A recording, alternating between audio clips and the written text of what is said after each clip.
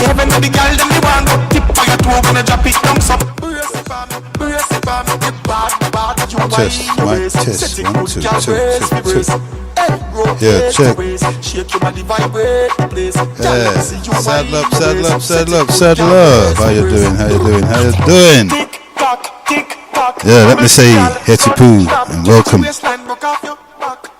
welcome to the People's Talk Show. How you doing out there? Hope everything's cushy, and I hope you realize your dreams and goals and everything like that. And it's a privilege and pleasure to be here once again with you, to share ideas and concepts with you along the way, that we can be the people the predecessors intended us to be. Just testing at the moment. Just want to see whether you're picking me up loud and clear. If you're picking me up at all, I hope so. I didn't check to see whether we were broadcasting, streaming. We've been having a little problems lately. And so if you can do me a favor and you could text me, or you could call. Where is the numbers gone now? We had some new numbers the other day. I don't know. Tell me. Okay, let me see if I can see them. I know it's not that number. Interesting. Numbers were here. Let me see. I'll try and get hold of someone to the numbers. Okay, so I'm just warming in. So you're in tune to Genesis Radio, and it's the People's Talk Show. Just warming up, tuning in. If you already have the numbers, then you can do me a favor and call me, and let me know whether you're picking me up or not, and see if I can make any adjustments here in the studio. But it sounds all right as right now. I don't know how it sounds at your neck of the woods, your end, but it sounds okay here. So if I could do anything to help you're listening, I could turn up that a little bit like that. And that sounds a bit better. Let me know how you're receiving me. Is that proper? You know what I mean? You're in tune to Genesis Radio, and it's the People's Talk Show, and of course you know the ground rules here. It's a discussion, and of course with the intention to see whether we can help our situation, and it's not like no other people has any situations that had any problems. We know that everyone has problems, so we're not the only one with problems. And sometimes it can appear as though that's the case. It's always problems after problems after problems. Well, life is like that, isn't it? And there will never be a time when we can just ease back and life falls into our laps like manna from heaven. No, it's going to be trials and troubles, and it's not a problem, because out of that trials and troubles and tribulations, we can grow. We can become spiritually strong. We can become better people. So I think it goes hand in hand. It's not an opposition, And the more we move away from this opposition kind of mind thinking, us and them kind of mindset, where some people want to lead us, you know what I mean, into a kind of a us and them mentality, you know what I mean? And I don't know how they get away with it. I don't know. It beats me, but how people rally around that kind of a mindset. You know what I'm saying to you? But I'd rather know that problems are what they are for the good. That it can lift us up, and somehow we can learn from our mistakes and learn from our experiences. And as I am myself that time of life where I'm faced with reality staring me in the face. I never thought that I would arrive at such a time as this now, and I have arrived, and trying to make sense of my surroundings, and I'm sure you're doing the same thing, trying to make sense of your surroundings. So it's a continual learning as far as we're concerned here in the neck of the woods, and but we are about solution. We're not just a talking shop on the problems, and I've been saying that for the longest of time. People have known me for that. That's where me and a lot of other groups differ. They're confused, twice confounded, you know what I mean? And they multiplying on the face of the earth. But that's what humans do, you see. We've got to realize, and we've got to get to the realization that humans interacting with other humans produce what we call life. Once you understand that, then you'll know that there's some anxieties and pressures you don't need to carry. And there's some scrupulous people that think that they can unload us with these kind of pressures and kind of stress and try to scramble our hypothalamus into overdrive, not even knowing that they are doing that, you see. Sometimes people know and unknowingly don't know, but they go as according to their feelings, how they personally perceive the world. And I'm thankful that I have over the years been trained to think in a particular way. It's not a problem. Like, I've been privy to the knowledge that brought me to a kind of a perception of the world, like the few who would perceive the world in this fashion. And I'm glad that I can share this with you. I do on my show. I'm not going to share it with you now because it's not that kind of a show.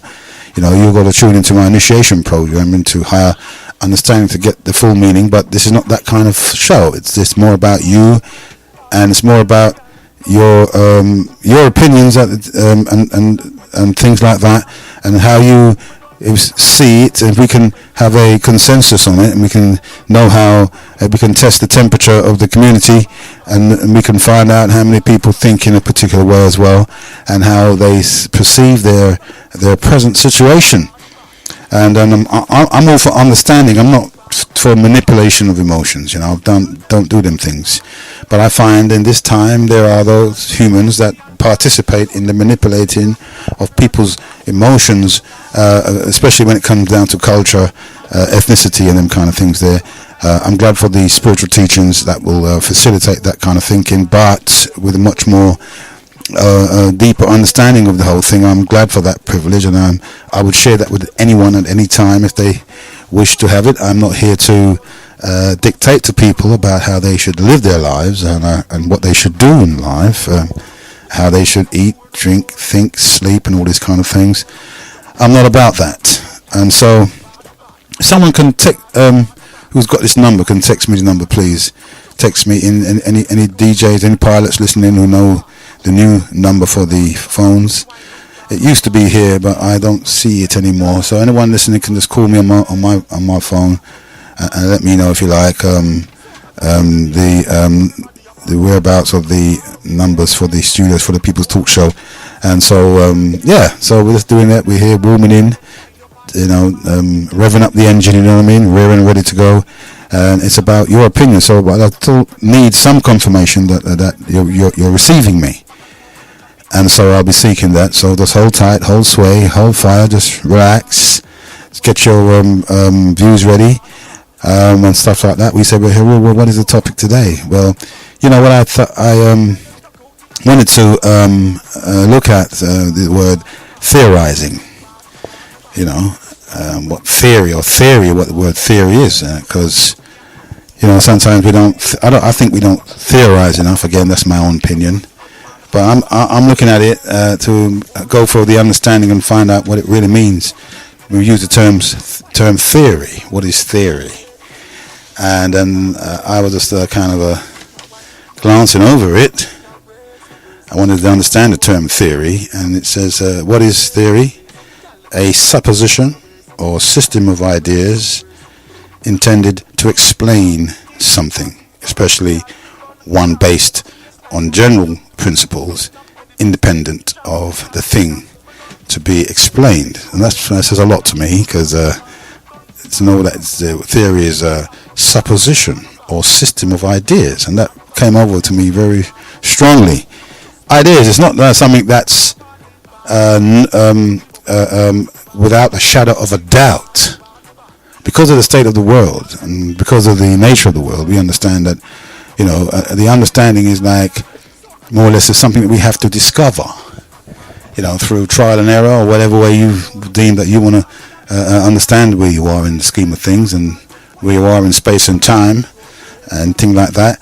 A supposition or system of ideas intended to explain something, specially one based on general principles independent of the thing to be explained. one based on general principles independent. Now, principles, and it also goes on to say a set of principles on which the practice of an actual activity is based, a theory on education. So again, a set of principles on which the practice of an activity is based, if that means anything to you. And then an idea used to account for a situation or justify a course of action. My theory would be that the place has been seriously mismanaged as an idea, you know. So again, an idea used to account for a situation or justify a course of action. You know what I mean? Like they would say, my theory would be that the place has been seriously mismanaged. So that justifies a course of action. That's the whole idea of what theory is. And we talk about principle. Principles, a fundamental truth or proposition that serves as a foundation for a system of belief or behavior, or for a chain of reasoning, or a chain of reasoning. A principle is a fundamental truth or proposition that serves as a foundation for a system of belief or behavior, or for a chain of reasoning. So again, it's down to not facts. It's not down to facts. Isn't that weird? Something that you would believe and think that would house facts. Something, but even there they can't really tell you it's definitely this or definitely that. So, you know, whose theory are you going to be listening to? So this is a great thing. So that leaves us free to theorize, and we should be theorizing. And then goal number 2, we have the a general scientific theorem or law that has notorious special applications across a wide field. Theorizing, a forming of a theory, or there's about or theories about something. You see, forming of a theory is what theorizing does. A forming of a theory or theories about something. You see, so that's the overall meaning of what we're going to be dealing with today, the theory. And I suppose, why not? Why shouldn't we be theorizing about our thing? Now that's something that what this says is supposed to be theorizing is our thing. We're going to be theorizing about our situation. And what if we incorporate with the youths and the situation with the knife and gun crimes and the youth? We are free to theorize about that. And that's the wonderful thing about this. So I don't think we've got to leave it up to the men in white coats and the men who have who have been through the education mill. You know, we're not leave it up to them. Doesn't mean we can't theorize. And I think the best people for doing that, to theorizing about their situation, are the people themselves. That's right. Not saying we're doing away with education, doing away with scholars and all that. It's always good, because to be a scholar means that you have trained yourself. To be a scholar, it means you've been through the mill, you've done all your research, and you're qualified in the eyes of other people. That you is to say, well, you know that you know. You see, that's the whole thing about qualifications and having a degree. It's just to say that you know. So we want you to know that we know. You could leave it up to the layman, of course, but I don't know. The layman might be thwarted with emotions, because he has nothing to compare his findings by, but his own emotions, his own feelings. And so that is why the layman. Hold on 1 sec, folks. 1 sec. Hello. I'll be with you 1 sec. Yo. Stop, open the door when me up knock. Read the phone with the sun hot. Ride it like girl them bad, bad, bad. The bumper bad, bad, bad. Trust me, when the girl them rock out in a party, bad, bad, bad. She bubbling bad, bad, bad. She whine it bad, bad, bad. Trust me, when the girl them test 1 2 2 test 1 2 2 2 2 2 2 2 2 2 test 1 2 test 1 2. It's the same number. That's what I'm saying. 0779. Okay, right on. Yeah, we're here. Yeah, okay, nice one. Yeah, let's go. Just sorting out the gremlins in the studio. You know what I mean? That's not that one, that's that one. Yeah, that's about that. Hope we're coming through loud and clear, don't be too loud. You know what I mean? That's going over in the red a bit. How about that? Hope that's cushy. And everything cook and curry here. That's mine. Back up so I can save it in your phone. Save it on my phone? The number, yeah. It's this side there. Oh, I got it. Unlock it. I don't know you that well, darling. No, I don't trust you that much. 6. Right on. There you go. How do you do that? Yeah, so, as I was saying before, I was so really interrupted. How you doing? You're doing? Hope you're picking this up loud and clear. Okay, right on. Yeah, cool. Okay, let's get ready now for the People's Talk Show. You know, the rules and the that goes along with it. We're going to be cordial, respectful to each other. You know, we're not saying that you can't be having emotions. Some people think that by having emotion it's a sign of knowledge.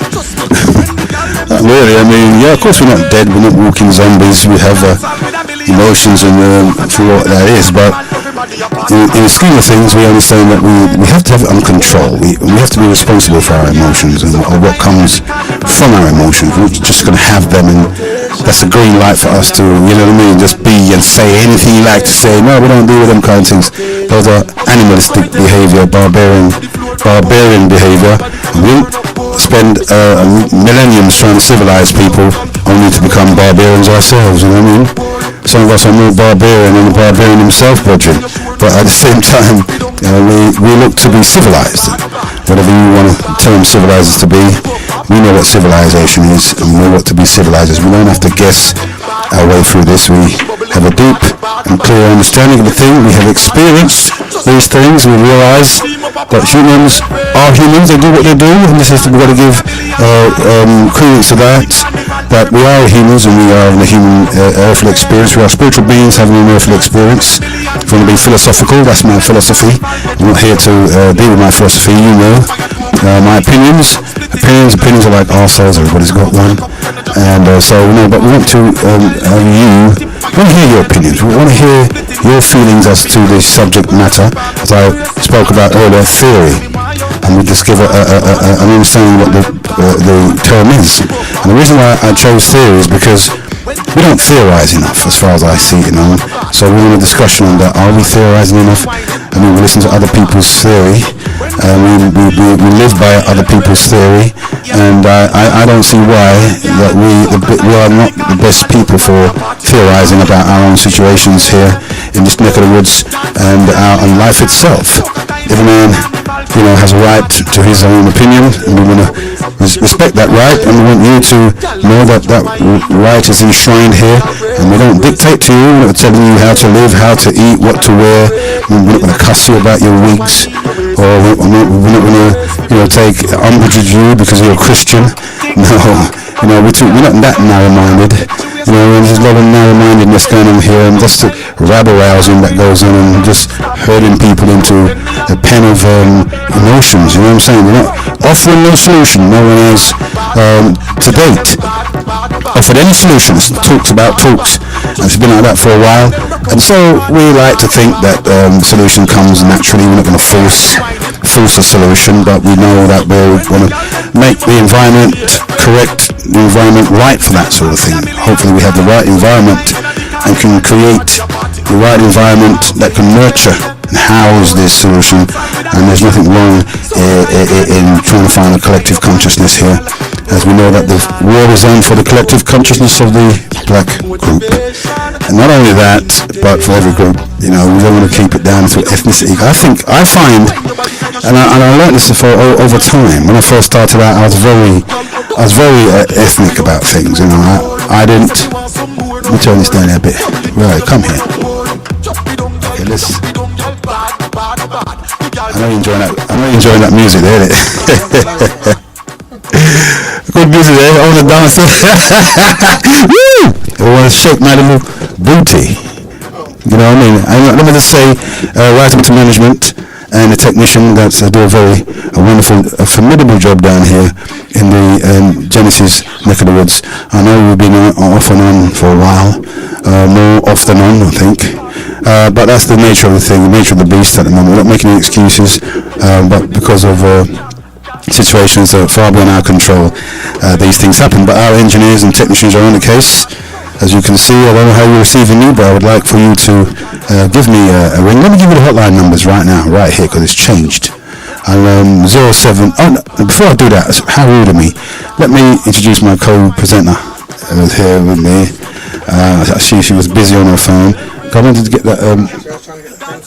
Okay, I need a pen for Raw to write down some of these. Your pen ain't working. Oh. And I was thinking about that, I'm going to write down some of these things. What can I? No, sir. No. Yeah, you're going to get a couple. Yeah, man, get some. I'll do that for you. Thank you, Brawling.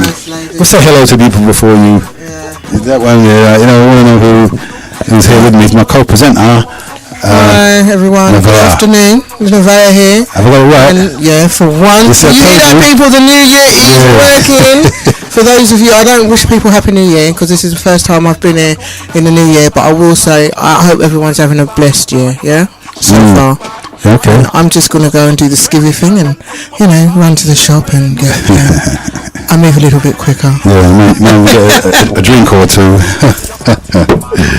How much do these things cost nowadays? Usually about 20 pence. Oh, I don't know. I've got some here. Don't worry. I have. Yeah, so, Neveyah does. Yeah. Alright, how about that? We want two, don't we? Do we? Alright, take that. Oh, you're giving me a pound. Yeah, we'll watch it. Don't leave the country, will you? No, I won't. I promise. Yeah. I don't put no holidays. Yeah, go to Spain. Yeah, so you can leave the door open a bit if you want. Oh no, shut it. No, yeah, true. Yeah, so right. We're here in the southeast side of things, Peckham to be exact, in this neck of the woods. Been here for some time now. Of course, most of us have been here. I haven't grown up in Peckham, of course. I grew up in North London in Brixton. I came to Brixton in '62. This is a bit of the pathos or logos. Let's have a bit of ethos here, you know what I mean? You know my credentials already. Hope I qualify. But just to make it a little bit warmer, much more, less intimidating. You know me already. My name is Heru. I've been in this business now for over some 30 odd years now, and if I don't know about it now, then I'll never know again. If I don't know where I'm going now, how I began and how I hope to end up, then I'll never know again. So we're in the community business for over 30 years. Some of you may even think, well, we ain't doing nothing for the community. Well, I'm sharing information and knowledge that can help the community psychologically. That's how I see myself. That's how I see my works, as providing psychological underpinning that will nurture a healing or through the damage that's done in the psyche. Because where is the damage done? The damage hasn't been done literally in the business part of the thing. We've got to make proper distinctions. When we talk about economics and politics, it's a different kettle of fish. When I'm talking about psychological damage, then you know where I'm coming from. And if we cite the damage and we understand that we are hurt as a group, and we're not the only group that's hurt, I kind of cite Hiroshima, you know what I mean? I think of Nagasaki, and I'm thinking, how the hell did they get over this? I'm thinking of South Africa. You see what I'm saying to you? How do they get over their hurt? And it's not really about the hurt, it's how do they get over their thing, brethren? This has been one of the things why me and a lot of these little fringe back to Africa groups can't get on, can't drink tea. You know what I mean? It's Africa a minute. That's all well and good if you wanted to do your genealogy stuff, but it's not the be-all and end-all to life, you know. You know what I mean? Life is not about Africa. I bet that shocked some of you. Life isn't about Africa. I don't know how it's become that, but I think people have wound themselves up to a frenzy, a frazzle, and made it that way. It becomes the watchword and song of people's lives, the summum and bonum of their lives. And I'm glad that it's not out of the 1.3 million blacks that exist in this country, it's not everybody's forte, you know. People are worried about their genealogy if they choose to be, you know what I mean? That life still goes on. I want to know, is there life after Africa? And also I want to know, did we start out as Africans, or did we start out as humans? How about that? I don't know. The way it is today is as though we have started out as Africans and then became human. I became from Africa, but I always tell you know my theory in it.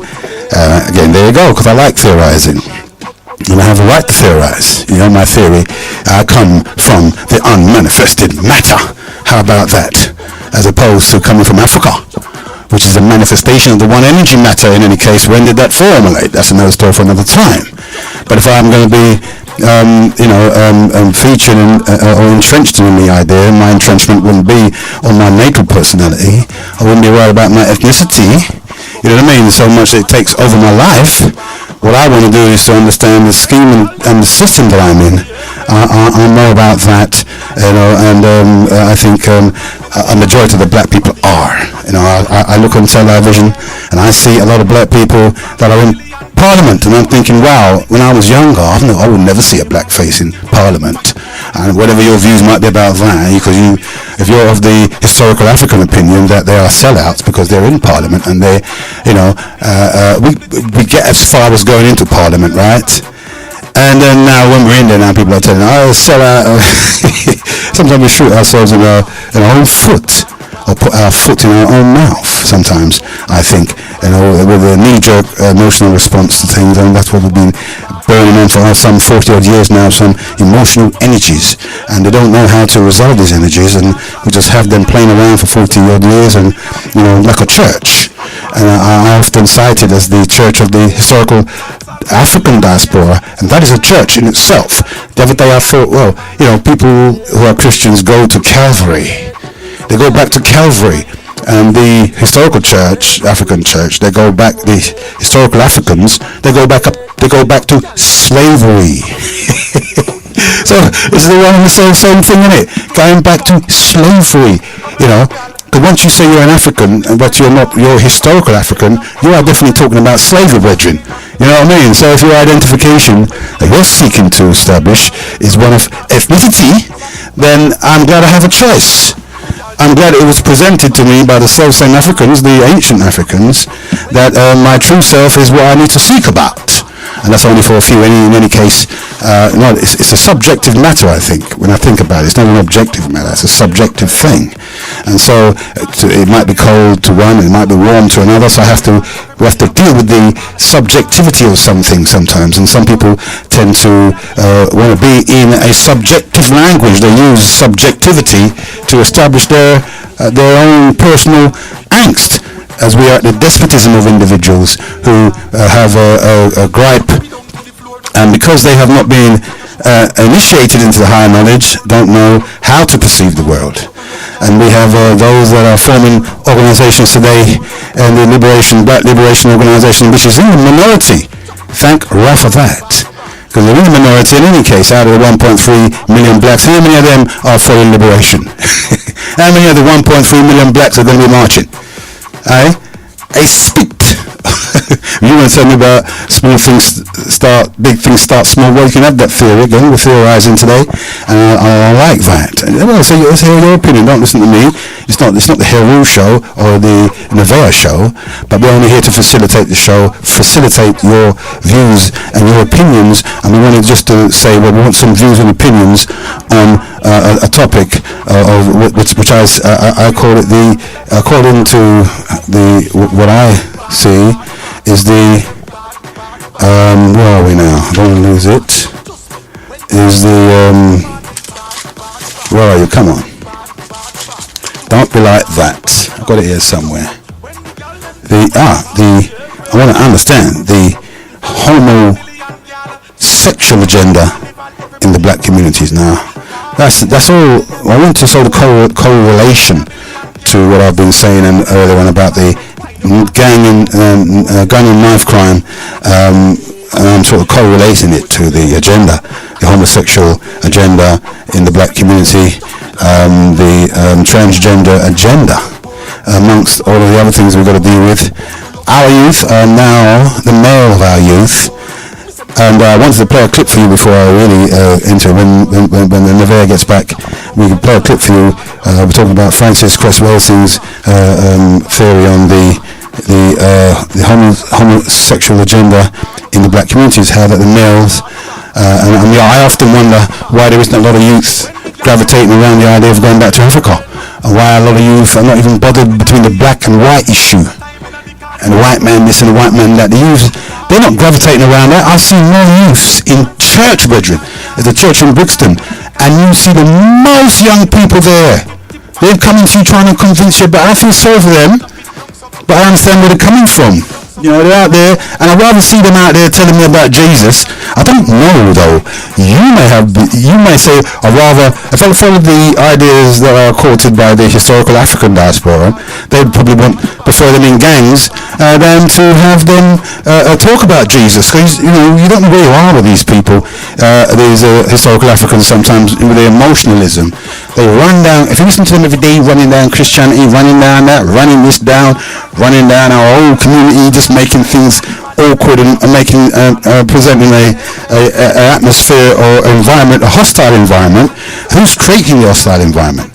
You know, and yet the one thing I also notice as well about the nature of the African people, the Africans then, for instance, yeah, they hold on one sec, I'm gonna get this here. Yeah, hello. Yeah. Are you picking me up? So, what about the number? Have you tried ringing you can use the number I gave earlier. Do you want the studio number? I'll give you, have you got a studio number?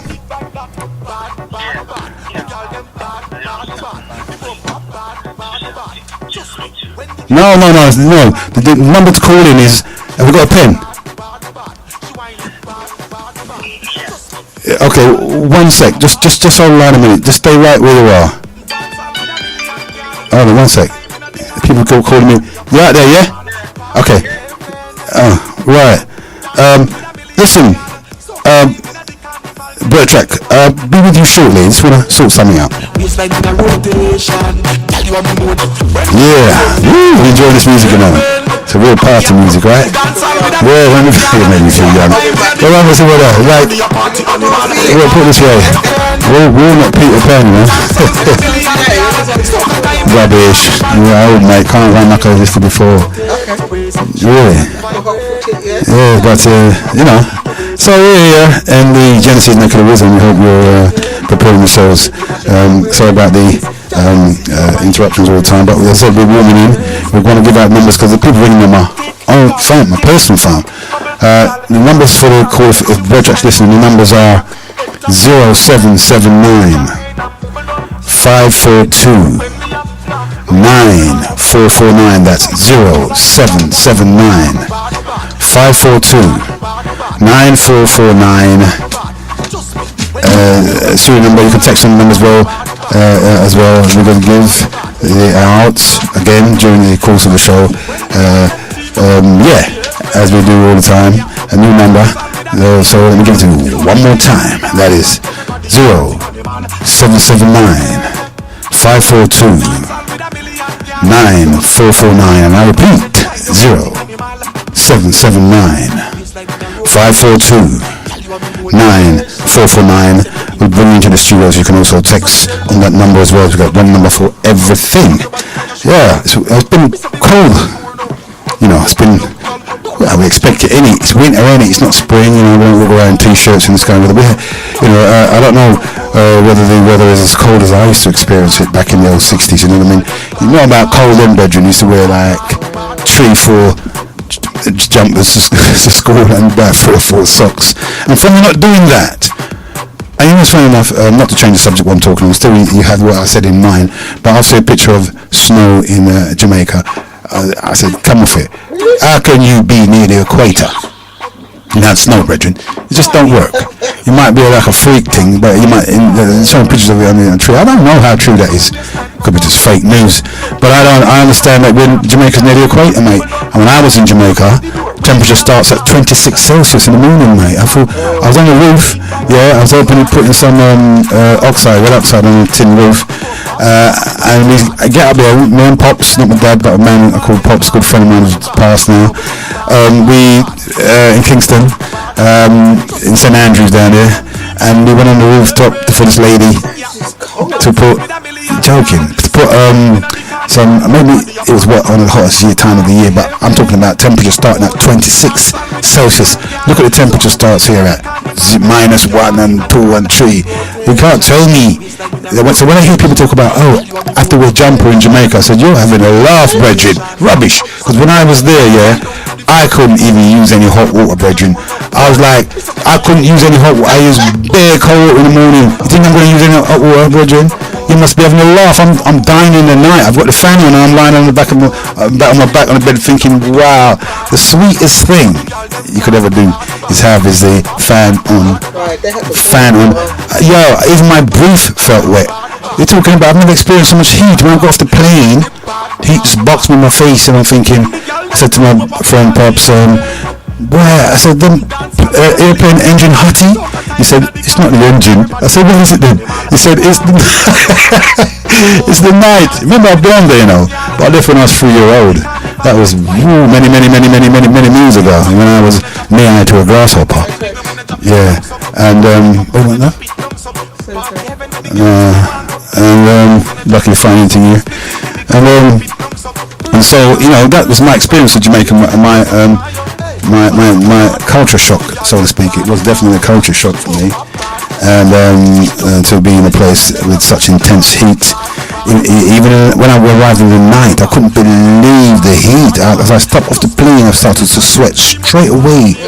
You know what I mean? All the water I held here in Europe, you went to push all that water out. It's like it was just hugging me and saying, come on, home, here we are, this is how you should be. And I lost a whole heap of weight too. When I come back, I look trash, brethren. People are saying, woo, what's it going to, I was like, dark and tanned up. Oh, yeah, you know what I mean? I look real good. Yeah, I thought if I lived here, then that's how I'd look. I thought, you know what I mean? I thought, yeah.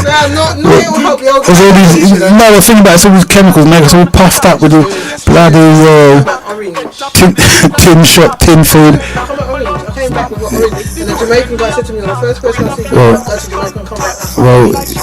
People can't hear you anyways because you need to have the mic in one's hand. Yeah, but I'm talking, I can do that. Yeah, that's cool. Can it hold up there? Right on. Yes. You're not just a pretty face, eh? And quite you have good ingenuity. Oh, I can see that. Right on. Yeah, I know. Right, so again, that's cool. Studio numbers one more time are 0779 542 9449. I repeat, 0779 542 9449. You can call and text on that number as well. And the topic we're having today is theorizing. How much do we really theorize about our own problems? Because of what I'm saying, I had that title because I wanted to really explore your takings on the underlying topic of the feminization of our sexualization and feminization of our male and masculization of the female, which I correlate with the gang violence and all that. And to me, again, because we're able to theorize, right? Because I read to you what the word theory is, right? And just to refresh your mind one more time, a supposition or systems of ideas, and there we are, you see? So why can't we have our own ideas now about things? The supposition or system of ideas intended to explain something. So yeah, exactly what I want to do. Wait, I want to explain why the youths are doing what they're doing. If they don't want to explain it themselves, I can explain it for them. I should be able to, because I've been around a long time now, you see. Anyway, Neveyah, how you doing? I'm doing good. Yeah. I'm just looking at this. Just. Is your mic loud enough? Yeah, it's fine. It's grand. Cool. No, I was just reading it just to see if Okay. what inside. You know what? What is that? Oh, yeah. Yes. Yeah, define theory. Right. So does it coincide with what I'm saying? Yeah. Right. So. Speculation, proposition. Right. Summarize, assumption, presumption. Yeah. So if we do a bit of that, it's because we can, isn't it? You agree with that? Of course. Because we have to. We can't leave it up to other people to because there's one part says in terms of the principles that which is part of what it says, the set of principles on which practice of an activity is based. You know what I mean? An idea to account for a situation justifying a course of action. So we can't leave it to people to make these kind of decisions for us, what course of action to take.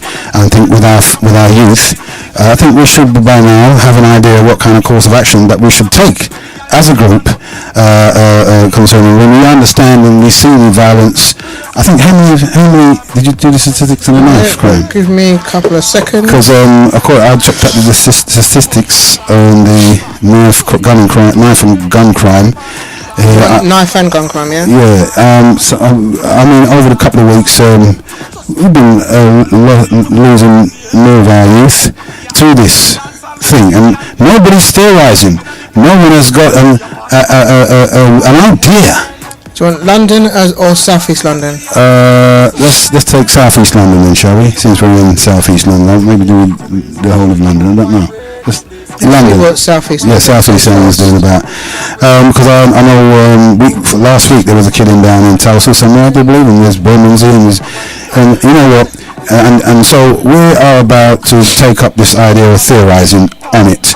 Because we not only can theorise on it, because it's going to culminate in a course of action. So, but an idea used to account for a situation, that's what we're doing. We're going to account for the situation, justify a course of action. Now, when we account for the situation, that's going to allow us to justify a course of action. You see what I mean? Once we understand the situation and the condition, and I don't think the youth themselves, because I've always asked them to explain their behaviour, but they realize one small fraction of our community likes to blame the adults, and my theory is you can't blame. That's a wrong thing to do. You know, if you have any wisdom, why would you want to blame the adults in the eyes of the young folks? You know what I mean? Like you're looking firm or something like that. You know what I mean?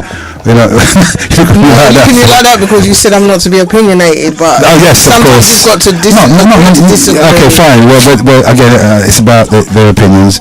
I'm just laying a little further. Of course, you can comment on it. It's not an opinion. I'm going to be honest with you. Just comment on it.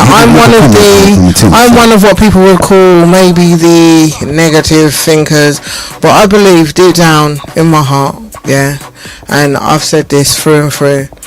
Parents are not always to blame, but it's like a flower. You nurture it and it grows.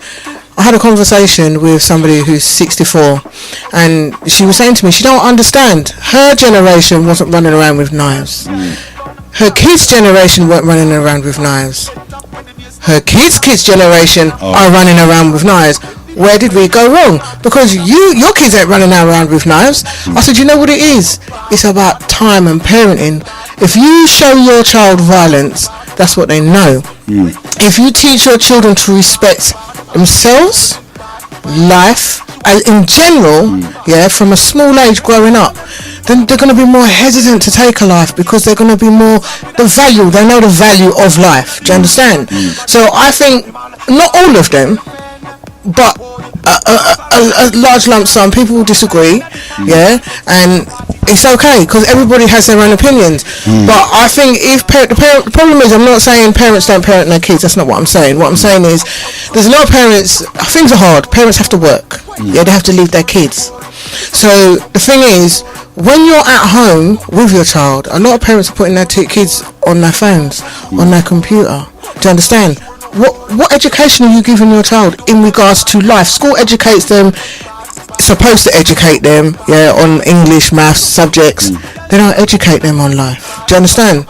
So it's for you as a parent to educate your child on life, on what's going on out there, like how to be, how other people are. For example, when I was talking to her, because everybody comes to me with their problems, I was talking to one mum in the school playground, and I don't really do the parent thing because I'm not a playground mum. I'm not one of those. But the lady was talking to my daughter, and myself and my daughter, we were talking about the same subject, about the lady at Grove Park who tried to stop the fight and she got stabbed. And the lady said, you know what the problem is? I went to my neighbour's house and there was a boy there. 9 o'clock came and my neighbour told the boy, you need to go home, it's getting late, it's 9 o'clock. The boy said, my mum and dad's not in and I don't have a key. 14 years old, he don't have a key. So basically they've gone to Streatham and he's been left to his own vices. Do you understand? They don't know what he's doing. They don't know where he is. Yeah, I'm at the neighbour's house, but you don't know I'm at the neighbour's house. But is the neighbour's house a problem though? It's not really. No, the neighbour's house isn't a problem. The problem, what I'm saying is, it's about parenting. You think I'm leaving my house and letting my child? I'm not leaving my child. My 14-year-old child? No. Let me tell you something. I didn't allow my kids to go to the shop until they were 13. Yeah. But the thing is, it's about the time you have to put in. But again, speaking about that, you have what they call the watchdogs of now have been put in place because of the child abuse, and they would say that's restrictive to have your child locked up. You don't have to lock up the child. No, what I'm saying, to tell them, when you try to tell a 14-year-old you can't go outside. Yeah. Right, you can't go nowhere though. Yeah. Remember, these 14-year-olds are not. But why? They're about 40 years old, right? No, but why are they the way they are?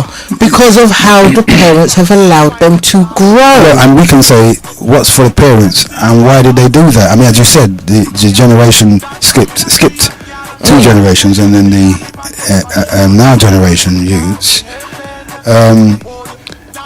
So really, we're not talking about my generation. We're talking about my grandchildren's children. Yeah, my grandchildren. Because I brought up my children to in a knowledgeable way about themselves, who they are, and that ain't African neither. I didn't bring them up in that kind of ethnicity, which a lot of the although the youths are not even taking that up in any case. But there are people in the community that will educate their children on that aspect, and a lot of Saturday schools now going about when you're saying your students to Saturday schools, they're going to be indoctrinated about Africa. Well, social services going into the primary schools and talking to the parents. My son came home and he told me that he's 10, and he said to me, "Oh, Mum," I said, "How was school?" Because I always say, "How was school today? What happened? Were you naughty? Blah blah blah." He said, "Yeah, social services coming to school." I said, "What do social services tell you? Talk to me. I'm interested. I'm intrigued." They never highlighted anything about mistakes that they make or anything, but they said, "Oh, you contact us when your parents are bad." That's how they've explained it. My 5-year-old grandson came home, because they go to the same school, he had memorised the number. They made sure that they had memorised the number for Childline. So I had to explain to them that, it's not, social services don't only step in for bad parenting. Do you understand? They may make mistakes too. It's happened. Also, they're not just that, they're supposed to be there to support families, not only because you've got bad parents, just some people need help. Do you understand? So the system, you think about it, the system is kind of against parents anyway. Well, this is the thing I tend not to want to encourage, really.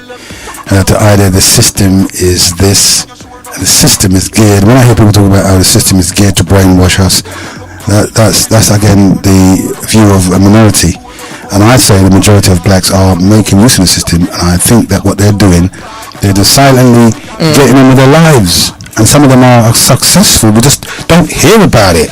Do you know why? Because they don't want you to know about the good things, the positive things. No, I don't think it's not because they want to know, but I think they don't see their lives. They have to wear their lives on their sleeve. You know what I mean? Why do they have to wear their lives on the sleeve? Yeah, but you see what I'm saying? At the same time, I think it's not even that they wear their lives on their sleeves.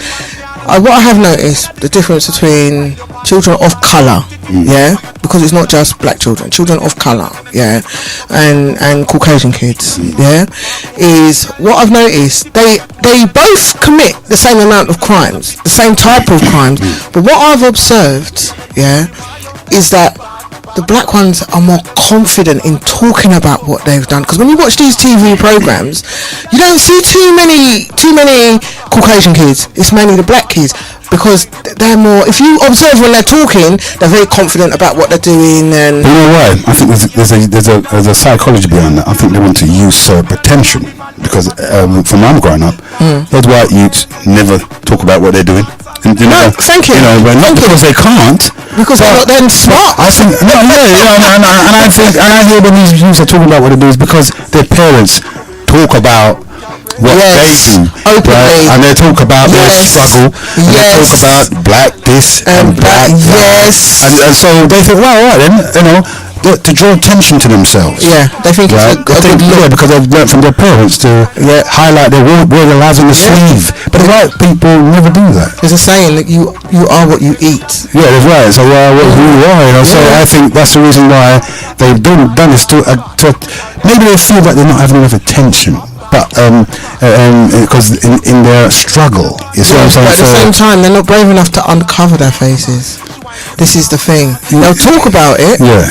But the TV programs, when they're recording these things, they really don't know 100% if they're telling the truth.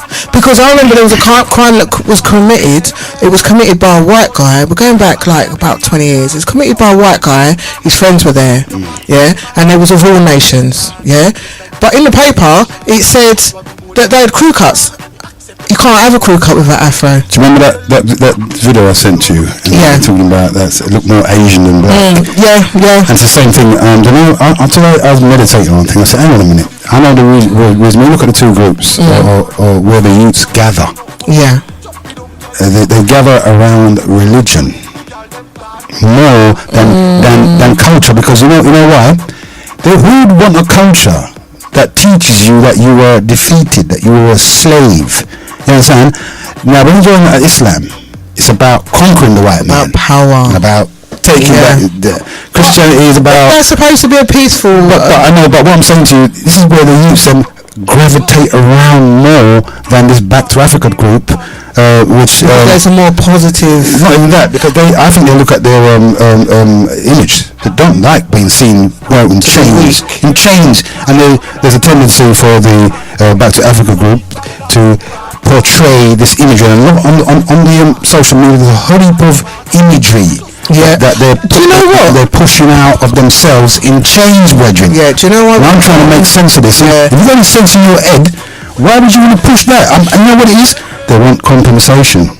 So they feel they're hungry for money. It's all compensation, because it's a compensation culture. Yeah. And their contribution to payment. We went through this. They have to keep it in the eyes of the public. This everlasting inferiority, and not realizing the damage that it's doing. Sorry, got a frog in my throat here. The damage that's been done to the children's psyche. We don't realize when we look at us and talking about Africa.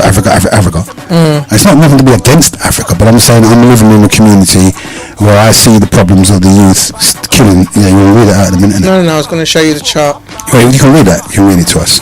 Is that the statistic thing? Well, it's kind of different. It's talking about knife crime, but it's showing statistics in the different years. But it's not telling you about statistics. It's saying how many incidents have happened involving knives. Okay. But it gives you the numbers rather than statistics. But it doesn't give 2019. It goes up to 2018. Cool. But it actually says on here there was 40,000 incidents of knife crime in 2018, and in 2017 there was 35,000. But they're saying knife crime is on a reported knife crime. Reported, but they're saying it's on a sudden rise, and it's never been this bad. But in 2011 there was 30,000. So they know it's happening. It's not a major increase. It's just come back to average levels, because the lowest here is 2014, 2015, and they balanced at 25,000. So you're looking at an average between 25,000 and 40,000. But isn't that a lot though? Well, all the millions of people in the world, no. It's not. When you think about the millions of people there are, it is a lot. It is a lot. I'm not saying it's not a lot. Concerned about. Do you know what? Even if it was just one, it's something to be concerned about. That's a life. So we're in danger of overkill here. Overshooting, over-egging the pudding a bit, right? Do you know what? For a psychological ploy, and I sort of scanned that possibility as well, to think, well, if as you say, a knife crime in 2011 is only rising by 5,000. and then so it could be then, why are they highlighting it as the summon and bonum and it's Have you not noticed? children are doing? Right, but the thing is, this is my point. They're highlighting it as mainly one culture. I remember when I was 13, yeah, we had to move house because where we lived it was mainly white people. There was only 2 black families in the whole area. They were running rampant with knives. They didn't peck to pull them out. The white boys didn't peck to pull them out, you know. Yeah, but look at Glasgow. They were saying as well, statistically, Glasgow's changed their perception now. They used to be the capital of the night. They slash you on a Friday night capital, you know, walking around with razors, brethren. And they've said that they've actually changed the nature of Glasgow. What's the other estate? Is it Moss Side? Is that Manchester? Manchester, yeah. Oh my God. But it couldn't beat Glasgow. No, but if you even had a mention of Moss Side, oh my God, people would have aneurysm. Yeah, that's right. But I've watched that Jimmy Boyle thing. Jimmy Boyle, bad boy there. Or Jimmy, you know, I think the one that put doodle all over his cell. Oh yeah. Do you know that? Do you know what the basis of that is? What? That was the reason. You know, prisoners, they have rights, so called, but they don't have a lot of rights. And do you know that was the cause? Well, that's right. That's why you're trying to get rights for being in prison, right?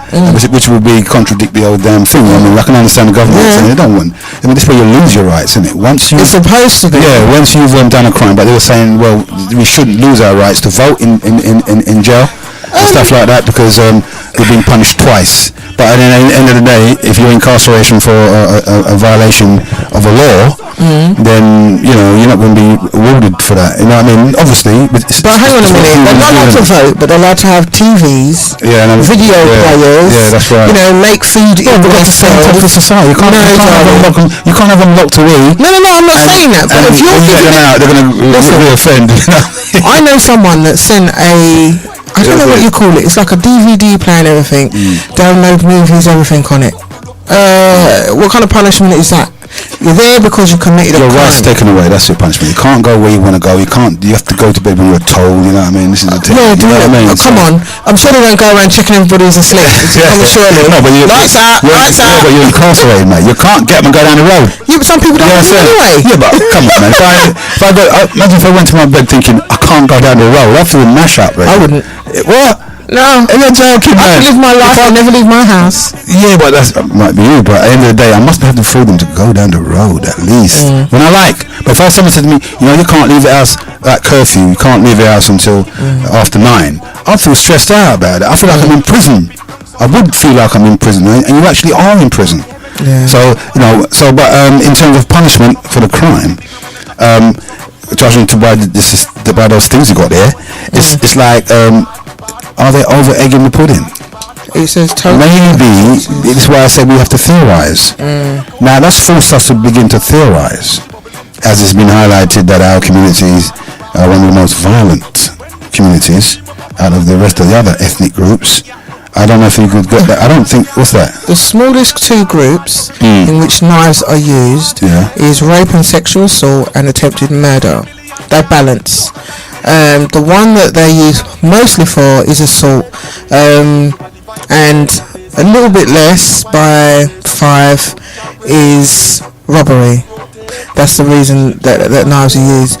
I personally, you know what? I think that's wrong. Because well, we'll see what the people say, shall we? Oh, definitely, please. Yeah, don't listen to us. But we will actually go on talking, so we can give you time to voice your opinion. The numbers are 0779 542 9449. I'll repeat, 0779 542 9449. And you can also text on that number. Is that on there? Texts. A text came through on something. I heard. Maybe not on this one. It's not on. It's not on. Oh dear, come on, man, come on. What's going on? Where's your power button? Hear me. I don't even know where the power button is. There's not that one. Is it need charging? No. Oh, it's off. Oh, you know what they say. You know when men do things naughty. Yeah, I can get my charger for you. Okay, right on. I think it's not even coming on it, so battery's so low. Hang on a minute. Yeah, so here's me telling you folks to ring in and forgive I. But that's how it goes. Sometimes, you know, you get caught up. Things ain't ready. What you gonna say? Heru, you should get on your early, man, and start eating out, man, and and you know. Do you need the plug or just the wire? Let me see, just the wire would do it actually. Is it longer than this? Hang on, I've got to get it out first. Pardon the expression. Yeah, so. I ain't got nothing to get out. I'm a chill. Cool for me. I'm joking. Anyway, it's lying remarks. Wicked remarks. Yeah, I know. I'm being horrible there. I'm sorry. Yeah. I do apologise. Tell him off, people. Tell him off. Yeah, is that quite long, innit? Still, because just hold that one. I just did. Yeah. Because there's two separate wires. Be with you shortly, folks. I need the plug. Yeah, I get what. Okay. I love this music. Yes,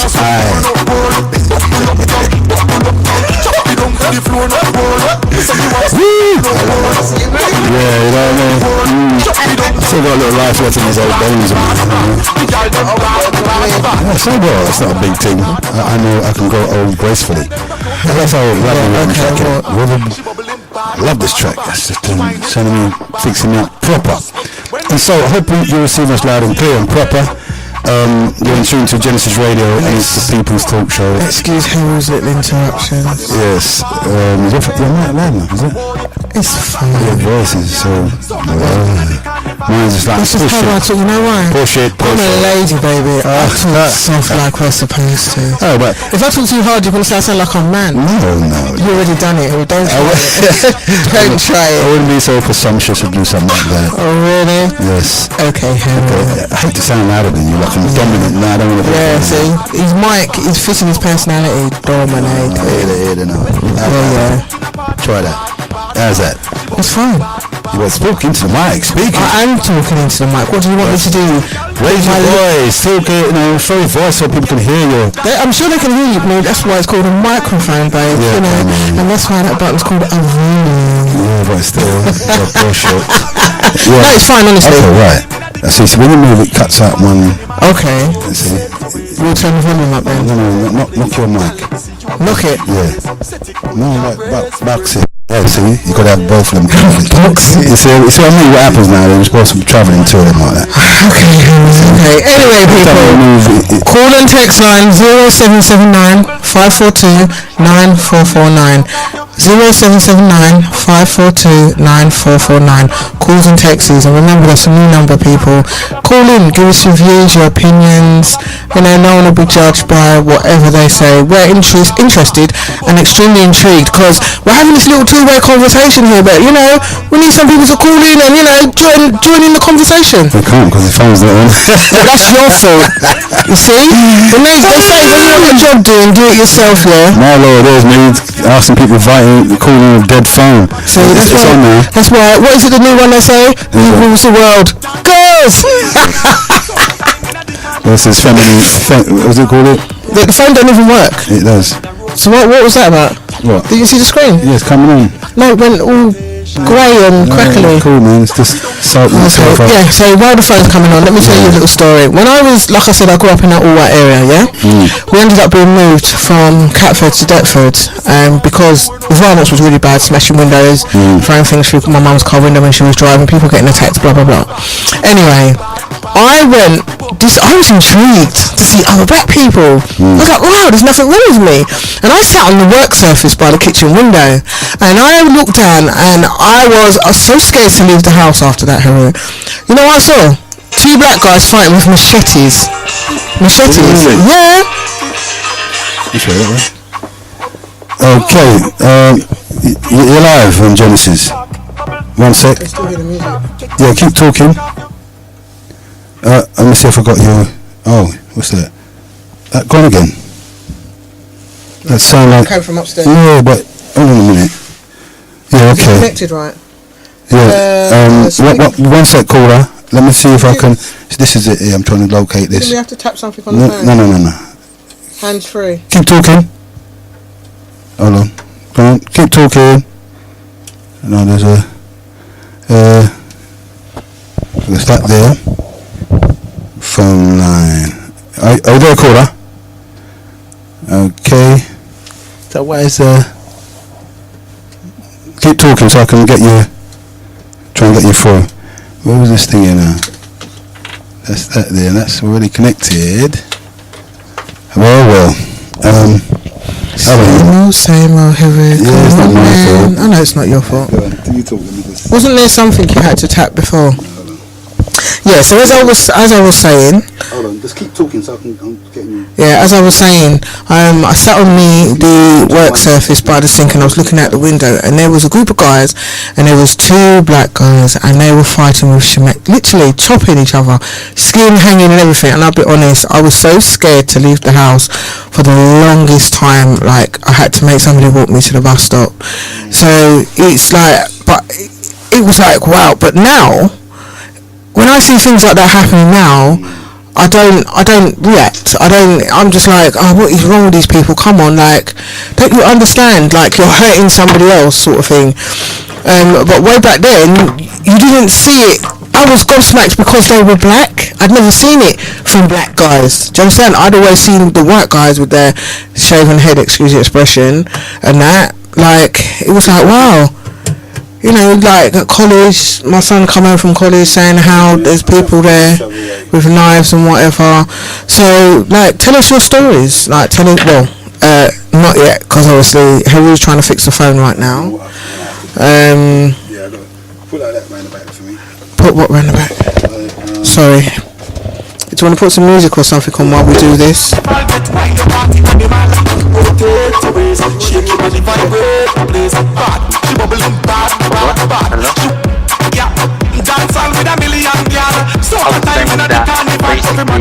theory topic is very good, but I don't believe in the theory thing. I believe in the more of the guessing thing, basically. And guessing, for example, like 100% chance or 95% chance or 20% chance. You know, I believe in chances. You believe in chances? And yeah, can I be heard? Yeah, I can hear you loud and clear. We can hear you now. Yeah. Oh, is it? Yeah. Fantastic. Where are you on? Yeah, I can now be heard. Now, what I'm saying is that you talk about theory, I talk about guessing. For example, guessing. Now, I played a guessing game a long time ago, and I'm not gonna go too much on it. But in '92, I had some bad dream, and I thought, where was I? Where did I end up in? And then years time, I kept guessing. I kept saying, well, I'm going to end up here, and in the end, I ended up there, which wasn't a very good place, where it was a lot, and I had to keep my door open. There was no Wi-Fi, there was no, basically, it was just like prison. And luckily, that when I came out of that place, I was so happy. I was never sectioned, never had a criminal record, so I'm lucky. But during this, I guess, for example, there is a 95% chance, or there is a 50% chance that I can come somewhere. See, that's only backtrack. 1 minute. I don't mean to cut you, sorry, but that's theorizing. So you're actually theorizing, which is good. It's not wrong. So when you say you don't believe in theory, that's not really true, because you are actually theorizing. You hear about this 50%, and that, you know what I mean? So you've made up. You're in charge of your own life, so you've got to theorize about your own life. You see what I'm saying? I cut off. Is he gone? No, it's No, no. Oh, yeah, go on. Not charging, Oh, it's not charging. yeah, because it's battery's not in. Where's the charger? One sec, bro, track. Yeah, mate. Yeah, oh, wait, right on. No, it's gonna work. Yeah. One minute, let's turn it. Yeah. So, when you say that you don't believe in theory, you believe in luck and chance, hit and miss. Is that I right? believe in theory. That's right. That's right. Man. Yeah. So, yeah. On top of that. So, yeah. So when you say you believe in luck and chance, it's like a gamble. But at the same time, you're not actually gambling because you're actually stopping and you're trying to make sense. You're saying, okay, it's a 50-50 chance this might happen. So where your life ended up, you weren't just a blank sheet anybody can come scratch their or etch their ideas on. You were actually participating in your own destiny. Unless you say, well, you wasn't in control of your faculties, why you ended up where you are. You know, so everybody. Then again, for example, I'm not going to go into much because not appropriate for the show. But sometimes I'll say, for example, I have these pictures, and I say, well, I want to be with that person, or I want to be because it's lust, or it's not love, but it's lust. And I say, well, there is a very little, not even little. There's no % chance. Sometimes I end up. And I look around and I play a guessing game with myself and I say, well, hold on a minute. Well, there's more likely chance. That's theorizing. Going through a bad. There you go. You're theorizing. Yes, and this is what is about theorizing, but also intertwining it with theorizing. I have a belief that basically, you know, and the book, I don't believe it is theory. I pray and I believe that all this time now that I've been protected by something, that I've been protected by something above, whether it is whatever you call it, but I believe in more chance that I've been given so many chances and I've been protected by something above. Let me ask you quickly, what age group are you in? What bracket? I could say I'm in my mid-30s and I'm going to get into 40, and I'm theorizing that I can be mashed up. That's a negative theory, brethren. You see, that's what I'm saying to you. As a man thinketh, so is he, and so goes his destiny. Now, do you have to think that you're going to be mashed up? No, because there are things that I cannot out of your control, and there are things that I can tell you. The fact that we are all, everybody in their heads, when they go to work or when they come on, when they walk, when they go past, when they buy sandwiches, or when a lot of the people are theorizing. For example, a lot of the people are saying, well, there's more chance of me being alone. Now you're agreeing with me, but now you're agreeing with me now that you're theorizing. Remember you said you were hitting luck and chance, hit and miss. Right, now you change it now to you're theorizing. So the thing is, the reason why I say that to you, because if you want to know about the situation, have you ever been in a gang before? No, never. Right, so the situation is dire, as we know it. So we want to have some idea of the reason for the conditions of not only our individual self, but as a collective community, and the reasons for our young people indulging in this game of death, nose diving into the jaws of death. You know what I'm saying to you? Because what they're trying to do is this, I believe. And if I can go into a young person, I don't mind whichever age group there are, which ethnicity there are. They are saying, well, yeah, I want to get rich. There's more chance of me getting rich. I'm not, because they watch these films. Yeah, they think that they can dodge bullets, or they think that they can, come out, and they think that they can, come out of the game of death. And when they watch all these films, they think, well, yeah, this is real, so I've got more % chance of me surviving. There are some people like that who think, well, this is just a game. There's some people that take the gun in their hands or take the knife because they think this is just a game. They think that they can survive, in a thing. There's some people that go into the army. Yeah, but what about those people that think it's protection? They have to carry. What about those people that think that they're going to carry a knife and a gun for protection? You see what I'm saying? Well, yeah, that's a different story. But there are also some people that take the knife and the gun. Also, there's only a few though. There's only a few idiots that think that they're big. They're a big man, and they learn all these fighting techniques. Only a little bit though, and then they go out and try to beat up everyone, thinking that this is a game. But then what happens is they get beaten up themselves. Someone bigger than them comes along, and someone bigger than them kills them. So what's the way forward in this then? What's the way forward? What advice would you give to them? Where would you intervene in their lives? A few of those people, there's only a little chance of all ethnicities that do that. Only a little chance. The advice that I would give them is that this life is not a film.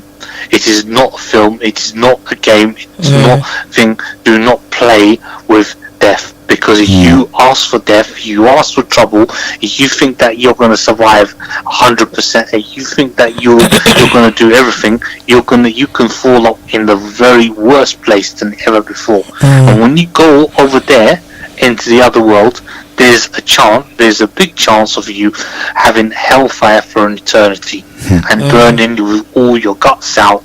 And actually, because when you cut yourself, Heru, your soul hurts. It's not your body your body hurts, yes, but there's a soul that is in there that's been put by something that hurts. If you cut yourself, you can feel that pain. So what I'm saying is, in the other world, they're going to feel even the worst pain. In this world... but that's funny you say that. Well, that could be the reasoning behind why a lot of youths are gravitating around religion. And I think the majority of youths don't want to get involved into this, and they're not involved, judging by the statistics. Religion, but I'm saying that if there's more chance that there's something, because if you look a bit, I can guess that why is this earth is controlled and kept there? Why is it? Who has made, like if you theorize it, who has made our bones? Who has made our skin? Who has made? How can someone make eyes? How can someone make your brain? How can someone create your voice? How can someone create your, who you're gonna be, or your, the way your characters? How do you know that you're controlling yourself? Okay, may I ask you a question? Yeah. How do you feel about, some people will say that all those questions you just said, who basically makes a person think the way they think. So are you one of those people who may think that it does stem back to the parents? Because if you're saying who makes them think, who makes that art, who makes them think this, who makes them do this, like some people don't actually realise that movies are movies. But do you feel that stems back to the parents? Do you think like that is where the seed was planted from the parents, or do you feel that some people grow? They say obviously when children reach a certain age, you can't really tell them what to do, yeah. But do you feel that it kind of starts at home, or do you feel it starts at home? It starts at home, because I'm telling you this right now. If you go off, I know that this gone off verbs, but we live in some serious times. Yeah. And I've said this on that TV station, and look where it got me. The ratings went down.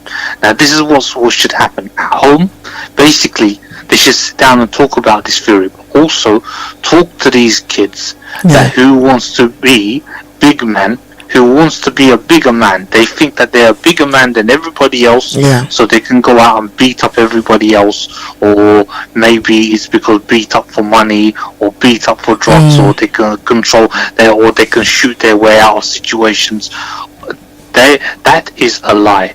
They have to be told, basically, how can I say, not Ferret advised, but basically you have to teach, you have to assist them in to sit them down, and this needs a lot of time. This needs a lot of time, which unfortunately people are going to work, so they don't have that time to talk about theories on the table or theories when they're having food. You understand what I mean? They don't have the thing. They just cook the food, that's it. And then most of the time they don't even have rare food. The woman has to work, the man has to cook, or the man has to work and the woman has to work, so they don't even have the time for their children. And what happens is, they don't even have, and even the teachers, when they're at school, they don't even know what their children are up to, because it's a system where they don't even have the time with their kids here to talk about what you lot are talking about. They will just talk about, oh, how's your work today? How's your school work? This.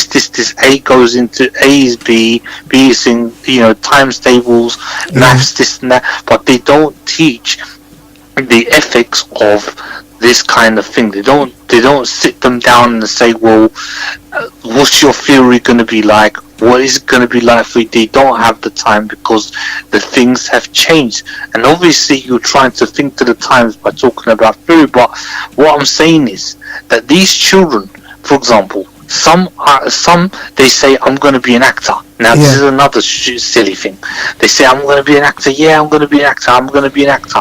Always pressurizing you, like I've done recently. And I kept saying, I'm going to be an actor. I'm going to be an actor. And guess what? When that person keeps saying, I'm going to be an actor, I'm going to be an actor, and wants to end, you know what happens to him? He falls into disillusion. Because what they will do with him is they will try to think against his black community. They will try to sign things, basically, which he will not do, like, for example, think naked. But they will say in such long words that he has to sign. So what I'm saying is, the theory ethic is a lot. So if they don't go off theory, if they know that they're going to fall into more disillusion, then that means that that needs to be assisted, for example. And unfortunately, careers officers or careers people, they don't teach that kind of thing. They don't say to the people, oh, look, you've got this chance of this, but you've got this chance of failing, because they could tell you to do different things, and try to look at what you can do and what you can't do. Okay, well listen, thank you for that interjection. At least that was your... very true. Yeah, very true, you see. But again, we're glad that we can establish that people are even thinking about it. Yourselves are thinking about it, and it's, it is a shame that we're losing plenty of our youth to that kind of thing. But as I say, your theory is more or less to play on their consciousness, you know what I mean? Conscience. And that's what the religions do, and which that's why I do believe that they gravitate around church, because they know, and more than gravitating around this ethnic black thing, the youths are not interested in that anymore. No, that's old hat. That's like for us lot in the 60s. You get me? That was our fight. And a lot of the youth actually get angry. Thank you very much. You can call back later if you like. Yeah. Okay. He's gone. Okay, he's gone. No, he hasn't. Yes, he has. Okay, thank you for that call. I found a lot of youth get quite angry when you start talking about like segregation and things like that. It's like they just don't seem to understand why everybody wants everybody to be separate. Their way of thinking is so different. That's what I'm saying. So that's what we're confronting with. We having dealing with our old school view on society. Black, white, ethnic, African, where to tear, while it's evident the youths are not interested in that, because they don't. They're more interested in a culture that tells them that they can fight this thing. And I know that Islam are more about militant. They're very militant. They're very militant, but Muslims are actually that's a peaceful fight.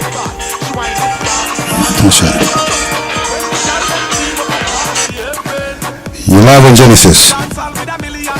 Greetings. Yeah, greetings. I just going to make a very quick comment and come off.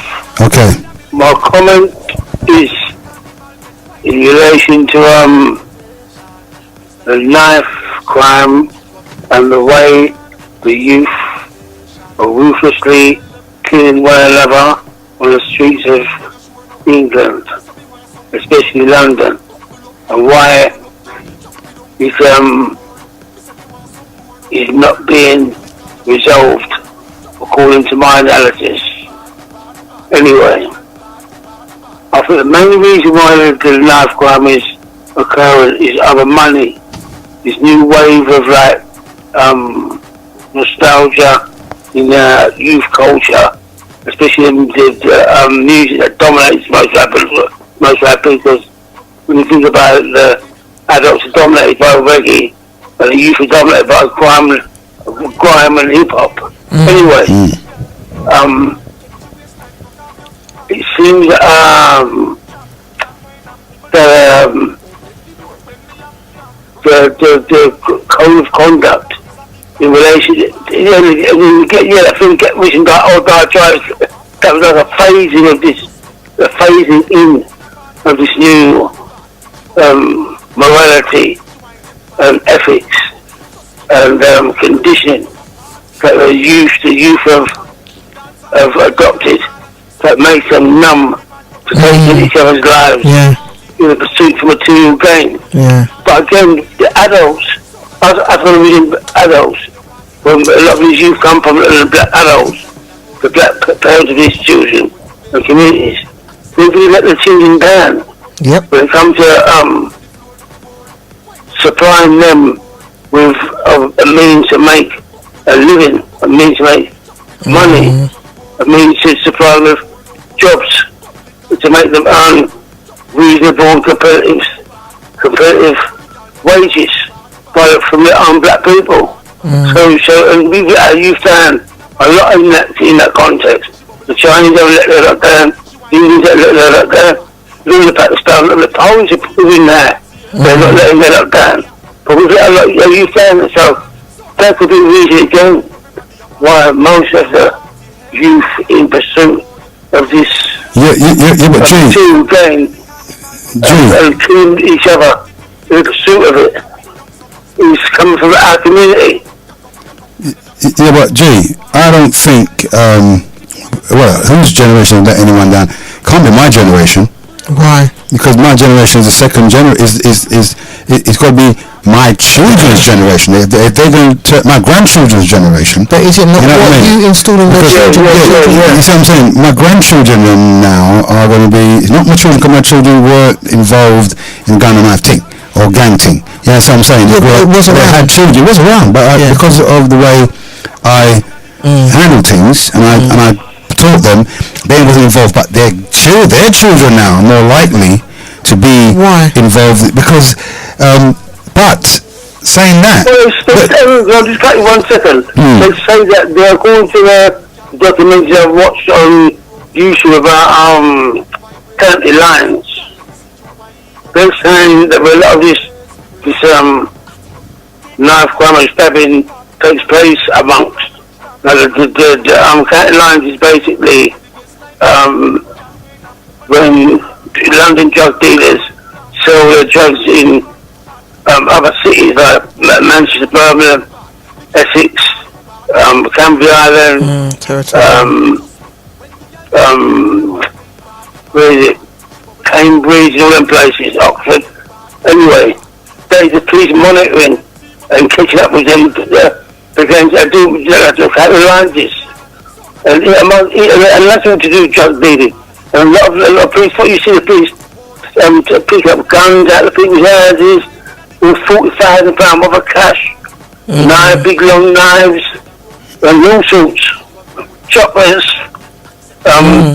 The same knife that a guy had on in Croydon where he was trying to smash the window with it.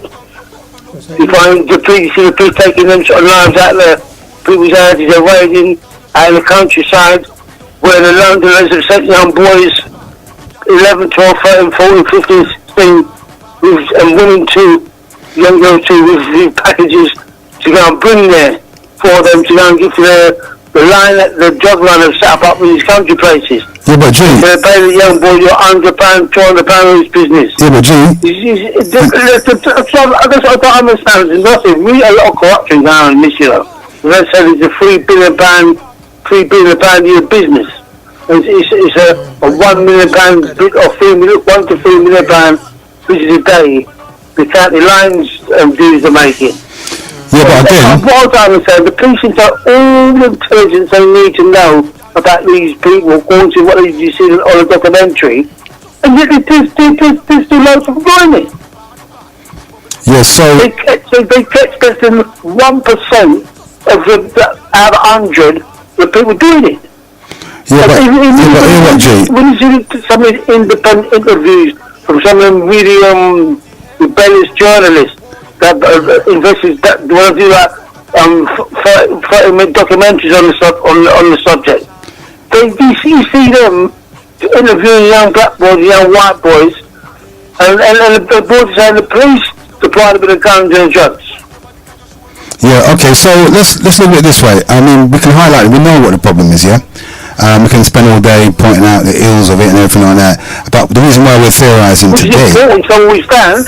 Yeah, but what I'm saying is the reason why we want to theorise today is to facilitate a course of action. You see what I'm saying? A course of action, did you say? A course of action, yeah. I'm not just going to talk about that it. sounds aggressive. But yeah. Comment on that then. You should have said that when I was talking. Yeah, but I couldn't get a word in edgeways, mate. I couldn't get a word in edgeways, mate. Told her. But I couldn't. I was trying to interject with you. The subject. No, but we're not changing the subject. Part of the That's the subject itself. I've been studying the subject. I'm Yeah, but studying it. if you could have a two-way conversation, mate, you would have got that already. But the thing is, you it wasn't totally offline because that was part of. Yeah, but what I'm saying, how you give me a chance to intervene in your... Well, then just say, excuse No, me. you see, I'm trying to, but you wouldn't let me in. So I was trying to tell you that it's about theorising. I did say that in the beginning. We want to, we have the opportunity and the right to theorise and come up with a solution for our own problem, because the way we think about it is our children, and we have not yet explored the cuts. You know what I mean, that was introduced that has caused all of this as well, because there's no apprenticeships and there's no future. But can I just add, for the young folks, there's no future for them, because you can't get a dough till you're 18, right? Yeah, they're gonna want trainers, they're gonna want night, they're gonna want all of this, and their parents ain't gonna have it. So yeah, but it's about what you teach a child. But the thing is, yeah. I just wanted to quickly touch on. I don't know if anybody would agree with me, but everybody's focusing on knife crime being the youth. It's not just the youth that are doing this. You've got people in their 20s. That is not the youth. You've got people. Look at the man in the train station. He had his sword. That it might be the youth to you, old boy, but that's not the youth. Do you understand what I'm saying? 20 years old is not. No, that is not a youth. At 20 years old, it may listen. That is not a youth. Yeah, that is not a teenager. 20 years old. Yeah, it's not. So it's not just. You know what it is. I just have this aching pain when they just blame everything on the youth when it's not just the youth. Listen, there's kids out there 8, 9 years old today. But the youth are the main victims of it. Are they though? By the elders. No, but are they though? The youth that are victims, and the drug dealing men who control these guys, all the young 10, 11, 12, 40, 50 odd boys work for. They keep the boys in line with knives and guns. Okay, and I understand that. And choppers and cold bars, etc., hammers, etc. They keep them and taser guns. They keep them in line with them things to make sure they actually exploit them and make money out of them. So there's a lot going on. Okay, G, but can we? Do you go? It seems on the surface. Okay, G, but I've been really researching very deep into this and watching analysis by Afro-William people, social work, a few really gang leaders, some journalists. Okay, I understand what you're saying, but if you hello, are you listening? Yeah, I understand what you're saying, but at the same time, you're kind of focusing on that one circle, that one area. What about the youth that go out there, they're being bullied, not by drug dealers or anything like that, but they're being bullied at school, and they take a knife to school because they're scared, yeah? Not because they want to use it, but because they're scared. Or what about other people? There's some guys out there that will just, or girls, because I guarantee you, like, knife crime is both male and female. The females are going on, like, very, very raw nowadays, yeah? And it's not just about that drug dealing circle, it goes outside of that box. Everybody knows there's not a lot of money about at the moment in communities coming where income concerned, especially our communities with all a lot of unemployment. Yeah. So when there's a shortage of resources for money in communities, the fight gets more aggressive and people conflict more in the pursuit of financial. I understand you, but if you just stand around there, but if you hear the arguments going on, G, that's happening. Look at since this estate business. Look at the Caucasian people think they're doing that. Yeah, and there's a lot of let me tell you something now. Yeah, there's a lot of Caucasian people that do the same thing. There's a lot of Caucasian people that do the same thing. But you've got to understand, for the youth, it's not about drugs. It's about respect. When you see them on the road arguing, it's 9 times out of 10, it's about respect. You disrespected, man. You dissed me. That comes up a lot when you currency. No, but it's not all about currency. Respect is not just about money. Respect is not just about money. Money it's not the only thing that brings status.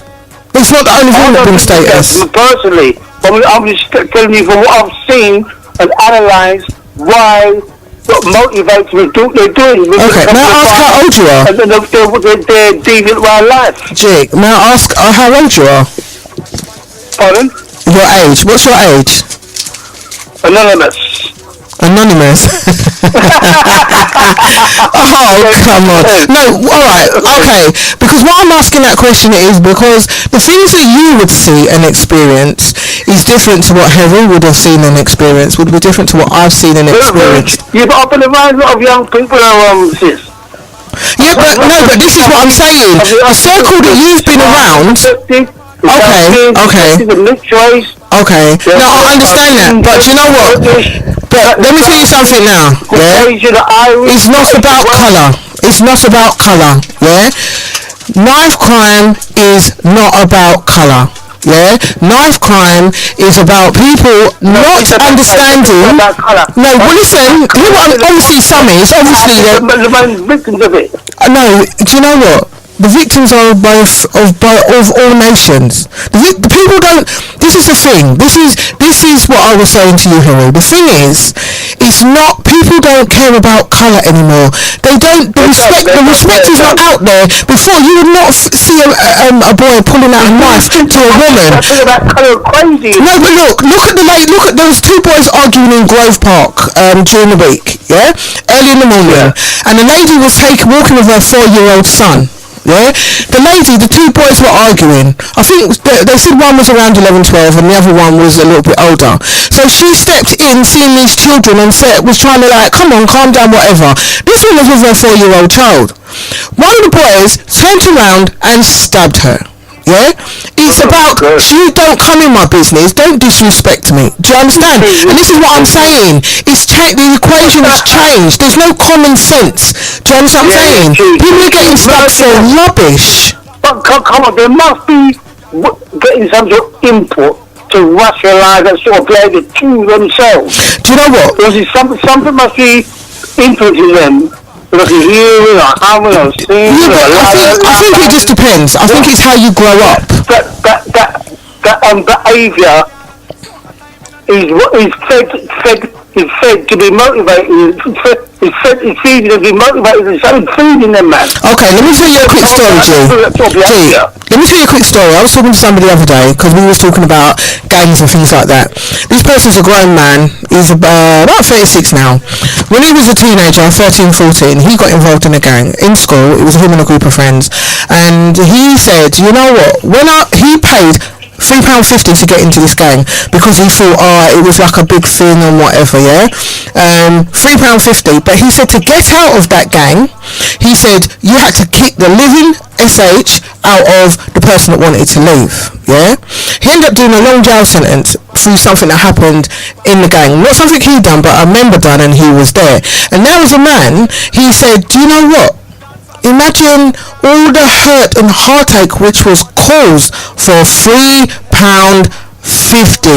But by the time you pay your £3.50 and you don't realise, being a young kid, what's involved. Yeah? That's what he said. He come out of it because he ended up in jail. That's how he came out of it. But he said you would watch. They would. If somebody wanted to leave, he said they would get beaten up at their gate in front of their parents. There's going out some initiation in gangs, etc. But still, that is one example of that youth experience. Like, I won't say that over a whole. No, not as a whole, but it's just an example. The gangs that all do things the same way. Because always, as you said, different nationalities. Yeah. Different approaches, certain things. Yeah. Again, according to our scene. Yeah. Always, the more drugs being sold in this country, the whole history of this country, more cocaine being sold than anywhere else in Europe. So what do you think could be done to change? They say that it's all about money whatsoever. Okay. Lucrative. Okay, so what steps? The situation, the areas you starting to take place with is a higher drug areas, high drug problem areas. Yeah. They are doing a lot of standing down in them areas. Okay, G. So what do you think? What steps do you think? They sell it on motorbikes. They sell it on push bikes. They sell it in cars. All these. A lot of incidents taking place in that place have been done by people with them means of transport. Okay, I hear you. But G, what steps do you think could be taken, or what theory to try and, obviously it can't be a situation that can't be dealt with overnight, but what theory do you think would kind of help to kind of redirect? I think that it has to be coming from the black community. I think they have to get together, get into meetings, having all of the victim parents go to the meeting, the victims, their children will be killed when their parents going to meetings, and the areas where the most killings are taking place, and go to the community, have meetings like community meetings, and flush out a best way to stop it on their doorsteps and do some sort of approach to families of boys of a certain age or profile in the community. But I'm not about government now, but people in the community I'm trying to do this. Like community people, the black community people do this in collaboration with the people in the communities where the damage taking place mostly. And then flush out ideas of how to go the best way about stopping the knife crime before it happens. By monitoring the youth of the profiles that do that sort of thing in them areas. Yeah, okay then. They do sell a lot of that sort of thing in America, and sometimes it has results, sometimes it doesn't. Yeah, but I hear you expressing. It's much worse than over there than what's going on over here. But still, it's what the main important part about is that it should be done by the black community.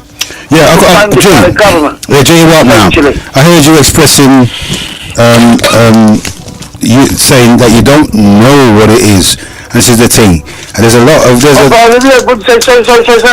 don't know why they're doing what they're doing, right? And I told you about 20 times what I thought they were doing, what they're doing. No, you said you don't know. Yeah, but you thought. But what I'm saying, at one point I heard you said you don't know what it's all about. So obviously there's a deeper. I didn't say that. What I'm trying to drive at. There's a deeper undercurrent. But listen, what I'm saying, brethren, we're not trying some brethren. What I'm saying to you is that there's a deeper understanding to this thing, and we have a clip. We're going to play it to make you see that sometimes we're looking at it the wrong way. Yeah, that is actually because I said to myself, since they can't come and explain to us why they do it, and we have to theorize ourselves, and we should know because we're the parents, right? And we're in the community longer than they are. Some introspection on them. Get in their heads and ask them why. And analyze them in a way, in a pursuit to find out, let them transfer the knowledge to whoever's pursuing information about why they are doing what they're doing. Ask them. Okay. Analyze them. Alright, G, well, thank you for that interjection. We're going to play this clip now, so you can always call back anyway, yeah? Yeah, big up, Caesar. Thank you, your opinion, sister. Yeah, man. Thank you for your time. Thank you. Alright, no respect. Big up. Bless up. Right, so that was G there. What we're going to do, we're going to play this. Just connect that to your phone. Yeah, that's what I want to do. No, I was asking. Yeah. I'm going to try and play this clip here. Right. If it doesn't work, then just use the microphone, yeah? Yeah, I suppose it could do. What's that noise? That's upstairs. Oh my gosh, sounds like a Yeah, train. so, where are we now? Turn your eyes, don't look at Iron Man. You got a new... Iron Man, yeah. Did you ever see how this man is hiding his PIN number? Yeah, it always look at bad. Like, there'd be anything in there that I'd be interested in, really. Okay. Turn it up on that side there, can you? Where's your volume? On this side there. What's your last phone dial? Alright, hold on. Go on now. Where are we? White men in this world area have at least a... This is very low, but I don't know if I can get it. In the ISIS papers And the volume not going higher up. white males fully understand that males who are forced to identify as females will be programmed. The music is still playing. Into I can still hear it. to the males that they call the man, as opposed to aggressing against those same men. White men in this world area have at least a vague, perhaps unconscious understanding that after 20 generations or 400 years, male passivity has evolved bisexuality and homosexuality. These patterns of behavior are simply expressions of male self-submission to other males in the area. Can somebody just send in a text and just let us know if you can hear that, please? Also, can submit to males in any other areas Go of put your mic on there. activity. Where am I putting it She's to? basically talking about It's not coming from there, it's coming black from the speaker. men who are effeminized or bisexual. No, it's not coming out of this, it's just coming out of that one. It's gonna squeak like mad. They are in full submission to No, what I'm saying is to play the caption on loudspeak, disconnect it, and then I'll hold my mic to that it. movie out, That should be it loud set that off though. a epidemic of Try and get this thing to come up. Where are you? Come all on. across the country. We are dealing with not gonna work. wise science. Sorry, guys. So you'll notice That's at not the gonna work. beginning of the video it Okay. says this is the first gay male Go on then. gang. John, Now no, let's come back around this time next year and Sorry see how many about this. gay male Pause it for the moment. Yeah. Yeah, start again. How do you put your phone on? Right. I can't. You can see it's got to be on a loudspeaker, but Chris Wilson in the ISIS paper said white males Picking up, look. understand that males who are forced to identify as females will be programmed No, stand up on me, you want. simultaneously into submission to the males that they call the man, as opposed to aggressing against those same men. White men in this world, in Chris Wilson in the ISIS paper said, white males fully understand that males who are forced to identify as females will be programmed simultaneously into submission to the males that they call the man, as opposed to aggressing against those same men. White men in this world area have at least a vague, perhaps unconscious understanding that after 20 generations or 400 years, male passivity has evolved into male effeminization, bisexuality, and homosexuality. These patterns of behavior are simply expressions of male self-submission to other males in the area of people activity called sex. Males also can submit to males in any other 8 areas of people activity. She's basically talking about black men who are effeminized or bisexual, whether they consciously or subconsciously admit it. They are in full submission to the white man and into the system of racism, white supremacy. I don't know how many people in here remember the movie Colors. When they put that movie out, it set off a epidemic of Bloods and Crips all across the country. We are dealing with very wise scientists. So you'll notice that at the beginning of the video, it said this is the first gay male gang. Now let's come back around this time next year and see how many new gay male gangs we have popping up around the community. What we are looking at is black males who cannot stand what they see represented as black manhood. When we look at black females walking around with their breasts taped, wearing do-rags, cutting their hair, standing in the mirror trying to practice being men, we are looking at black females who cannot stand what they see in black women. They can't stand the fact that we have become so weak that we allow the most substandard and disrespectful men to come in and out of our households, go in and out of our wombs, disrespect us and take us for all the value that we have, and then leave us alone with children. So they don't want to be us anymore. Our sons are looking at men. We watched Eric Garner and Mike Brown laid out and murdered probably millions of times. And what did we do? We laid out in the ground and did die-ins. We put our hands up and said, don't shoot. We are not a threat to the system of racism, white supremacy. And our sons are looking at us and our daughters are looking at us and saying, nope, I don't want to be that. I don't want to be that weak woman and I don't want to be that weak man. You'll notice that in the film, who was it that was conducting the film? Jews. That's right. That's right. That's right. Same one. Jews. That's right. So for the sisters in the room, this is something, and please let me get this out, brother. I struggle seeing so many black women being able to hang around and chill with flaming homosexuals, but you can't stand to be in the presence of a real black woman. Somebody got to say. That's a problem. You sitting up and watching Empire and Scandal, and you got your son sitting there watching homosexuals kiss and make out, and you think it's not impacting them. That's what they think a black man is. So for me, my question is, will the real black woman please stand up? All right. That was, how do you go back? Okay, that was Heru played the gay agenda in the black community. No, I said you just played. Yeah. Yeah, the gay agenda in the black community. So does this mean, so everybody's cleared, is this a change in conversation or is it a joint?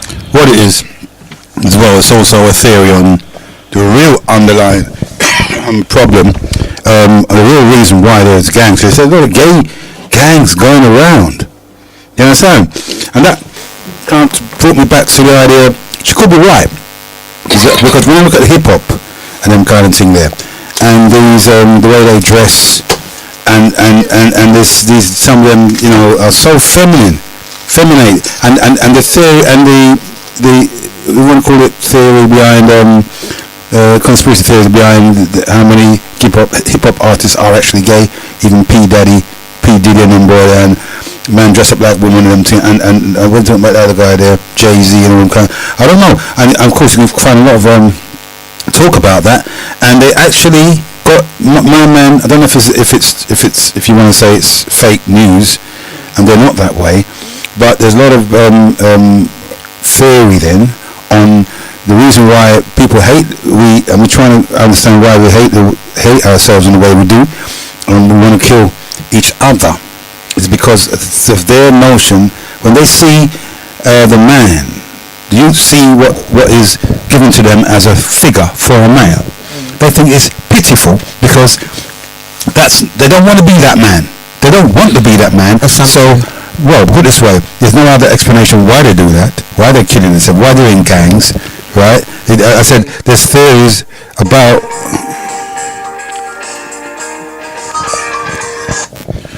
You're live on Genesis. Hi. how do you understand the psychopathology that comes from the gay agenda into the black community that causes the gun crime, the life crime? Say that again.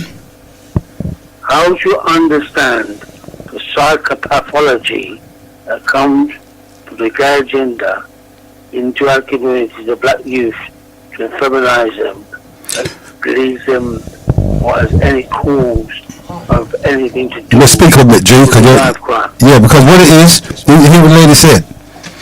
She said that it is due to the reasoning behind this is why that they do the killings. The reason what? Why they kill each other the way they do. It's because the youths them, they don't see any adults that are role models enough, big enough, and acting in their interest. They and they don't. And hold on, you let me finish, G. You let me finish, brethren. They say they don't want to be that man, and they can do a better job. So they believe that the best way to be is not a man but a woman. We're looking behind the psychology behind. They're making that's an assumption. Yeah, well, it's an assumption, fine, but it's an assumption worth looking at. Otherwise, we're looking at. What about the dynamic? Thank you. A lot of young black boys are growing up in single mother households and not seeing a male role model, and thus adopting and being influenced by feminine characteristics that their mother portrays. Okay, I can understand that. Telling themselves. But do you know what? Many people believe that if you grow a male in a female-only household, that a male will grow feminine. I disagree. The reason being is, it depends on your parenting skills. It's like your hair. You teach your parenting skills. As a female, you can't.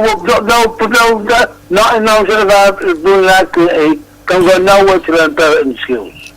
Because what the parents is a bad example, which the percentage of single parent dysfunctional families in our community proves that a lot of these young boys of these knife stabbing type come from a single homes. A lot of documentaries said last week was that a lot of the boys on LBC that was of their analysis, unfortunately to young boys, the focus conclusion was that a lot of the boys are saying that when they're at home, when they see their mother has got 2 jobs and can't pay the bills, and everyone has to go out and see their mother going out to see them eat food, it makes them justify not. But is that not a percentage, Jim? Get involved in a gun crime, to drug guns, with love to some type of to earn money to contribute to the house. Yeah, but G, it's not only economics we're talking. G, hold on a minute, G. It's not only economics we're talking about here. We're also talking about the effeminization of the male. There's definitely we look at the average.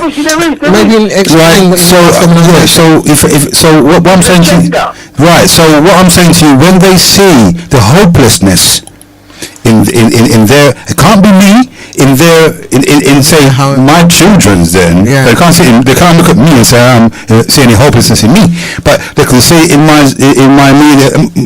children.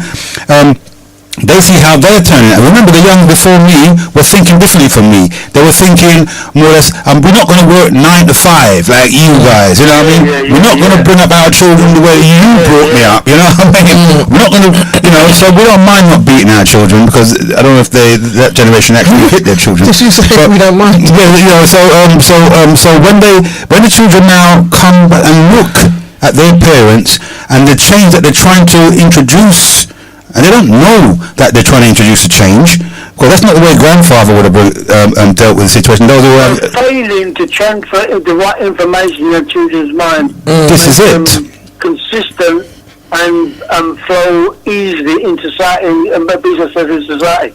We're failing as a community to transfer the right information in our children's minds to enable them to do that. Well, you know what? Most children, say my children's age, enough of them were gangsters, brethren. And people of my age weren't gangsters. A lot of people are gangsters. That's what I'm saying.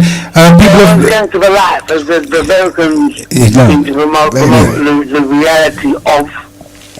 Yeah, but what I'm saying to you is this here, that the generation following me, right, were actually rebels, brethren. You know what I mean? They were rebel because some of them rebelled at a certain age in their life. That would be for life. Yeah, but they were rebelling and began to rebelling like rebellious things. You know, look at Guy Never and Jeremy Corbyn. They were boyfriend and girl back in the 60s or so, innit? Yes. And they went on a motorbike tour to some communist country together on a motorbike. Well, people, but people from that era. Students at university. Yeah, but so I'm saying that they all rebelled, doing different ways. Yeah, but people from the era, I mean, they were bad. Yeah, but there were bad people from that era as well, like the Craigs and all that. And but they weren't as bad as. Everybody wanted to be like. Yeah, the Craigs. Like, they weren't saying nothing compared to what these used to say now, brethren. You see what I'm saying to you? What are you talking about?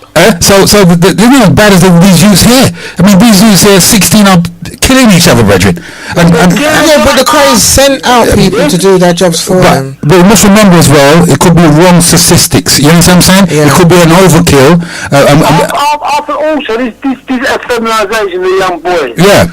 Like the most masculine being on the place, obviously, the black man. I'm being racist, it's obvious. The most what? The most what? He's the most masculine. No, they think they're masculine, sweetheart. They think they're masculine. I believe that unmasculine other tribes, actually attacking the masculine man. So a feminist, but could it be a feminist agenda also? So this is a feminist. This is this woman wanting to castrate the male testosterone characteristics through feminism. That all this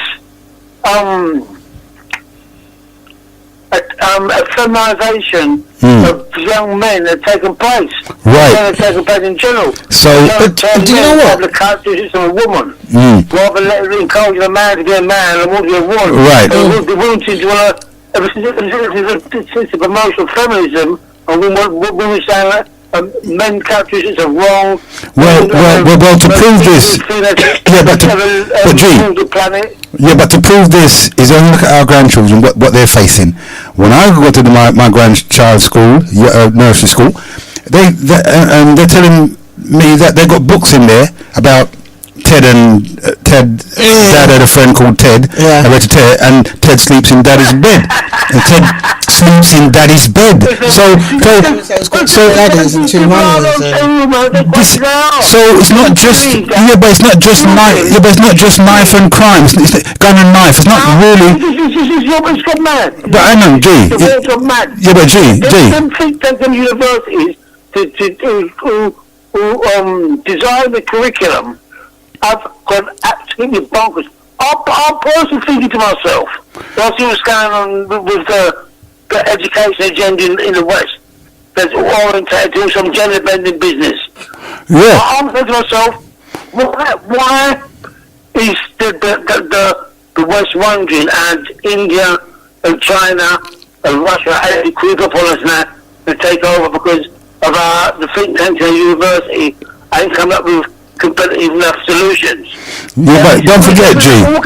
Don't forget these guys, these gangs that are going around. We're already seeing that we have gangs of homosexual people. You've got that in all countries. Masquerading as bad men.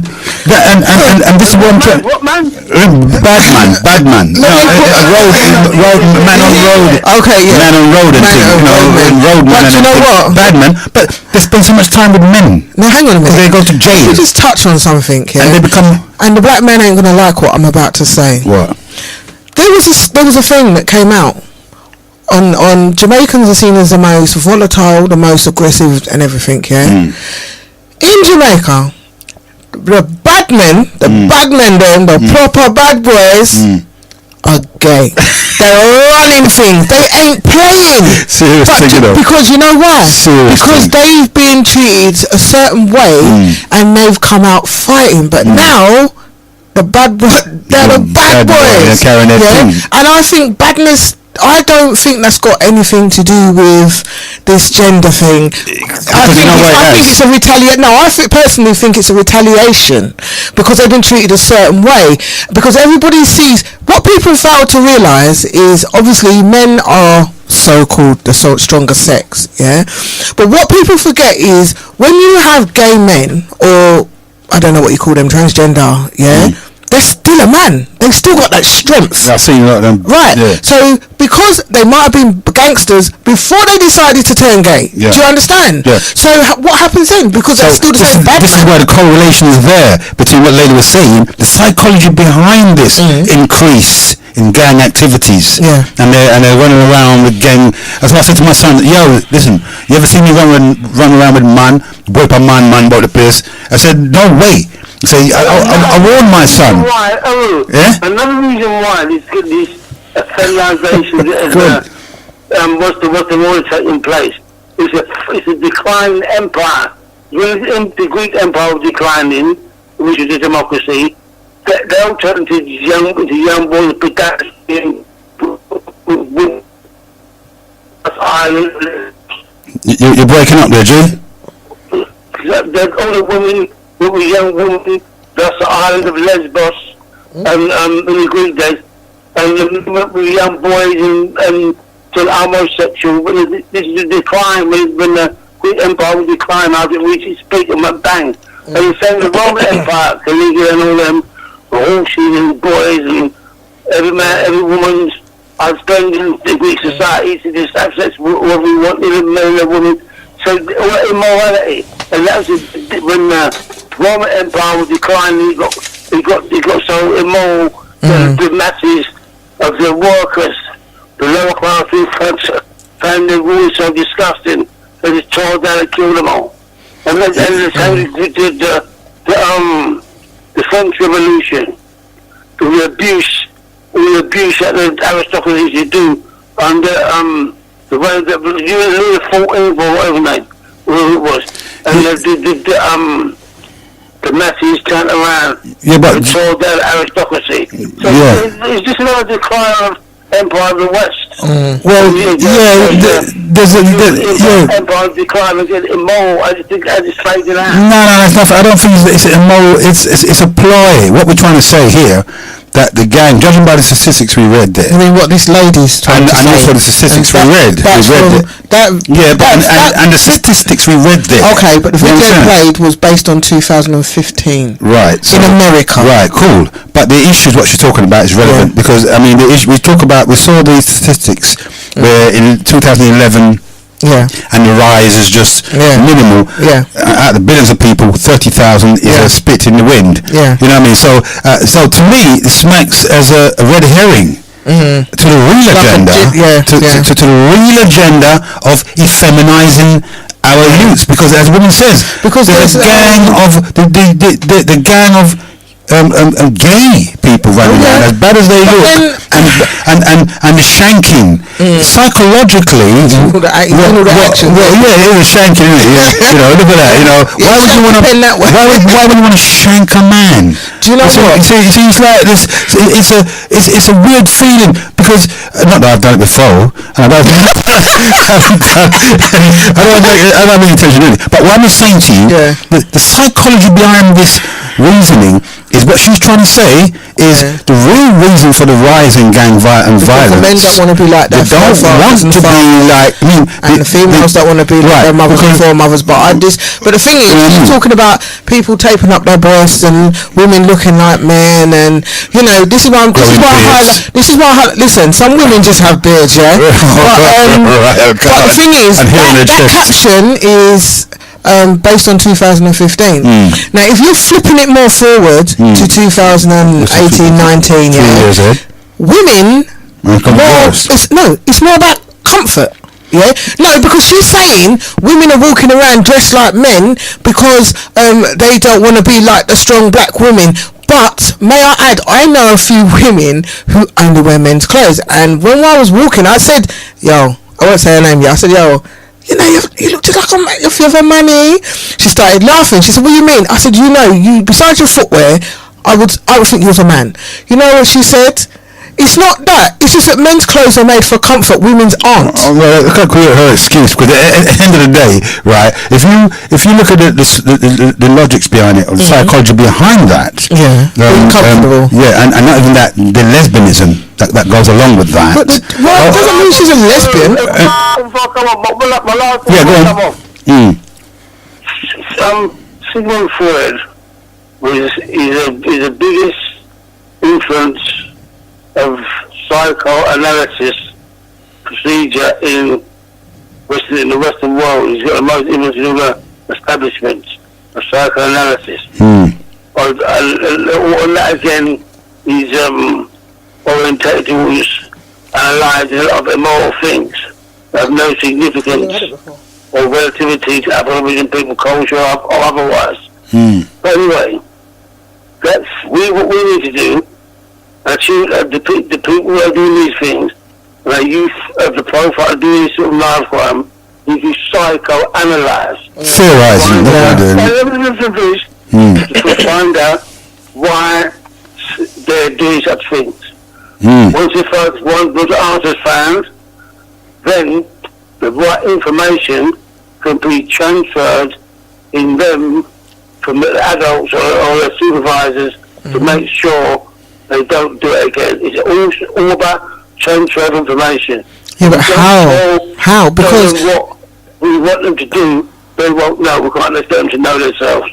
We're talking about grandchildren here, in our case, G. We're not talking about my immediate sons, because they already had their teachings and they've grown bigger. Yeah, not to say that they wouldn't need any more encouragement or any more guidance. You keep highlighting the word grandchildren. So for you, as the grandfather, the old grandfather, you're supposed to be a hierarchy in the family. That's right. So it's for you to oversee. Because when it comes to your grandchildren, if you see certain things happening, it's for you to instill in them. Because sometimes, this is what I believe, it doesn't matter how old your children become, we all learn as parents. Every parent parents differently. Do you understand? Yeah, but at the same time, you've got to remember, some children... It's called guidance. Enough respect, bless up. But you've got some young parents don't want the intervention of their parents and would even say, it's my time now, Mum, and really want to bring up their children differently from the way they were brought up. So they have these values, but they don't move. Probably saying, well, you didn't have any value. So the 17 and the 18 and 19-year-olds now look and say, when they say the adults have let them down, they weren't talking about me. Because because you know what? They weren't really talking about me, my generation. They don't know my generation. Why? Because my grandchildren weren't around with me, brethren. No, they weren't. But what comes through you comes out through your children. Genetically? Listen. So we're talking about genetics. That's a whole different thing. Okay, a baby is born. Listen, a baby is born innocent. Everybody has certain kinds of traits, I don't know about that. But listen, you could have a murderer, a innocent baby born, and he could have, excuse the expression, be slightly wired differently, But it takes something to trigger that. If you traumatize that child, what's going to happen is certain hormones get released, and if you keep pushing and you keep pushing and you keep pushing, it's going to boil. Do you understand? It's like water. You put water to boil, you put your pasta in the water, it's too high, it can't take it, so it boils over. No, but that's the same. It's the same as the expression. There's only so long you can turn around and beat a dog before it bites you. So you're bringing out the negativity. Do you understand? You're bringing out the wrong hormones in your child's brain. Do you understand? How do you mean? But, all right, for example, parents. Well, not me. Well, it can't be you. Exactly. So you're talking about No. I'm talking about any generation. My generation? Okay, listen. You can't talk about my generation. My parents are your generation. Exactly. My parents are your generation. That's right. So I should know what I'm talking about when they're talking about generational wise. Yeah, but what about your children and your generation? My children. Those are the ones Okay, that see, for me, we're talking about. Really. Yeah, but the thing is, it's about you as an individual. I went through certain things in my life, and I said, you know what? I'm not going to parent like that. Do you understand? So I changed that circle. So I changed it into a positive way. And when my children done certain things, I'm not doing the old school that the older generation did around me and bust my ass, because that didn't work for me. You can beat somebody, and sometimes the problem is, a lot of the case, as everybody knows, violence brings violence. Do you understand? Yeah. No parent is perfect. No parent is perfect. But then if all you install in your child is violence and aggression, and your children see you drawing for knives and fighting with things, and then to them, if they're not out there. Remember, when you're growing to a certain age, you're not out there. Your whole world is inside. So what you're seeing is you think this is how it's supposed to be. Yeah, so certain things are installed. And you know why I say this? There's a child in my grandson's class. That child, he tells the children how he's going to kill them. And this is no joke. He's 6 years old, and he tells them how he's going to kill them. Well, so what to his parents, brethren? No, but this is my point. It's not down to the grandparents. No, you're not. What do you mean he's not down to the grandparents? Because at the end of the day, what we instill in our children, right, if they kept to it, and don't depart from it, and brought their children up like that, they've got a template. But it's when they, as you said, as you readily admitted, that maybe you ain't going to bring up your children like how your mum brought. I can understand in your case, but every individual case is different, right? Yeah, okay, of course. So if you roll it out across the spectrum, and everyone thought like that, and weren't as successful as you in maintaining whatever level your children could, none of them are delinquent. No, not one. Exactly. So you're in your case, as I said, you're one out of the few. But if everybody had that kind of way of thinking and weren't as successful as you, but they still maintain the fact that they're not bringing up right, but you heard me say things were not perfect. No, fine. But and then what happens is when your children do certain things wrong, you have to not obviously. See, the thing is with the West Indian culture, is licks is everything. You know, bust their ass.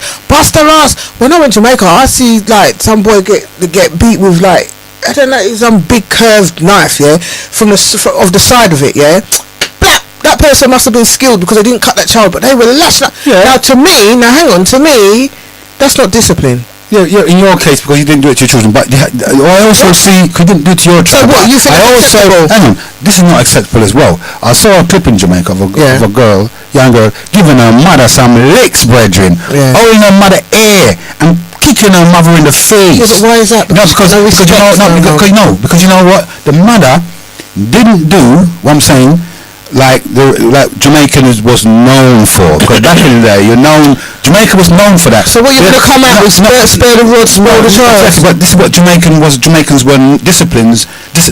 People say, I send my child. Hold on a minute. People say they're going to send their child to Jamaica because of the discipline that was there, and that was back in the day when I was a younger man.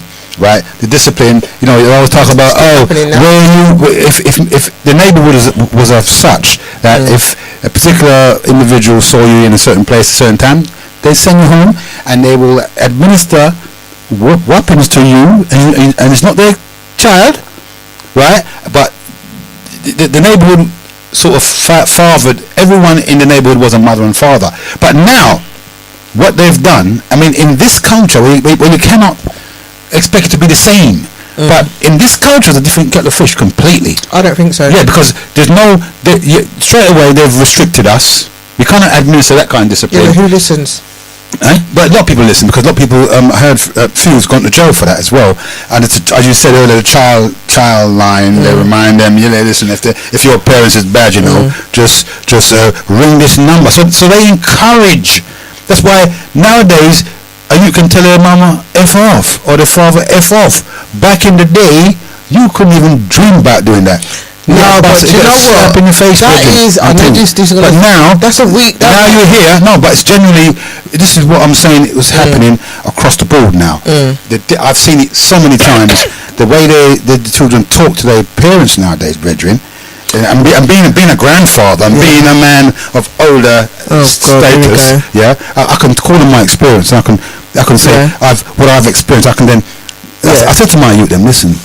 You know, I've mentioned certain things. Yeah. Say, look, you've got to be more closer to your son, because one of my grandson, he's like him and his father is like at loggerheads. Yeah. Because his father is adamant about certain things, maybe.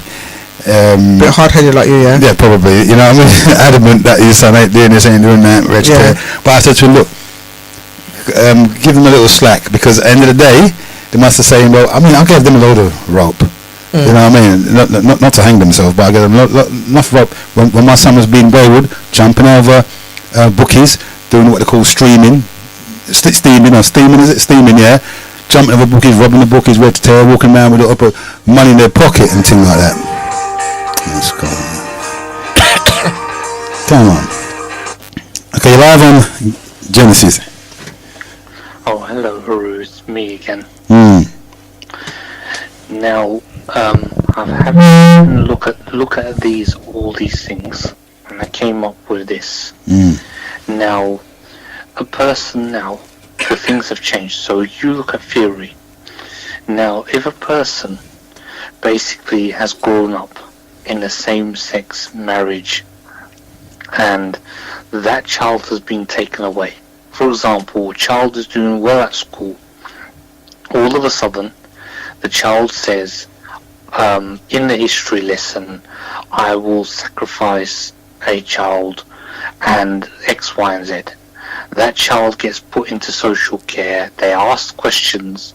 Has daddy did this? Has daddy did that to you? And when the child says, well, he doesn't know, they put him in a different thing. Either they put him in prison, or either they put him in a different parents. And the parents, they will assess that parents more percent chance.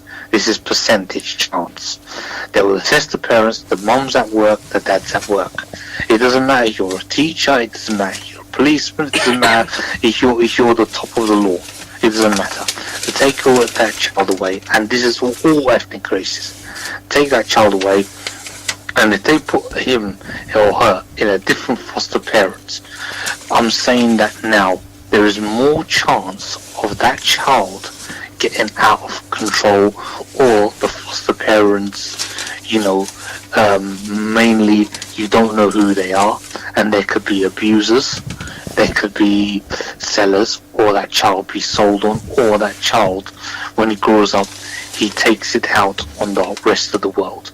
There's more chance of that happen. There's less chance. I've seen a film called Cass, and basically, they've this true story of he was raised in a white parenthood, and basically he turned out but they don't really show the full side of the story. Why did Cass become a gangster? Why did he become like he was black? He then raised in a white parenthood, but they don't show the full story. And as theory comes, if you put a child, for example, a normal child, in the same sex marriage thing, that person is more likely going to become the same sex marriage and go ahead with a man. Why? A man. Why do you feel that? Huh? Why do you feel that child would? Because look, Elton John, was it Elton John, or was it somebody else? A gay couple have adopted a child, and it's not seemed to be. I think allegedly, if I heard it right, that was it Elton John, or was it another singer, or was it there was a gay couple that adopted a child? And I'm thinking, well, this is not right. I mean, basically that child is more likely going to become feminine. If a transgender couple adopted a child, there's more likely chance and more percent chance that by that influence, that child is psychologically going to be transgender, or that child is psychologically going to change and say, oh, in his head is going to be pushed inside of him, in the brain, and the back streets of his brain to say, yeah, this is right to become like this. If the child is adopted, for example, by a father who likes pedophilia and this and that, that child is going to say, well, yeah, it's such a good thing to be pedophilia, so let us try it. So what I'm saying is the moral lines have been pushed back. So when you think on theory today, we actually open our heads up to theory. And also guessing as well. Guessing, chance. For example, I mean, there's more chances of that child, who's, for example, a gangster asked him, do you want some real money? There's more likely that child is going to say yes. Now, how do I know this? How do I know? Ask me, how the hell do you know this? I know this by fact because right now I is something on theory on the system, saying that basically when they come out, they're not going to get a good job and they're not going to be things. And there was one person who was an actor, and there's more likely chance that they're going to let him do some of the worst things. So what he does, he says, no, I'm not going to do this. He bails out of acting, and then somebody else takes his command, takes his wing, and there's more chance of that happening now. Okay, can I just... I say this because moral lies have gone out. Okay. So if you get some theory and the moral lines, you can read between the lines. But Bertrick, there's a thing here which The Guardian released. It says children raised by same-sex parents do as well as their peers, maybe even better. So that doesn't correspond, because what it is, because you have two same-sex parents, I don't think that it may, the odd child, it may sway their views or whatever, but I wouldn't say that in this says here, and this is The Guardian, it's not always the case. That is a load of rubbish. That is a load It says here, it's down to discrimination. It's down to discrimination that same-sex parents cause harm to their children's growing. I do not even don't even go there. I don't even believe. I'm not going nowhere, babes. I'm just reading it. This is the way they say. Oh, that's okay. Yeah, it's good. That is a load of rubbish. What I'm saying is, there's more like this. This is why the media, they don't tell the really truth. The truth hurts. Look, it's not normal to be the same sex marriage. It's not normal to be this. And when they get adopted by these things, they now take it as normal. So that person, even the back streets of his mind, if that person, let's say he's from sex marriage person, he grows up, all up, let's say he has children, how is he going to tell his children, well, this is not right to be the same sex? It is not right, he or she. You understand what I mean? Yeah, so this is the thing. This is the thing, and this is the thing now. This is why I'm talking about red herring.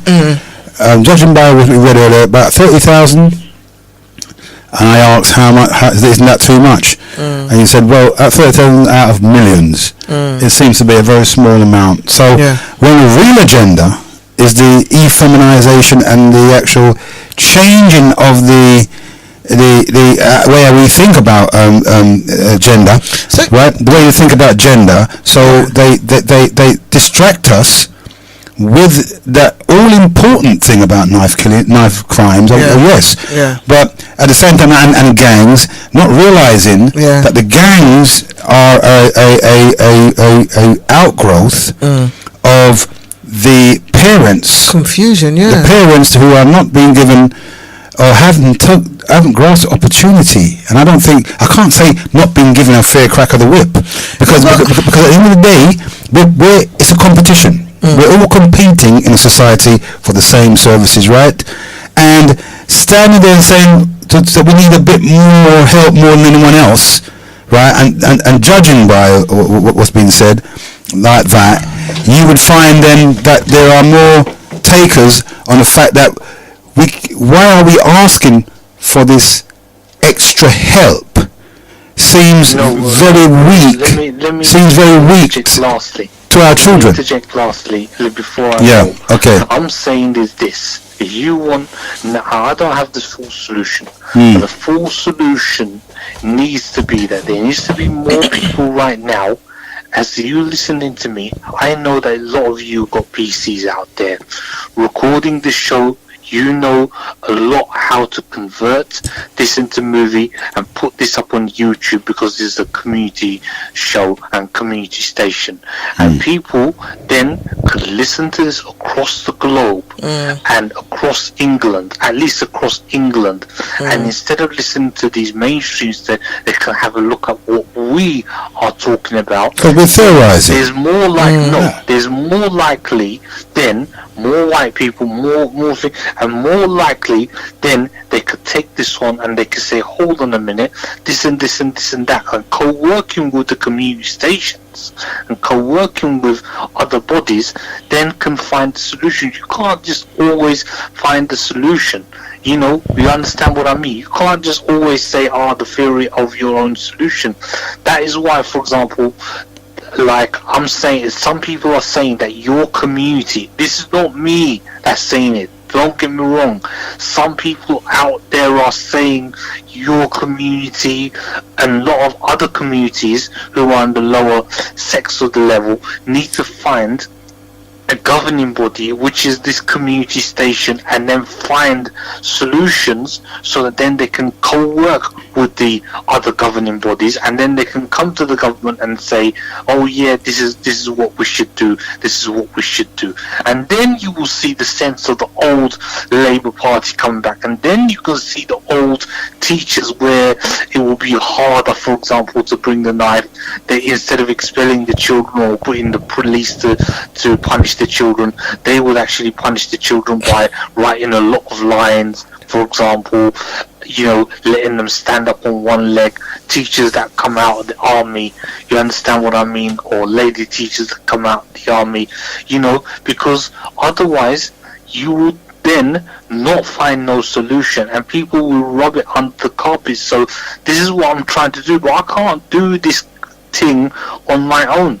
I'm trying to, it takes a lot of time for me, like as a person, to cut the video, to edit the music out, do this, do that, and then put it on the computer, and then it takes a long thing. So if you're talking about theory, more people should do this as well, not just me, and then put all these shows up on YouTube and have a help, and that way you can commit more solutions. More people will listen. You know, YouTube has millions of people out there, and I've heard nobody, and people are subscribing.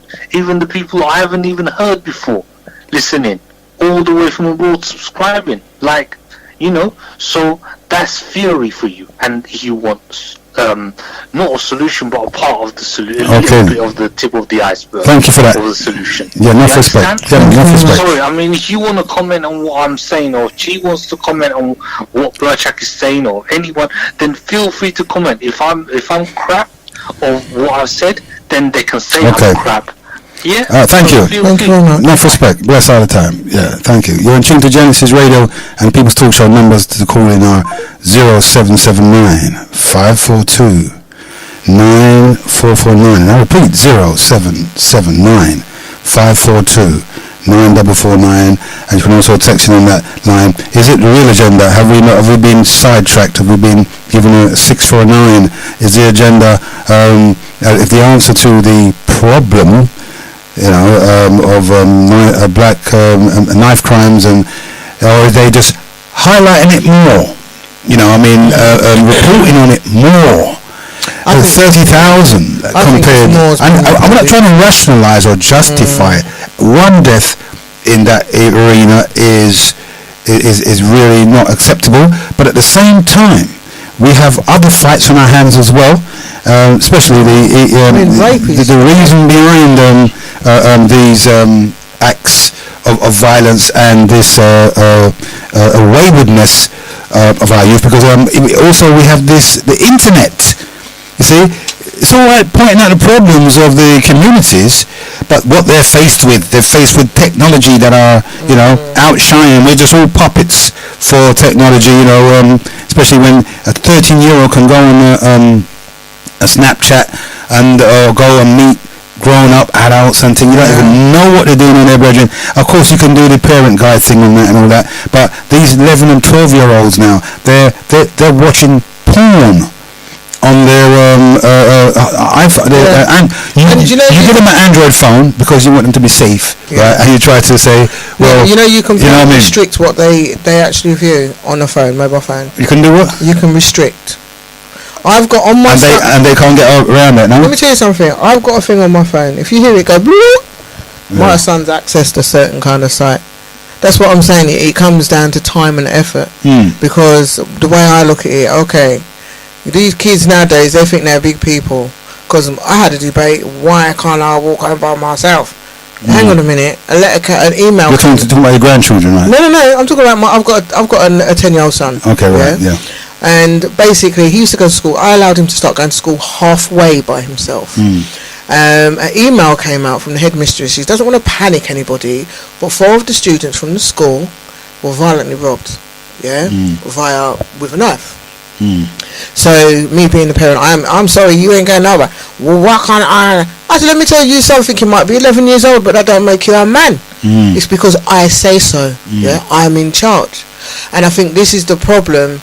If you fear some parents fear their children. They fear confrontation, or some parents just don't simply have the time for it. Do you understand? So it's yeah, but see, the thing about that is, as I said, you give them a phone for their own protection, and you find now that they're involved in all sorts of things, and that they shouldn't be involved in. They're actually the window of time they have. Obviously, if you know your child not going to school, you'll be told about that. And you'll be brought into line and say your child's not attending school, because I go and but you can check their records. They don't even tell you straight away, do they? Yeah, no, until after a while. By that time, your child's been getting up from bed. The horse is always bolted. But at the end of the day, though, this is the thing: society brings on these technologies, right, and use us as a puppet. Yeah. So we're being used. We don't know. They should have known that it's going to cause this kind of thing. Of course. The society is not. It's too promiscuous to be in charge of something like this. Because we have a promiscuous society, people showing their private parts on Snapchats and you know what I mean, filming, but you can't. You see with WhatsApp, some people can forget them things through, but some people can't, because it actually distorts the picture, so it can't think. Yeah, a few people have told me that their pictures have been distorted. And it won't go through. I would have sent, and some of the things that the people send on that thing, child abuse, children as young as 2, and men, and I can't believe it. So what's happened is we've been made a scapegoat for society. Oh yeah, definitely. Yeah, so I'm saying we're taking a brunt. And the responsibility is passed on us, that we have to watch what our child watches. No, but hang on a minute. What do you mean responsibility has been passed on? It is the parents' responsibility. I know, but then it's also society's responsibility. Society has a responsibility. Society did not produce. No, that's not the point.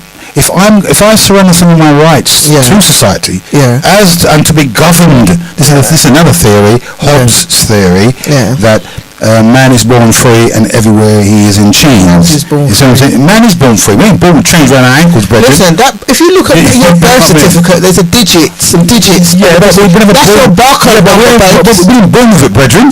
No, you wasn't born with it. I didn't come out the womb with a birth certificate in my hand, did I? But remember, Yeah, but then you have. Listen, you have up to a certain amount of time. Remember back in the day, you could just go register your child. You could take 12 weeks to learn your name. No. Back in the day, you see, like now, if you do not register your child by 6 weeks, they name your child for you. Yeah, but the thing about if that's your child, this is what I'm saying about this. Nevertheless, we are born free. There's no chains around our neck, right? There's no, we're born. When we come out of the womb, we're free. But everywhere, man is in chains. That's what I'm saying. So it's a human thing. It's what humans do. You know what I'm saying? We can't escape that. We don't fall from the sky. We don't come from Mars. Yeah, my mum is a still baby. That's what I'm saying. So humans will meet, they mate, they have children. Did you ever see a smile on his face? They have children, and they'll kill each other, and then they lord it over each other. We have to realise it's a nature of humans. Yeah, it's the nature of humans to do these things. So if we want to understand the thing without the emotional content and getting all worked up, and look at it.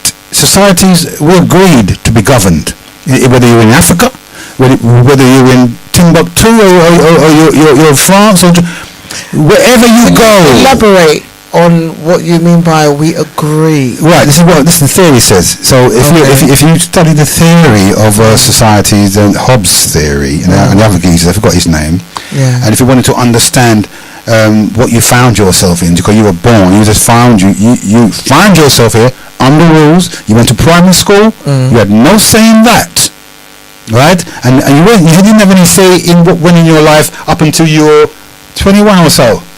Right? No, but for me, it was the ages changed. Yeah, but for me, it was 21. Okay. That's the thing. That's why it's so bad. Yeah. See, so really, we don't know nothing about society. We're just born in it, brethren. And now we're starting to try to find our way around it, or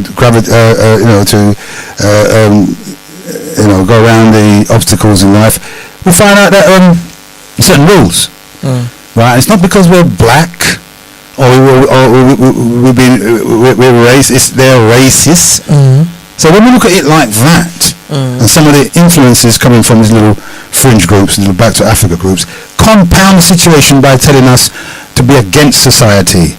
Like, me nah vote because you know they're nothing for me. Me nah this, me nah.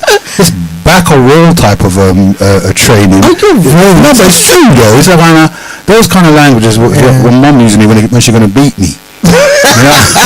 when you hear the patois come out there, come here. So when you hear that, you only know. You hear me?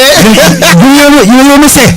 So when I hear people instructing me in that twang, not to say I've got anything against it, but since I've, and it's obviously I've been brought up in Europe, but they're trying to make it a crime, and a big deal is, but we're not. It's not a crime. The issue is for us here is how we perceive ourselves as citizens of a country. If you're going to see yourself as a citizen, you want to be the best citizens, aren't you? Right? Not because you have to prove anything to anyone, because you want to get through. But we're not training our children how to get through society. We're training them to be against, which is very unfair for them. Because why do you say that? Yeah, because everything we say, look, we're still fearing them of our distrust in the system, in the organs of society, whereas the other ones don't. They make it say, look, that's why Africa used to do that, because Africa used to send. When we was younger, we said African briefcase brethren comes to school with a briefcase, and we say, yo, where you got your briefcase? Sandwich? You know what I mean? But it was always known that the Africans were well educated. Yeah, but they got some. But the ones are very different. That's what I'm saying to you. The ones now. Well, let me tell you quickly. When I sat back and looked back at it and I thought, hang on a minute, the youths are not gravitating around the Back to Africa thing, or the black or the African thing. They're not interested in that, brethren, right? But what they're interested in could be religion. So I asked myself, why would they not be interested in that? And I got it. The ones who they're having beef with are African youths, right? Check it out. When we hear about knife crime, killing and stabbing and things, since that's what they want to feature on, the name betrays them. And it was almost say that Yardi Jamaicans are responsible for the Yardi, them and the shooting and the bad man, and the bashment, right? Whereas the youth them now look at it and say, why are you telling me to go back to Africa when the youths that are here, that are in the gangs, doing all the stabbing and shooting as well, are children of descendants of African, because the name's given away, or Juku or whatever, kill like Damitola Taylor and them kind of, but Taylor's a European word, but you have all these various names. I've seen name come up who's killed African name, and I know it was an African name or thing. So what it is now, they're saying the reason why they're not really interested is because they're saying, well, hang on a minute, you're asking me to friend up with the man I'm in a beef with, Africans, because usually. Because the Africans join in the gang thing from Africa, they come from Africa. Remember, they used to see, and they used to competition back home and competing with each other. Africans only can compete with each other because that's what they do all day long, compete with each other, because no one else to compete with, with tribal war and tear. So when their parents come over and have the youth here, the youth now would have a different view than the historical African, the diasporan African of parentage, when they say, well, they're here, they say, I don't come here for coal, I come here for drink milk, you know what I mean? So the thing is, I come here for coal. So the mindset with the Caribbean Africans and the motherland Africans are mixed up in this one community here, right? And the Africans here now. It's true, because I remember when I used to go down to Peckham, I met one guy, and when he was talking or whatever, I assumed he was Jamaican. I would not believe that he had any African blood in him, because the way he dressed, the way he talked, everything. And then I don't even know how it came out, and I was like, "You're not Jamaican?" He's like, "No." I was like, "Really?" He's like, yeah. And I was gobsmacked. Why? Because of his accent? No, because he done the accent so good. His patois was absolutely spot on. Went the word for it, and it was like raw. And then it came to a stage where you don't know where people are from. Do you understand? Because I mean, look at me. I've always spoken the way I speak. People assume I'm Jamaican, but when I said no, even at the airport, the security started digging up my bag and said, "Oh, Papa Dancehall Queen, aren't we?" I was like, "Why?" Because I colour coordinate the clothes. And then he said, "Yeah, what part of Jamaica are you from?" I said, "Well, actually, if you listen to my accent, I'm from the UK, but my parents are small island. My mum's from Trinidad, my dad's from Grenada." And he was like, "Really?" I was like, "Yeah." He said, "Well, you don't look it." Yeah, but how can they? Right. You know what it is? It's an image. You look at somebody and you make an assumption. Right. Do you know what I mean? Right. And a lot of people hide behind that and play on that. Oh yeah, definitely. That's what I'm trying to say. Definitely. So the ones that the African youth in their house, they have a different upbringing in their house. When they drag up by their and they don't business about police and nothing like that. But at the end of the day, when it comes down to the discipline thing, they find the youths from that neck of the woods who may even go home and visit Africa every now and again, right? And they know the discipline, and they know they can't have that freedom, because I don't know of anyone in Africa, in African community. The children, what's that? The children, right? Just to read it while you're talking. Yeah, the children that are brought up have a different view. I think it's in regards to knife crime. Who's this? That's somebody's message. My phone instead of messaging this phone. Okay, what did it say there? It says, can they send in half a poem? Yeah, you can. You can send in half a poem. Why not? Because at the end of the day, we're looking at the theory behind knife crime and gun crime rather than the crime itself. And the theory is that they don't like they don't want to be what their parents are, right? And what are their parents? The parents are not like us. Our children are not the Back to Africa type of children. You understand? The immediate generation, I mean, we are the last of the Mohicans here. You know what I mean? And they rather gravitate around Christianity, Islam, because Islam gives them some sort of a character. You know what I'm saying? Rather than this slave image that seems to be pushing that these fringe groups, especially here in the UK, London, South East side of things, Peckham to be exact, with the mindset that they're engineering. The youths are as far from that as is the East is from the West when it comes up to them enjoining this thing. So as far as they're concerned, they want to succeed in society, and we're talking about a minority here, 30,000. So it's not even 1 million deaths. Not that we want deaths, but at the end of the day, compared statistically to those who are not involved in gang, and we're doing quite well. You understand? We're doing very well. A lot of black people's in Parliament, even though to the dismay of those Back to Africa fringe groups who say, "Oh, you're a sellout."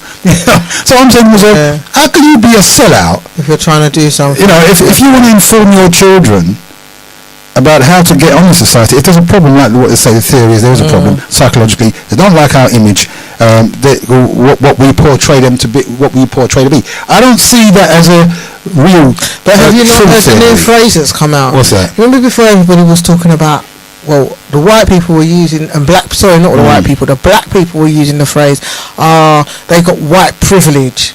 Right. But have you not heard what the light-skinned black people are saying and the mixed race people are saying? What? Don't worry about it. It's because we got light skin privilege. Right. So this is the psychology behind it, and I'm glad you brought that up. Light skinned privilege. And remember, black is black. It just comes in different shades. Hear what now? This is the thing. The mulatto and his brood. I'm looking at it philosophically, because I'm looking at it on a higher plane than just a multiplicity. I'm looking at it's still in the minds of those who are light skinned. Not in everyone. I'm just generalising at the moment. This mentality of privilege, and notwithstanding, when we ruled, it was a black privilege. You understand? The darker you are, the better you are. Really, when we ruled the Mediterranean, it was about blackness.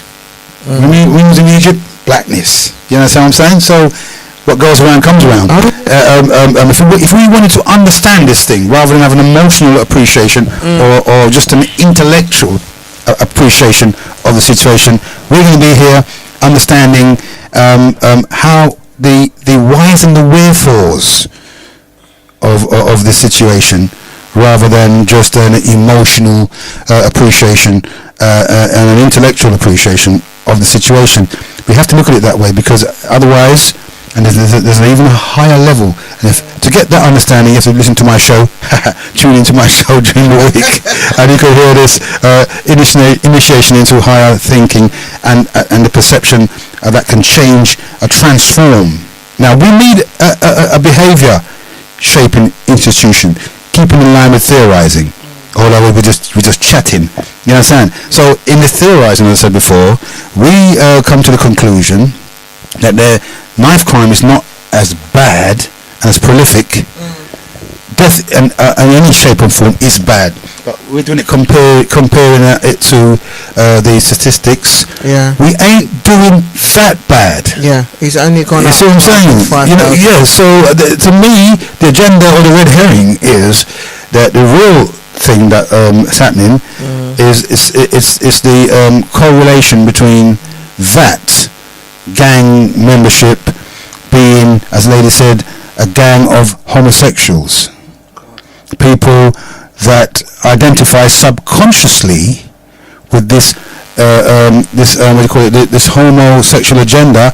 I remember I said to what was it you were saying this afternoon? I said, look, why are they pushing for this distinction of gender as being not applicable anymore in society? You don't have to buy a blue baby grow and for a boy and a pink baby grow for a woman. That's wrong according to society. We won't. It's a universal gender. What do you call it? You call that gender again? Not universal, transgender. Okay. Which means that there's no distinction anymore. No, gender neutral. Gender neutral, and I find that's more of a worry. Oh yeah. Than the actual thing that's trying to get us to be concerned about while they bring in the curriculum in school? A 3-year-old, you can be introduced to anal sex as young as they're 3. educating them on anal sex in school. I can't believe that, Richard. I'm disgusted, and they even educate them on on drugs. And this is the problem. At the age of 3. Listen, my son came home from school and he was talking to me about cocaine, and I was like, "What you learn about them things?" What? He's like, "Mum, somebody came into school and they taught us." I was like, "Let me tell you something. Tell me what and they told them." But he's like, "Well, I don't know." Like, no, Mum, I haven't done. He said, "What it is? Then somebody came into school and they told us about." I said, "Is it really?" So I said, "Okay." They never inform the parents. They don't have to. No, they do have to. And I made a fuss about it. It's like child protection are doing this thing where they're going to all of the schools in the borough. Yeah. So what they did, they sent an email out to the parents saying they were coming in. It's a discussion, and attached is the gender. Yeah. What attachment? So I went in and I went to the office and I said to them, "There's no attachment." "Oh yeah, it was sent to everybody." I said, "Look, I don't know what you're trying to do because that speech is supposed to be made today. Yeah. I do not grant permission for my son to exposed to these things, because what you're doing is you're saying you're going to give out information so we are aware, but you haven't done it, and it will be too late for it to be sent out." Do you understand? So I wrote a letter. They told me to write a letter, and I said I do not grant permission. Do you understand? The thing is, you've got to be, with the way the things are, with the system and everything, you've got to be so on point. But the thing is, I said to my son, "Oh, you got a new boy in your class. When did he start?" "No, Mum, that's so." I'm not going to say the name. "That's so and so and so." I said, "What you say?" "It's not so. I said, hang on a minute. What are you talking about? That's a girl." "Yeah, that's not the same person." "Yeah, really?" She decided that she wanted to be a boy, and her parents, and no, it weren't no same-sex relationship. Yeah, it was a mum and a dad, male and female. Yeah, she decided that she wanted to live like a boy, so they cut off the beautiful long hair, and the girl started going to school as a boy. It's been this must be about the 4th year, and I was gobsmacked because I actually thought it was a new child in his class. Wow. How do you feel about that? I mean, really and truly. How do I feel about that? Yeah. So your son now has been exposed to that. Which is the trouble. In my day, he was never exposed to that. Never ever. The first time do you know what? I'd heard of stories, but the thing is, when you hear of things, it's different to when you actually see things. And I was more gobsmacked at the fact that I know this is a shock to your system. Shock to my system. What kind of parent? I was like, what kind of parents? Listen, you know you're a boy, right? Now hear me. You know you're a boy, right, son? He's like, "Mum, don't be silly."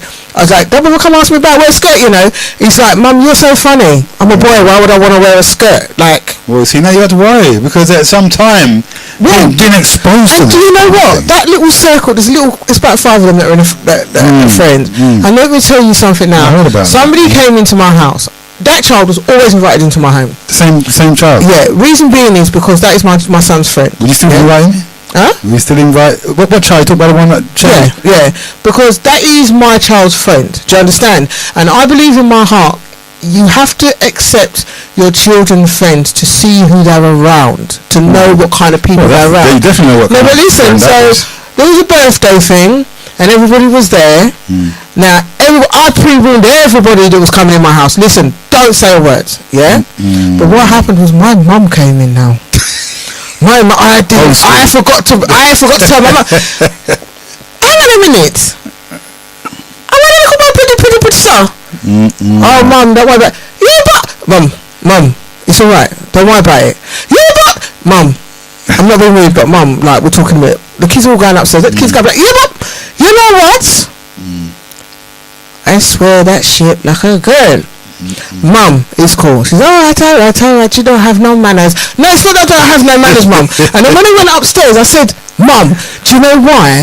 I said, when I explained to her, she said, "Jesus, God, Satan, come and take over the world." That was her response, you know. And I started laughing. Yeah, I started laughing. I said, Mum, you know what? At the end of the day, I suppose it's each to their own. But like, it was a bit of a shock to me at first. I said, but at the end of the day, they're still the same person. No. What I mean by that. No, what I mean by they're still the same person is that's a child, yeah, and it's her personality is no different. She's still the same person. Do you understand? No, you mean physically? Well, I wouldn't know about physically. I never looked at the child like that. Do you know what? I personally think that stems down to parents. Let me see why I think that stems down to parents. Because transition. Yeah, but her parents allowed that transition. And then, you know what? And like, Black but I've seen boys go to school in skirts. When? Listen, it ain't no old thing. I don't know where you've been. Come up with the times. No, what time? Listen, there was even a thing last year with a secondary school in London, and basically what it was, there was an issue in regards to the dress code, and they said that girls couldn't wear trousers. So you know what? All of the boys in 1 year wore dress, wore a skirt. Protesting. About what? They all wore a skirt. Yeah, because the girls weren't allowed to wear trousers. What age was that? They looked like they were big kids. Like what? I mean, big kids. They look like they were teenagers. Yeah, they could be 15, about 15, 16. See? 15, because 16. Yeah. I don't know. So the real agenda here, and the real psychology behind plenty of these so-called gang is the psychologically the children are saying we don't have any faith or we don't have any trust in what are you trying to tell us to do now? Follow you? Because I worked out for myself. I mean, my children didn't tell me that. My grandchildren ain't telling me that. But I thought about it psychologically. They must be saying to themselves, what have you got to offer? Where do you want me to be like you?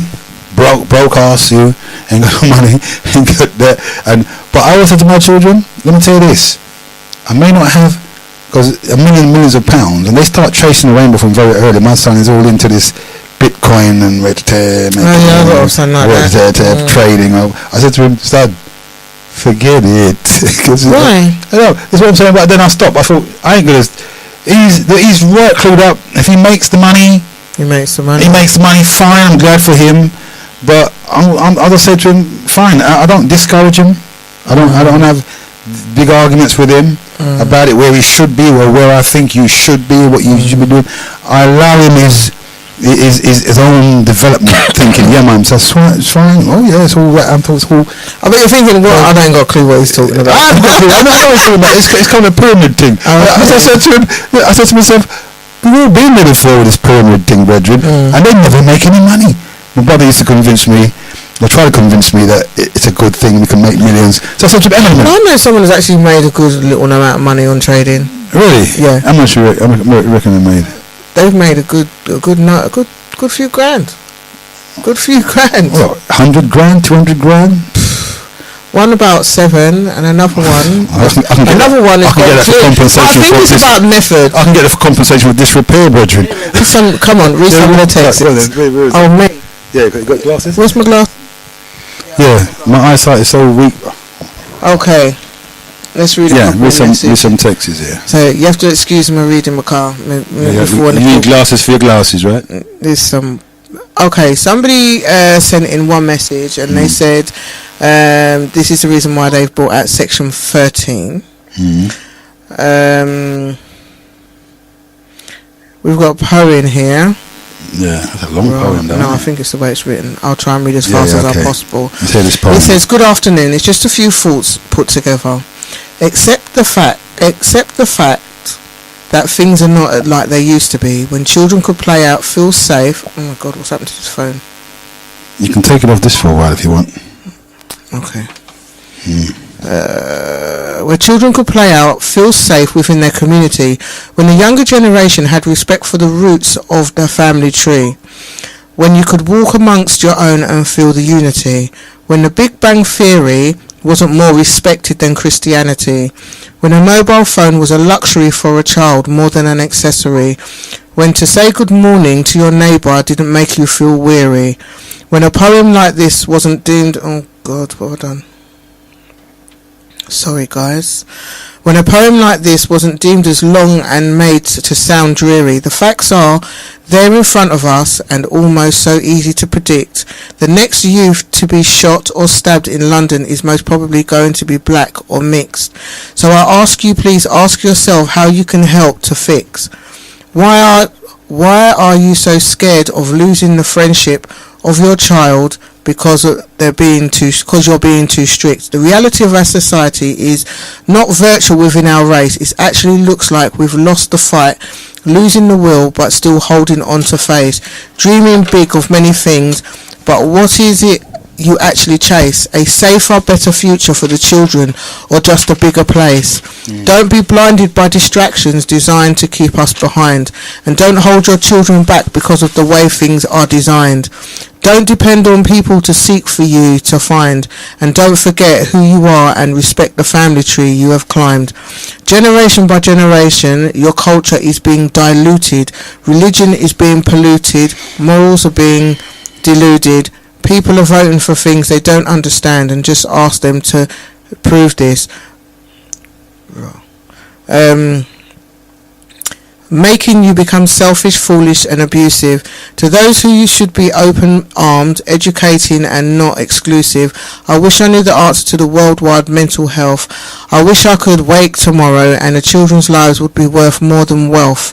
I wish we could all live lives as one without colour, as a stealth. I pray one day you'll see the goodness and strength planted within yourself. I write these things to help clear my mind and hopefully touch somebody with a line. Some may say they've heard it all before and feel things have gone too far and choose to ignore. But acknowledgement is a big first step to make that choice correct. The actions to being taken next can be as simple as a spoken breath, or a hand to guide up broken steps, or your observation to help somebody from living in regret. Just stop and think, who is in control? Is it yourself, your child, or the people you don't know? Does your brain have a mind of its own? And if so, is it controlling your heart, mind, body and soul? That may not make sense if you can't look within. But does it make sense the way we're living?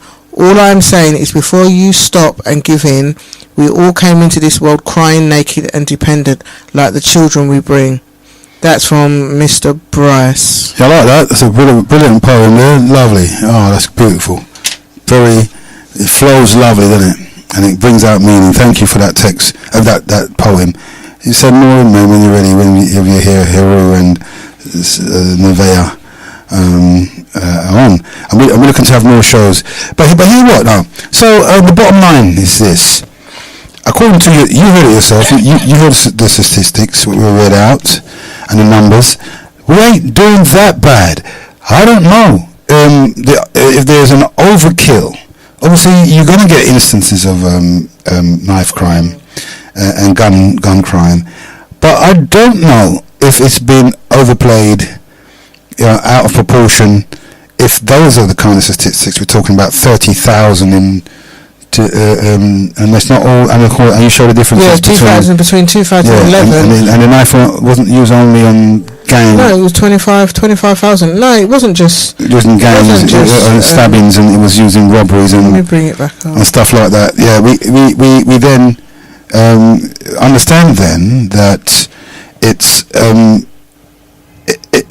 according to what has been presented to us in society, where society is going, and of course, if we don't like society, then we don't have to live here. You know what I mean? There's always people can go back to wherever they want to go back to. It's just a lifestyle choice. You know what I mean? We don't sing it from the rafters and make up organisations around it and build theories on it.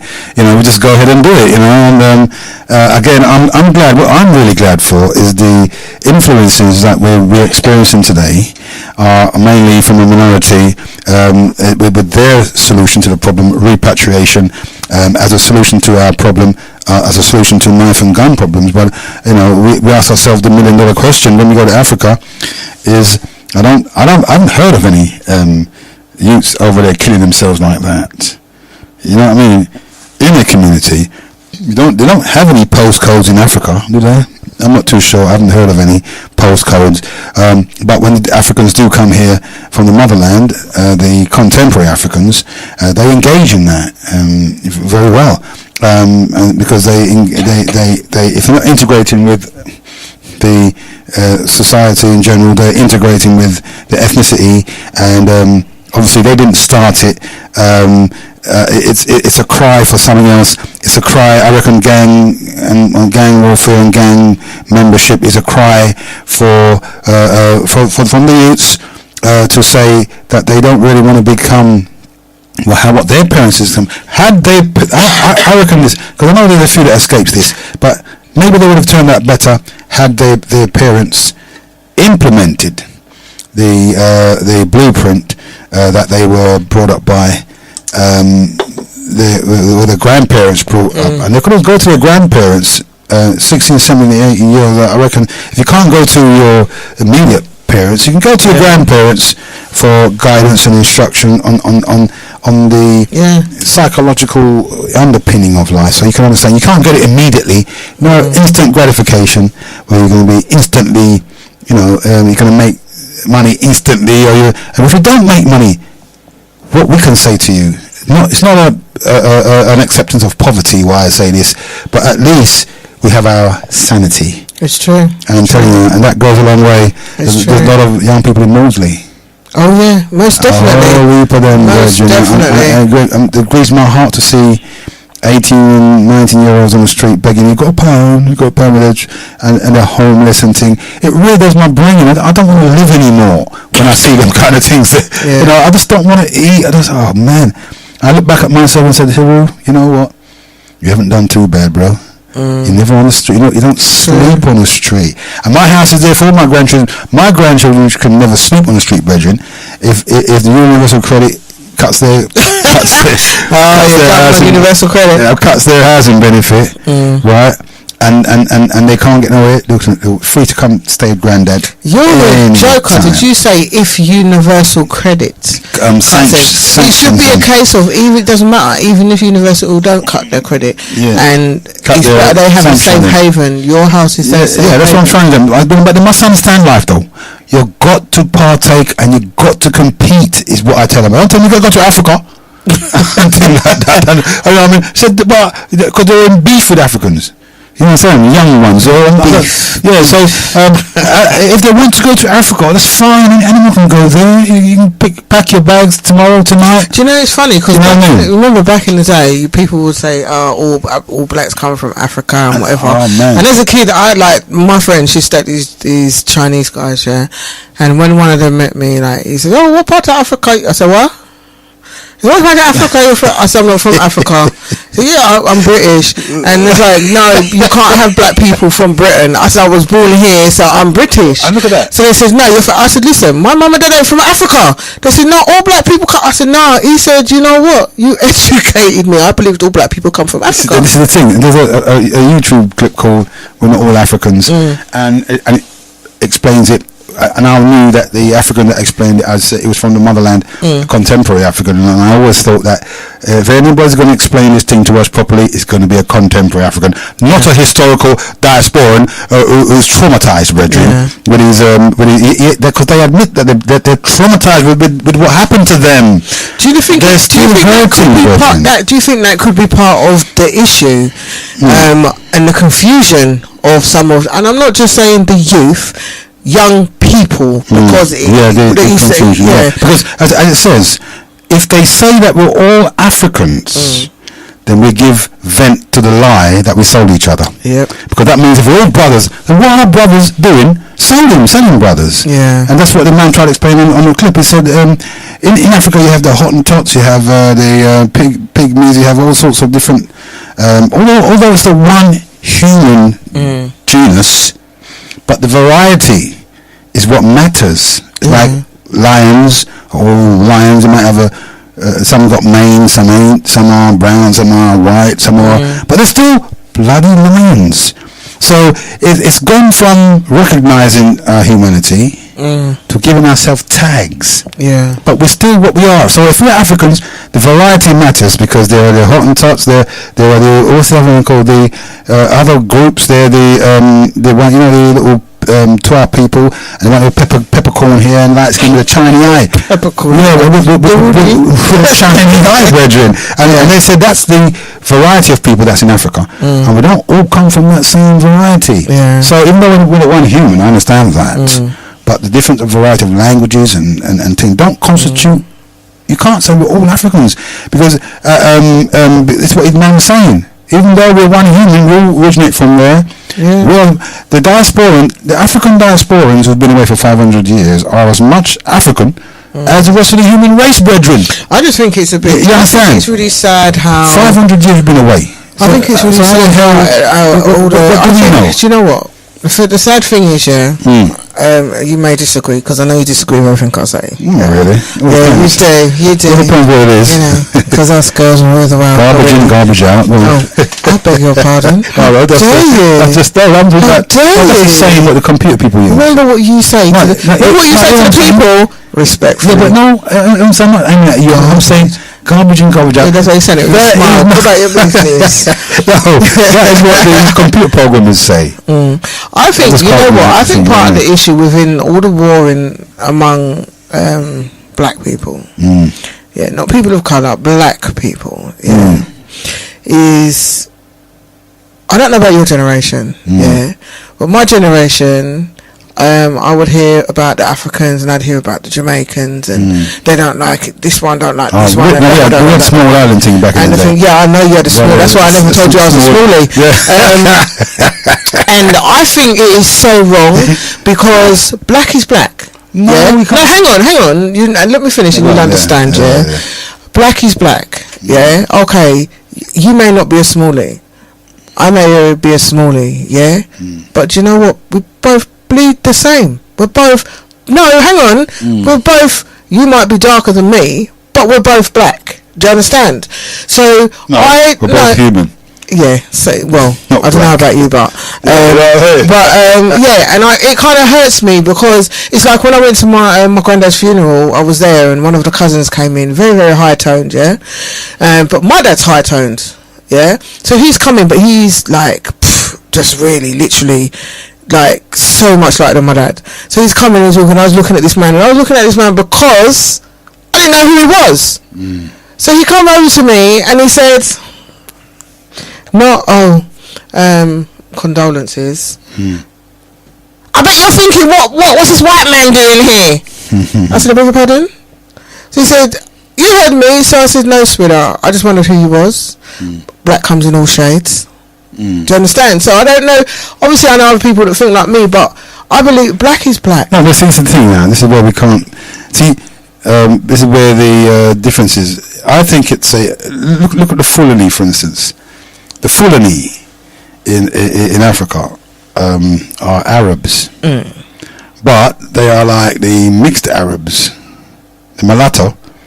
Their fathers came in from Asia into Africa some long distant time. And become had mated with the original indigenous blacks, produced a mulatto. Yeah, but the skin is not white. No, you damn well. You talking about the skin white? Yes. When the Arabs, white Arabs, right? Because in Arabia there were blacks before the whites. The whites, if you want to go back to the origin of a white, would be. Their fathers would be the albinos of Africa. That's their daddy and their mummy. You understand what I'm saying? So when the albinos in North Africa came into Egypt from North Africa, when it comes to the Caucasus Mountains, their journey was from Africa into the Caucasus Mountains, while the Grimaldi penetrated a different route into Europe. They went in the Caucasus Mountains because it was cooler there, more cooler than it was down in the plateau. And it was a drawback for us as being black, because a drawback, brethren, because when eyes licking. So then that kind of, if that's the basis of the start, then that makes it even worse, because then obviously, if that's the case, we are all one. So what do you think we are then? No, but what I mean by we are all one, don't take it. No, because we're all one. Because we're all humans, right? But here I'm talking about the human thing. We're all human. Yes, that's what I just said. We are. I'm talking about the thing is, a lot of issues is because I hear too much of the older generation. No, what I mean is I hear too much of the older generation calling colour. That white person this, that Jamaican that yardie this, that. I know black people. I hate black people, and I'm like, but you're black. No, humans. I think. You're black. We can dispense the word. No. Jamaicans, no. Focus. If they'll be your best friend, but the minute they find out you got Jamaican bloodline, they don't want nothing to do with you. And I actually befriended a woman years ago, yeah, and we was talking, and it made me laugh, because it comes like some people are under the assumption you dance, you're Jamaican, you can sing, you're Jamaican, if your talent is, you're Jamaican. So this woman, when she was talking to me, she's chatting about Kingston, and I'm walking, I hadn't been to Jamaica at this stage, yeah, and I'm walking and I'm thinking, what on earth is this lady talking about? And she's talking about Kingston, and I said, I'm not being rude, you know, but are you talking about Kingston, England, Kingston? So she said, no. So I said, what are you talking about? She said, oh, yeah. So I said, I'm very, with my English accent, I'm very sorry, but I don't have a clue what you're talking about. She said, what? I said, I'm not Jamaican, you know. My parents are Jamaican, my smallies.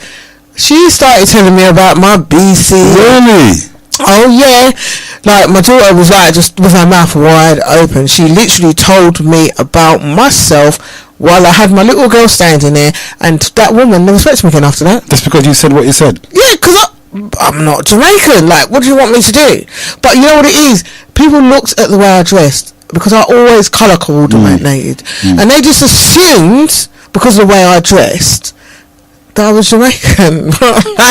You know, I'm not going to pretend to be something I'm not. My parents are smallies. Like, I'm British, my parents are smallies. But there's nothing wrong with being black and British.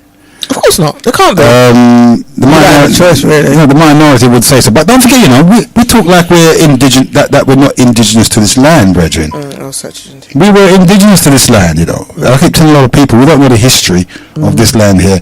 We was always at the forefront of what we call European history. We were at their nativity, their birth, because their birth was Greece. Greece, who civilized Greece? The Greeks civilized the Romans. The Romans civilized the Britons and things like that. But who civilized the Greeks? Wasn't it us? We colonized their ass, brethren. And people say black people don't colonize nobody. Of course they do. Colonization is colonization. We may not have treated them inhumanely, but we still colonize them, and a lot of people get upset about that. What? Black people? No, we don't colonize people. Oh yeah? But you check out the history. We went to Greece, Mediterranean, we conquered all of that. We conquered them, even far back as in Egypt. We've got pictures on the frescoes of kings, black kings sitting on the throne, and races were represented.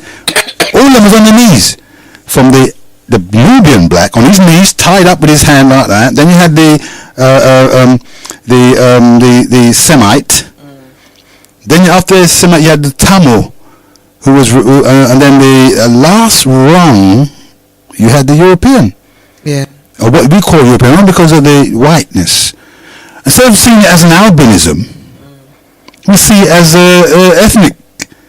ethnic trait, and you know, how do you separate races when they all come from, or they're all from the human gene pool? They're all human. In fact, we could say they're all blacks with different variations. Of course, but then you see, why do you think there's this issue in regards to, because obviously they're saying there's enough mixed race people to make their own.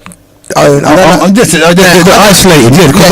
But the thing is, I don't understand what they mean by make their own race. Yeah, they do, because how can they make their own race in isolation? It's like, for instance, during the Ice Age. Yeah. Let's say before the Ice Age. Let's say in Africa, where humans come from. Yeah. If you then tell me that whites don't come from Africa, Right, you got to show me where they come from. And a lot of people got a theory that come from Mars and were made by a mad scientist. Like, oh yeah, that's pseudoscience and pseudo theory. Right, and you can run with that if you like. If it makes you feel better. But the wiser ones know better. That all humans started out in Africa. That must include them as well.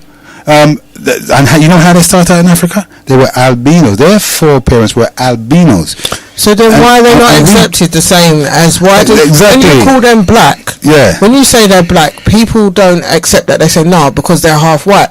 But it just kind of, because it's like, look at them, the people having babies, black white people having babies, and their father's blood is their father. Once they've done the DNA, their father is a white man, but that child comes out obviously black, obviously through heritage. Yeah.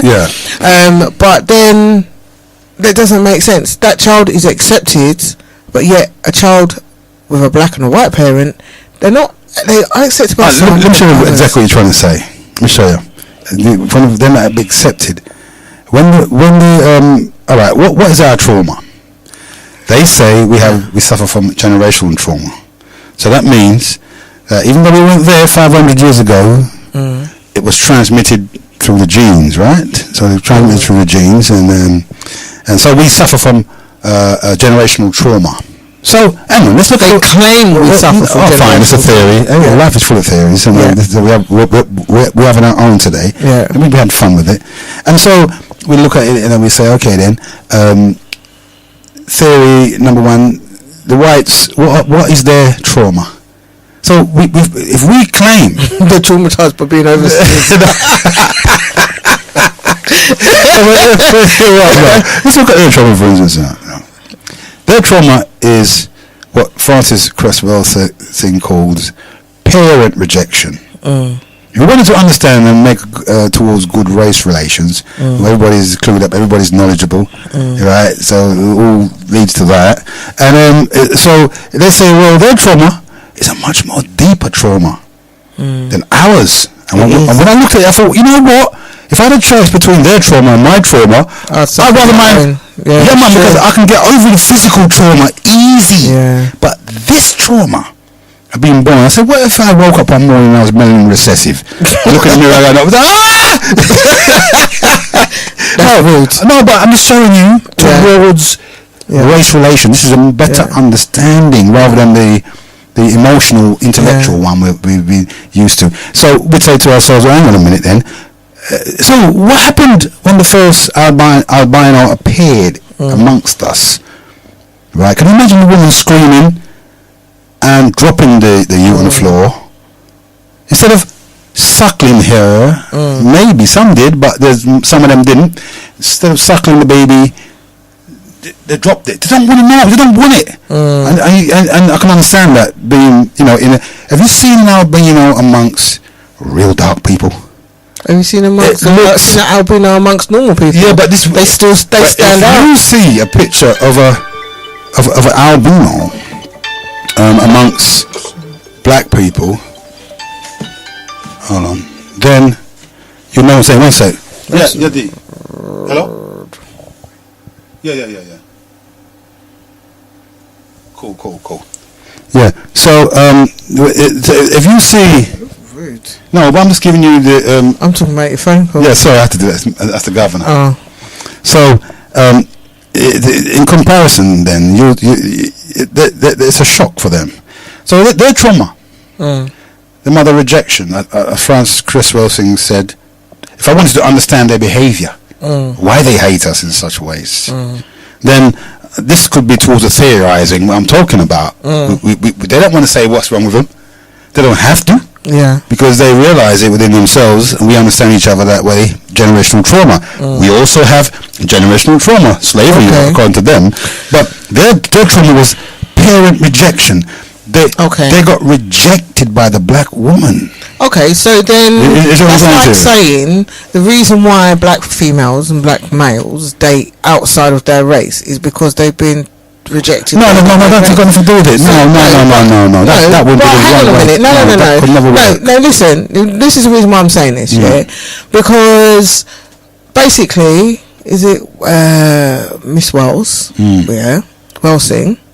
She's saying that the reason why men are turning into homosexuals Go on. is because of how their fathers were. They don't want to be.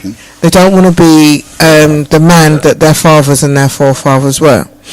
And for women, the reason why they're strapping up their chest and dressing like men is because they want to. They don't want to be like their mothers. Yeah. Okay. So, which is like you said, it's a rejection of who they are. Parents. Yeah. So that's the same thing, isn't Okay, it? let me give a hotline number. Someone said we're not giving out the hotline numbers. We should be giving out that. Yeah, sorry. 0. So really slowly. Okay, 0779 542 9449. And I repeat, 0779 542 9449. you can also text on that number as well. Yep, and please, that is the new number. Let's just highlight for everybody. So that's the This is number. a new number, and it's so much easier for everybody because you That's can right. call and text. Yeah. Remember, guys, Number. call and text. Save this number Yeah, in your phone, so you know next time you don't in have your to. phone, in your notebook. Yeah. So the whole idea of traumatized, and when you come down on one side or the other, you know what I mean, like in our pursuit of, in our bid to make an understanding of our position and towards. Oh, this thing there. Oh. One sec. Sorry. One sec. Hold tight. Yeah, go on. You're live on Genesis. Hello, Chris. Yeah, you're live. Yeah, man. How you doing? Yeah, and brother Evan. Is it Evan? Never. Neveyah. Right? Neveyah. Brother. Neveyah. He said, brother Neveyah. It sound like a man to you. Sister, man. You call her bro. You say. Yeah. No, do you know what? I've actually told him about that because, but you know, because I'm not them things don't really. I'm not really too fussed, but it's okay. Yeah. I don't look like a dude, That's so a Freudian slip. I must say. whatever. I keep telling you, see, somebody else noticed it too. Sorry, I apologise. Yeah, all right, Mike, go on.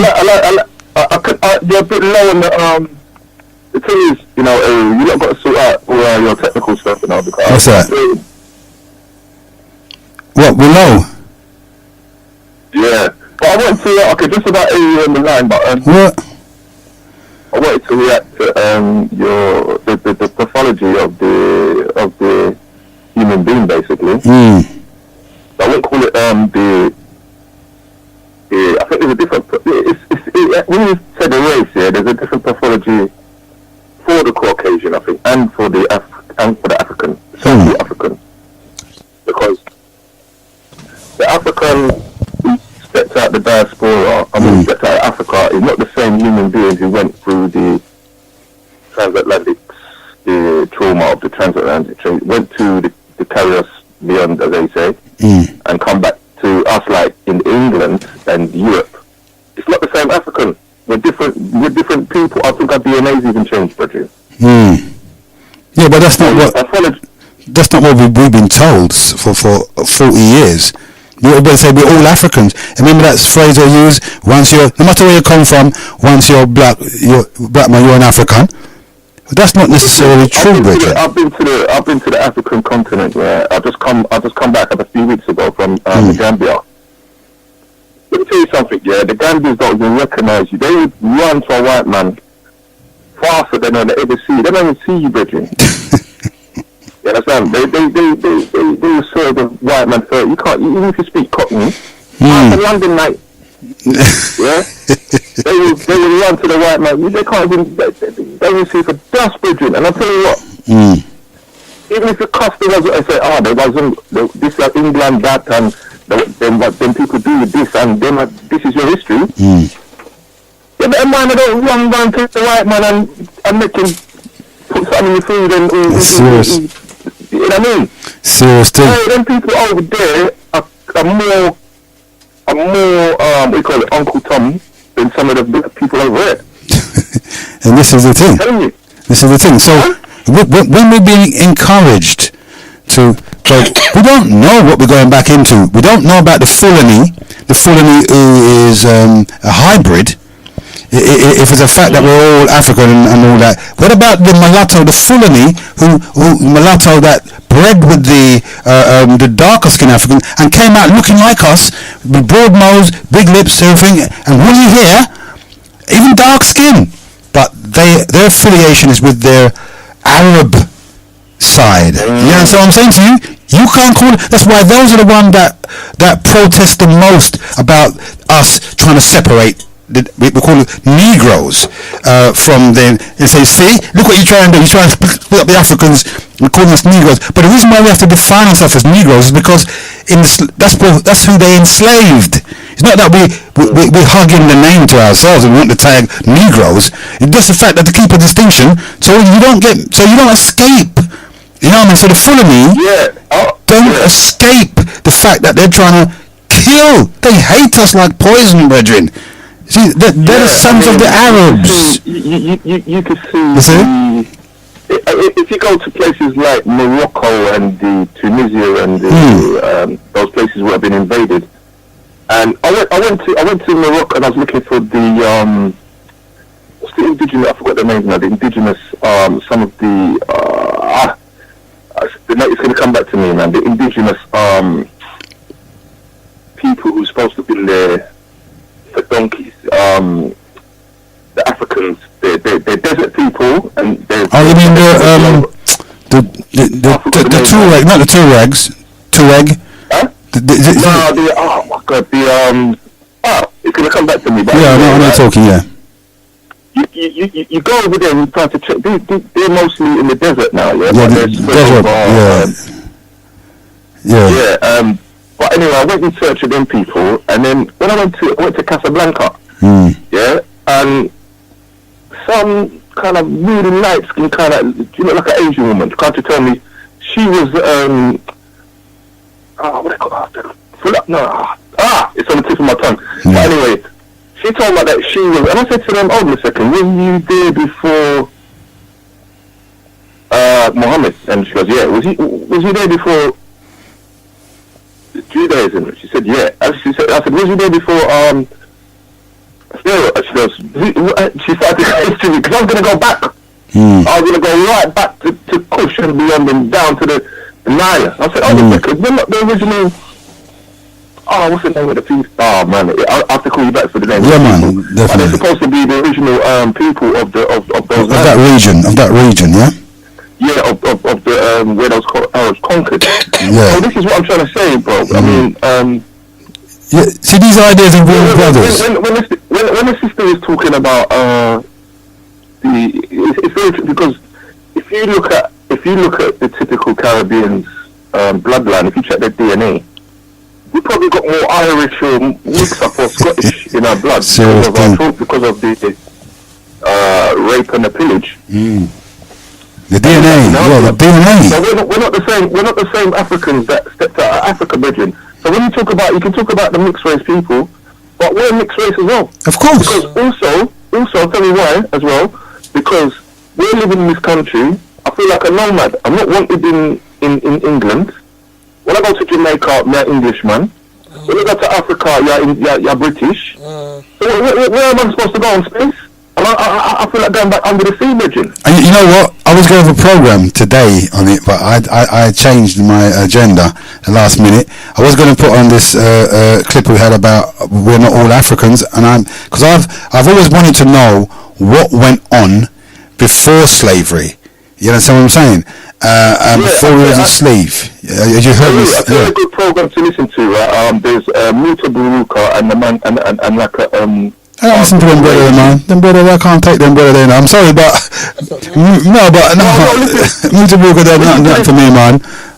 Listen to this one, right? He got a pastor called Ray Higgins. Yeah, I heard about him. He was a bona fide Christian pastor, right? And he had he went to school. He's got master's degree, all type of shit. But he switched, and he breaks it down. You see, like you're saying about the what happened is when the Hiscots invaded, and the all that Jewish line and all these. You see these Ashkenazi Jews, what call themselves Jews now, and the other ones that these bogus Jews that the British gave them land. They gave them land, after they basically invaded Kemet, yeah, and then they come out of Kemet and went to, I think they was being pushed out as well, and they went to, it's all connected, Yeah, to this but- Jewish homeland. Yeah, but you must remember.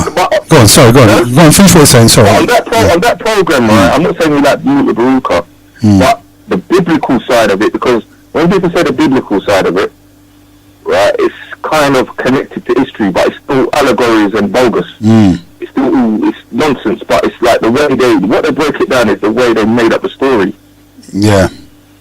In order to fool us to create, and it's still, our people are still influenced very, very fully by that propaganda.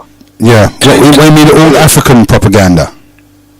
No, I'm not talking about the religious propaganda. Oh yeah, because don't forget the Sokoto. Yeah, but it does, but especially with the Caliphate of Sokoto, right? The Caliphate of Sokoto, right? Yeah. Which is the Fulani. Now we understand why the Biafrans, why the Nigerians, they reckon that the army, the Nigerian army and the Ghanaian army are taken from the Fulani. Arabs, you see what I'm saying? And even Nigeria as a state, Ghana as a state, he was saying didn't exist during slavery. It's 1600 Ghana existed. So he's saying, saying when we are saying that we come from Ghana, he said you better make sure, and I'm proud of that African man. At least some of these little pseudo-Africans, which are dissidents, we hear, who've been around us for 40 years, right, have not told us, these little Africans that should be telling us the truth, brethren, in these little fringe back to Africa groups. The Africans there have a responsibility of telling the truth, but true they are dissidents, political dissidents from Africa, got kicked out of Africa because of their political stance. They come here and they join these little fringe groups and don't want to let them know the truth. And this man saying Ghana, right, he said, you better be careful of the invite, the Ghanaian invite to come back. He said, why was it only the lone president of Ghana inviting us back there, and it wasn't done through Parliament? He said, you better be careful what I do. He said, you jump out of frying pan into fire. Those people. You said, go on. I agree quite like a lot, like 70% of what you're saying. I think when you do go there, you have to do, and before you go there, you have to do some serious research, because like what you said, not only do you have to go back through the imperialistic times of the recent times, but you have to go back even before that. Because as you said, right, there was tribal wars. That's a part, to me, that's a part of why Africa was digressed, because we're all fighting each other, right? We're not looking at invaders, and when the invaders actually come real enemy, we're like saying, oh yeah, don't worry. You know what I mean? That's you know what I mean? But we're not looking at. But mind you, uniting. Don't say that blacks sold each other, because they didn't actually sell each other. Because the man was trying to explain that the Africans, the West Africans, right, from the Congo and Benin, he said, just because you have a slave castle in Almina, doesn't mean the slaves that were held there were from that region. They were just slave-holding posts. He said the Caliphate said that they were surrounded by 24 African countries. The man said, go and find out which one of those 24 African countries that you were probably from. You are not from Ghana. Yeah, because you see what I mean? This could be a propaganda, but it sounds, it sounds okay to me. There's evidence of. So there's evidence of East Africans going to those slave places in West Africa. So how did they get there? How did they get across the other side of the continent to the West African coast? Well, they get there where anybody would get there, through the Nile, innit? Through the waterways and over. Remember, the land was different at some point. We're forgetting about those Arabs before the Europeans. Right? We're forgetting about thousands of years of Arabs. The Arabs was the one who taught these people how to do that stuff. No, because they came from Asia Minor, This is where they migrated from Asia into Africa, right, at a very early stage. But remember, they were albinos originally, brethren, because they were white Arabs. You see what I mean? That's not a big migration. The greatest migration for them was from Africa to those regions, brethren. You understand what I'm saying? What I really called up for was the sister, Neveyah, Heaven, because I can't remember her name, but Heaven said, I want to bring it up to date about the pathology. You can call me Heaven, the psychology of the human beings, but there is a difference because as you and I know, when you was growing up in school, what you learn about is everything that the Europeans done. They won the World War, they did this, they invented that, they were good at sports, they did.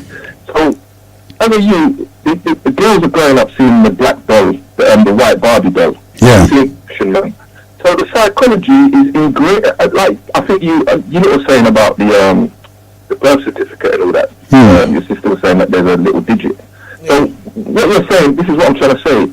Even when you're born, you're psychologically brainwashed. It's called But why do you look at it that way? This is what I'm saying. This is the kind of mindset with historical diaspora to look at being born in a society as a brainwash. If you go to Africa, would you call it brainwash? Because you have to be, you have to conform to this. So everybody's in this brain. So why are you looking at, in recent times, I say in recent times because I've heard from Africans that grew up in Africa, they're more brainwashed because they got beaten if you speak their own language. They couldn't speak Yoruba. They couldn't speak Fulani. They couldn't speak their language. I don't think so. What the colonizers? When? When was that ever? Because a Yoruba, they're still prolific. They're still a big race of people. They still speak their language. Okay, you know what I mean? They weren't beaten in that. That's a historical African theory, brethren. No, but what I'm saying is, like, these are the things what the colonials do. But I'm not saying they didn't get around it because what happened is, right, if you go to Gambia and you got surrounded by what's the country that surrounds Gambia again? The French. Yeah, one of them's French and one of them's English, right? When you go there, right, the French, they're called Senegal. Right? They go to Gambia for holidays and stuff like that. Yeah. So I said to the man, how do you communicate? Because that's a colonial language, but they still got the Mandinka and they still got the Wolof. They still got that traditional language. But isn't it surprising when you ever hear African from the continent speak? He speaks better English than me and you, brethren. If you hear them talking, right, they speak better English than we do. This is what I'm trying to say. They're more brainwashed than us. No, why do you call it brainwash, though? But isn't English? I don't understand that. That sounds like a historical diasporan. What language are you using? No, but you're saying that they're more colonized. No, I'll call you back. Yeah, I'll call you back. They're more why do we see it as a brainwash? All right, when we colonize, hold on, let me finish first. When we colonize the Europeans, let me finish first. Yeah, you can come in. When we colonize the Europeans, right, and we forced them to talk African because they did, and we gave them our gods to worship, right? Do you look at that as brainwashing? That's a brainwashing too, right? So I don't think it is a brainwash, but what it is, when you see it from a victim, if you see yourself as a victim, then you're going to see it from a different angle. If you see yourself as a victim, but is that the way to go, though? Is that the way to go? Finish. I'm sorry, go on, finish what you're saying. I'm saying, if you was living at that time, right, it depends, as I said, depends on how you see yourself as a victim. Because I think a lot of, when you're talking about those youths that are stabbing each other, they're seeing themselves as victims because they're not going up to Buckingham Palace and saying, look, I'm going to assassinate the Queen or take one of them people out. They're saying like, boy, I mean, I like that, but like the sister was saying, so they're just going to assassinate someone else. I agree with her what she was saying about it's not even about the money. It's like, man, step on my toe, Bridget. The man coming on my head. Well, but we have to realise that's a psychology, a psychosis. That's what I'm saying. So the psychosis, in trying to understand the psychosis behind that, that's why we gave the notion of the homosexualization or the homosexual agenda, which is, to me, is a precursor to the way people are thinking and feeling shanking. You know, Francis Cresswell used a gun as a symbol of the phallus. Psychologically, when a man holds a gun, he got turned on because he could take people out. No, but that's their assumption. That's an assumption. Yeah, that's all theory because that's a very good point, you know, what you said, Heru, because you see, that's another hurdle what they're putting on all this. What I noticed, if you didn't solve the defeminization of man, and even the effeminization, not effeminization. Whatever from basically they look like Batman. You know? That's what I'm saying. They're walking around in tight. I'm serious, dropping down, exposing their backside. Thank you. Yeah, but exposing their backside. Worse now, brethren.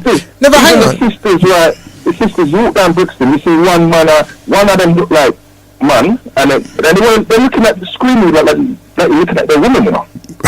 Like they're man, and it's woman. Like they want side too. That's a psychosis behind the whole thing. So she was right. It's the agenda. As we looked at the statistics, we ain't done too bad in knife crimes, are we? Really? You know what I mean? In terms of killing 30,000 compared to the millions that are here. 30,000 is something you can't stop. Yeah, you know what it is? They're just highlighting it more. More people are coming forward. A lot more people are coming forward. Yeah. If you ask Heru, right, because Heru is like my bigger brother still. But if you ask him about the Sun newspaper, right? When they used to have the Sun newspaper, there used to be a hurricane in Nicaragua. 20 million people dead, right? What did the Sun put on the front paper? Oh, black man mugs old granny in Brixton. You know what I mean? That's always done that. So that shit. Yeah, but listen, you got to remember, we didn't do too unsimilar when we were ruling. How a man rules, there's no manual to tell people how they must treat other humans on if they are in charge. History will be their witness to say, like Genghis Khan, he stripped us of our skin and stick us up in the desert with a piece of stick. Every man rules the world when it's his time to rule differently. There's no manual. There's no manual. Not a lot of our people, not a lot of our youths. Let's say, like, one thing they don't want to know, and second thing, our even elders our parents don't even want to know about that. They don't even know when we ruled. All they know is that they come from slavery. And stripping is that. Listen, you know what I said on my Facebook? I said, the Christians go to Calvary. And the historical Africans go to slavery. You know what I mean? They wear it as a badge of honor. You know, everything. It's true. Listen, you might tell you, because at the end of the day, it's always Africa, slave, Africa. They've got it really bad. They're traumatized people. Do you know what?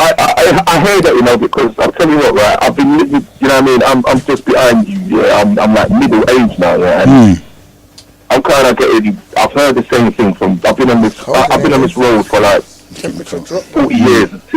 Since I was born. And I listen to reggae music in the army. I grew up in Army Way in Wandsworth. You know what I mean? And where pure Rasta man did it. You know what I mean? And like, you listen to them things, reggae music, Charles and Babylon, Rastafari. I've been hearing these things since I was a youth. And it's like, it's actually, I think we're regressing because I don't see no change in terms of like society for the whole of the community. And I just think we're regressing, so I just have to say that this thing is, whatever we're doing is not working. Well, this is what I'm saying, for the last 40 odd years we're doing the same thing, you know, we've been saying the same thing, you know what I mean, and getting nowhere pretty quick.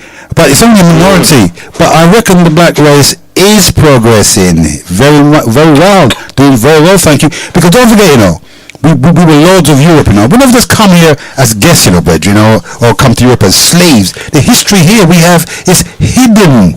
The reason why the Caucasoid hide their history here is they don't want the competition, right? Of course, I think I said on you had a thing on Facebook, about the European history of the black people, and those all in the regalia. You want to see them?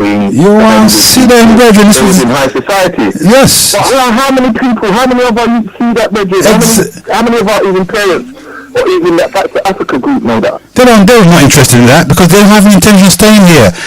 Yet they haven't left yet. And I wonder what the hell's holding them back. I mean, you want to repatriate? Well, repatriate any.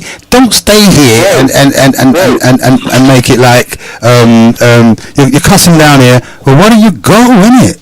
Take off. Do you know what it takes? What are you waiting for? Africa. Huh? Well, you know it takes to repatriate. I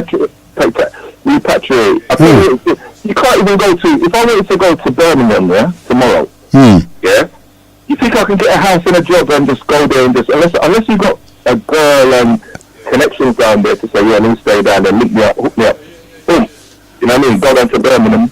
Well, what you mean is there's no repatriation program. We talk about repatriation. What school is your child going to go to? What jobs are you going to get? And where you're going to live, brethren?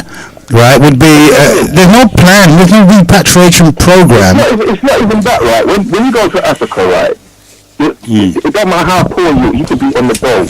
When you see you coming back from Eden, right, they expect you.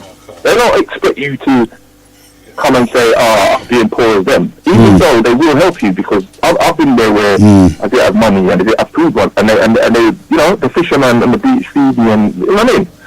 But they don't want to see. You can't go to anywhere without a plan. You can't do that. You have to go there with a plan, Bridget. You know what I mean? Yes, that's what I'm saying. And we don't have that luxury. All we've been doing for the last 40 odd years is having a church meeting. Church of the diaspora, and you know, we go there and the matriarch preaches to us. We get all wound up, we start to bite the ceiling, Kim Popalik, shout hallelujah, and you know, this is what we do. Because at the end of the day, I like the way the rhetoric you are going on, because I think, like you're saying, we need to come with something different, because the youths they're not interested, are they? They're not interested, bro. They're not interested. Look at the house. They're not interested, Bridget. I don't blame them, because why would you want to incorporate into your bag of tricks a slave mentality, a mentality you've been defeated, you are a children of the kidnapped people. You know what I mean? Why would you want to tell? I don't tell my son that he's no kidnapper of me. So if you go to the younger generation and say you're a slave, if they use a slave, you're talking to. That's why you don't come in and chain you up. You know what I mean? Yeah, I'm saying. That's why I said to my son, you know what? You see, you're a slave to money. He said, Mum, I'm not a slave to nobody. Aye. That's how they feel about it. When we try to make them be slave to them slave masters, still talking about, them chop off my balls, they cut off my ghoulies, they're hanging. Yeah, that regular picture that keeps coming up on Facebook. They're hanging on the poplar tree. I smell like magnolia. You know what I mean? I'm swinging in the southern breeze. You know, like witches around a cauldron. The spread of those kind of, you know. The thing is, I think. Yeah, go ahead. Sorry, no, what I was going to say is, the thing is, what they don't realise is, it's depressing. It is. And they don't realise what's doing to the children. Yeah, and the thing is, children won't say to their parents, well, some will, but say to their parents, you know what, I don't want to hear that. I wouldn't want to hear that. But they won't. Some of them won't have the car, and then they'll go out and they'll think, oh, you know what? They can't go to their parents with certain things because you know what? They could be. Yeah, and that's how a lot of single parent pregnancies come about, because they have a relations with somebody out of their culture, and then they're too frightened. I'll be honest, I was one of them parents. My daughter, one white boy knocked on my door when my daughter was young. I was ratted. I said, really? He was white, but you know, my reasons were my daughter's of mixed race, and my fear, I'm not ashamed to admit it, my fear was, if they have kids with a white guy, that's it, black gone. And I'm proud to be black. Do you understand? Obviously now I'm older, my view is, you know what, from when a man treats you right, it shows you the respect and the love that he's supposed to, that's all that matters. This is a deeper argument we're going to have one day. We really have this properly. Don't forget, the sisters are under extreme pressure, you know, because she's right in what she's saying. The power of the women has been taken away from, you know, when you talk about this society, I don't know, because the women in Africa and all those other countries are more repressed as well, but women are repressed all over the world, and you see women are under extreme pressure. I don't cut you. Look at Zimbabwe. Zimbabwe. Hold on, quickly, listen to me. Zimbabwe put up a picture of Gandhi and take it down, and they put it back up again and say we're going to find a better place to put it this time. That's a slap in the face. That's a slap in the face. But then pull him down. They pull him down, and then people say, "Oh, we're going to find a better place, put him back up." And put him back up. I personally don't think, because you were a man that know the history before slavery and before the invasions, Kemet. And from what my research says is that the women were on equal par. Also, the women were more worshipped. They were more take orders from the women. What has happened between then and now, where the women are so I feel it for the women. Yeah, European women, they're still under oppression from the man. Yeah, it's not just European women, it's all over black women all over the world. I went to a party, a christening, and Nigerian, and when I went in there with my partner, and he was sitting down. So he got up and gave me a seat, and everybody was horrified, and I was like, why is everybody staring at us? And he said, no, because what it is a respect thing. You're supposed to get up and give your seat. I said, are you joking? He said, no. Because I was asking, why does your sister keep getting up and people sitting down? I don't understand, because she's sitting down, she's standing up, she's sitting down, and she's pregnant. And that's what he said. What it is a culture thing. It doesn't matter, you have to get up and get... I said, what? But sister, this is what I'm saying, you're a strong black woman, isn't it? You're a strong black woman. Do you know what made me a strong black woman? Black men. Are you being funny? On a level, no, he's right. It wasn't from weak black men. It was from controlling. Do you understand? Because I hadn't observed anything positive growing up as a youngster. I hadn't seen anything positive from black guys. Do you understand? So I had to learn to stand up for myself. My mum she wasn't really one of them. She was one of them working mums. She was working 24/7. So it was one of those things, and I went through certain life experiences which made me more of an observant person. So when I went into my first relationship, my brother had died, so that person obviously saw there was a weakness in me because of that loss, and then I dated him from when I was 16 until I was 19, and that boy, because we were kids, you might as well say, that boy, I had never been through so much abuse in my life, made me open my eyes, and I swore I didn't want to date a black man because of the way what I'd seen from black guys, but what was portrayed, and this was a white guy, and then he treated me just as even worse than what I'd observed from other people, and then that made me realise, men in general, and then my next relationship was like, okay. You call the shots. Not I call the shots, but you know what? You need to realise we're in this 50-50. A relationship is 50-50, and it wasn't like that. Do you understand? And then my husband now, he's the most dominating person on this earth, and it was like but what I would do is, out of respect, I would just allow him. I would allow him. He would dominate me like nobody's business, and then one day when I clocked certain things, I was like, you know what, playtime over. Yeah, playtime over. And then I thought, you know what, I've got girl children and I've got boys, and I don't want them to think that is how life is supposed to be. So I said, you know what, I'm going to stand strong. I don't care who it is. And my eldest child is 30, and you know what, you see, all of my children now tell you, I don't care. I will tell you straight, you know what, I'd die for my kids, and I don't care how old you are. If I think somebody's not right for you, disrespect. Do you understand? Yeah. And this is the thing, yeah. We should have learned that in my opinion, we should have learned those things from our parents. Yeah. It took a lot of us all that time when we could have been building other. I mean, I don't want to say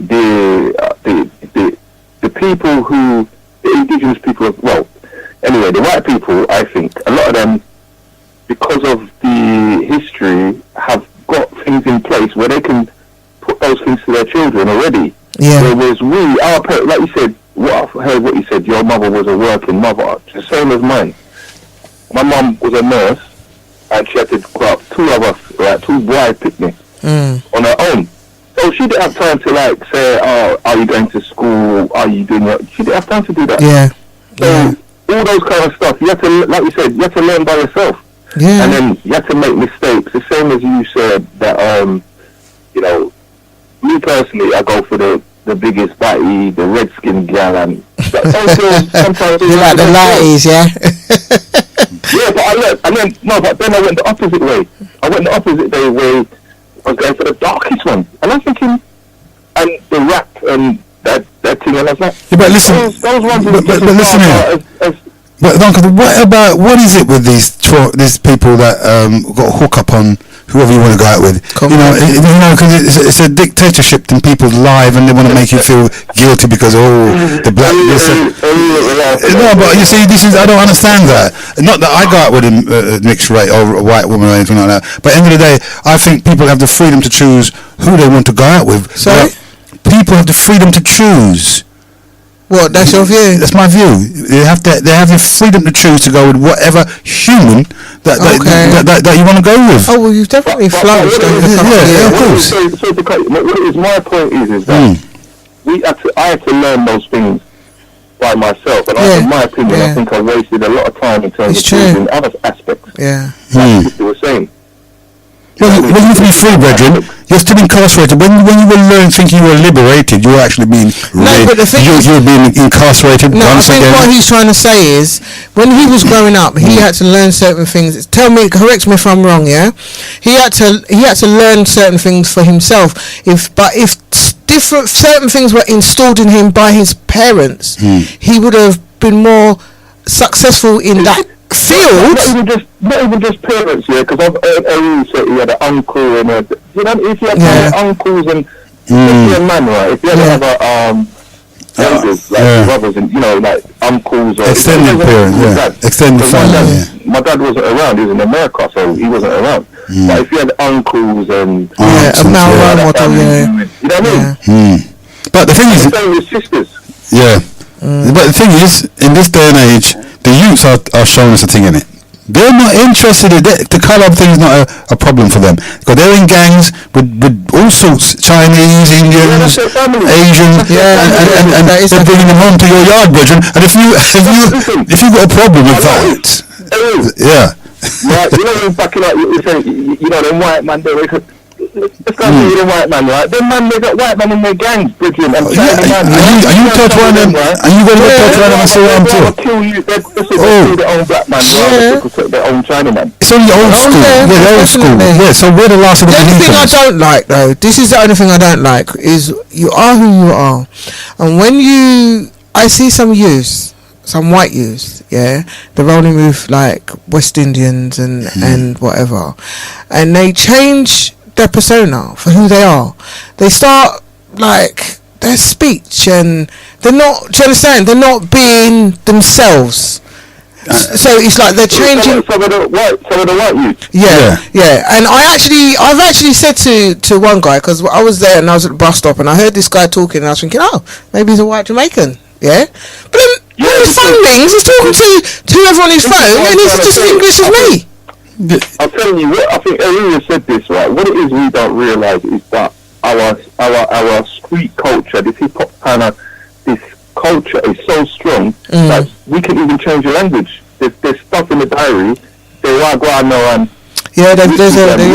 a part of the diary. Well, it's proven that language came from one source. It can trace the English language back, because there's some words in English they can't explain. It's not Indo-European words. Well, I'm sorry, African words. I don't care where you come from. My child is not talking patois. Yeah, you're British. You're born here. Be proud of who you are. I don't want to hear even though I do it, I know it sounds a bit hypocritical, because see, when I get mad, listen, all English is gone. Let me ask Heaven, have you been to Africa or the Caribbean? I've been to Jamaica and America. My mum's from Trinidad, my dad's from Grenada, but I've been to the USA and I've been to Jamaica. And what I didn't like is when you said I'm a smallie. You see, that's a psychopathic thing. No. What it is, I was teasing Heru, because what it was, back in the day, Heru wasn't really, he was very Jamaican orientated, he didn't really, you're smiley, this and this. He was mixing with psychopaths. Yeah. It's true. No, yeah, but you see, the thing is that with that, you know, we've got to have understanding, because if you're going to bring up your child in a society where it's a multicultural society, Yeah. you want them to be successful. You don't want them to be on the fringe line, like we are for 40 odd years talking about Africa, Yeah. and pinned in. We don't want to vote, we don't want to do this, we don't want to do nothing, Yeah. and we don't even want to leave the country. If you say you want to repatriate, you're still here after 40 years, brethren. Yeah. Come on, But, what are you waiting for? We're talking about different things. You're talking about your breaking them, right? No. I'm talking about The same thing. You can't tell the youth. You can't tell the youth that, but what you're on is you're on something. You can't tell the youth. No. Let him finish. You're on a zooming path, Richard. No, brethren, no. The youths are hearing this argument all the time. No, hang on a minute. No, you're wrong, you know. You youths are listening to us go on about this cultural thing, right? And back to Africa thing, and we're not gone yet. After 40 years and you're still here. So that's waste of breath. You know, you can't be on here and complaining about here, and at the same time encouraging. And then your leader turns around and says, "Why am I now going away now?" The very person, very person that's encouraging you to leave, brethren, He's not going in the same breath can say, "Why am I now going away now? Become a grandparent there." Oh yeah. You know what I mean? Jamaican that uses he's always talking about over here, and he travels 6 months there, 6 months here, 6 months there, 6 months here. And I said to him, "You're always complaining about the country. Why don't you just go home?" He said, "Oh no, but you know, I want to see my grandkids grow up." Oh, crap, Bridget, them man of them kids can eat it. Them have them farming out in, so they spend 6 months in a bit hut. Yeah. And then they come back claim their pension. Where do they come back from? And then come back to the hot when it's hot, isn't it? No, when they come back here. Yeah, it's true, you know, because that's what my friend does. Comes back here when the weather's hot and mild, and the minute coldness kicks in, they fly out to Jamaica. No, but when I come back here, there's nothing here for you, brethren. Yeah, well, you just cut all ties. My brethren's in Gambia now for 11 years. He's cut all. Yeah, he comes back as well. But I'm just saying to myself. They fly out, and over there, they're kings in that place because they got a lot of wonga, innit? And they are bringing gifts. But for me, the African continent has a union of 54 countries, right? Combined, they're worth $130 trillion. Right? Yeah, me and you look at pence where I forget the man called Old Brock and second-hand clothes we got to hand out to him. Ain't gonna go. Yeah. Have you ever thought about being a local councillor? I said that to him. Yeah, I don't know. Preacher, teacher, innit? You should go. Don't switch, you know, and get returned switch, you know. But I think you'd be a good councillor, you know. But you know, I think you'd be. Yeah. I think you'd be good because politics would be your friend. Yeah. Both, you know what I mean? I think you'd have your community. Not just that, he loves to dictate, doesn't he? So no, but it's true. But no, we've got to instruct our children not to take up the same stance but they're not as we did. Anyway. And they're not. Do you know why? They're not taking it up. Which is wise, isn't it? Wisdom, isn't it? When we went to do the secondary school transfers, we went into one school, and as we got to the school gate, I'm looking around and I'm thinking, I said pure white teachers, but I didn't see one white child. And I was thinking, oh my gosh. So I didn't say nothing because at the end of the day, we've come here to look at the school. And this is supposed to be one of the so-called top schools. So we've gone in and we're walking, and I noticed my son felt a little bit uncomfortable. And I'm like, what's up, boo? And he's like, Mum, where's the black kid? Where's the white kids? I said, what? He said, Mum, there's no white kids. Like, what kind of school is this? Like, there's no white kids. I don't like it here, Mum. I don't want to see no more. Can we go? So he said to me, you know, because like you said, he's 10. He does a transfer in September, and the thing is that shows that everybody, all the adult, I've never in my house, we've spoken about slavery and things like that, but my kids would never hear me turn around and talk about, I was hard done by, you know, this happened to me, and this is where. It is our parents. Give him fuck's sake. That's it. Don't question it. Toppinized boy. Yeah. You know what I mean? I think you see the next generation now, the youngsters now. Yeah, I don't know how. I think no. Do you know what? I think they're going to be the ones to change things, Yeah. because their mindset, as much as the generation now are out of control, you see that younger generation to them, their mindset is different. Do you understand? They're more focused, they're more positive. Do you understand? They're more observant, they're more calm. Yeah. Do you understand? So I think they're gonna be the ones to set the pave and change things. But what about the winder uppers? We're just winding them, and you know, even the winder uppers, it's a little sheeple mentality. There's a lot of groups that are just bare sheeple. You know what I mean? Why are there sheeples? It's like a puppet. No, but I'm talking about this Back to Africa team.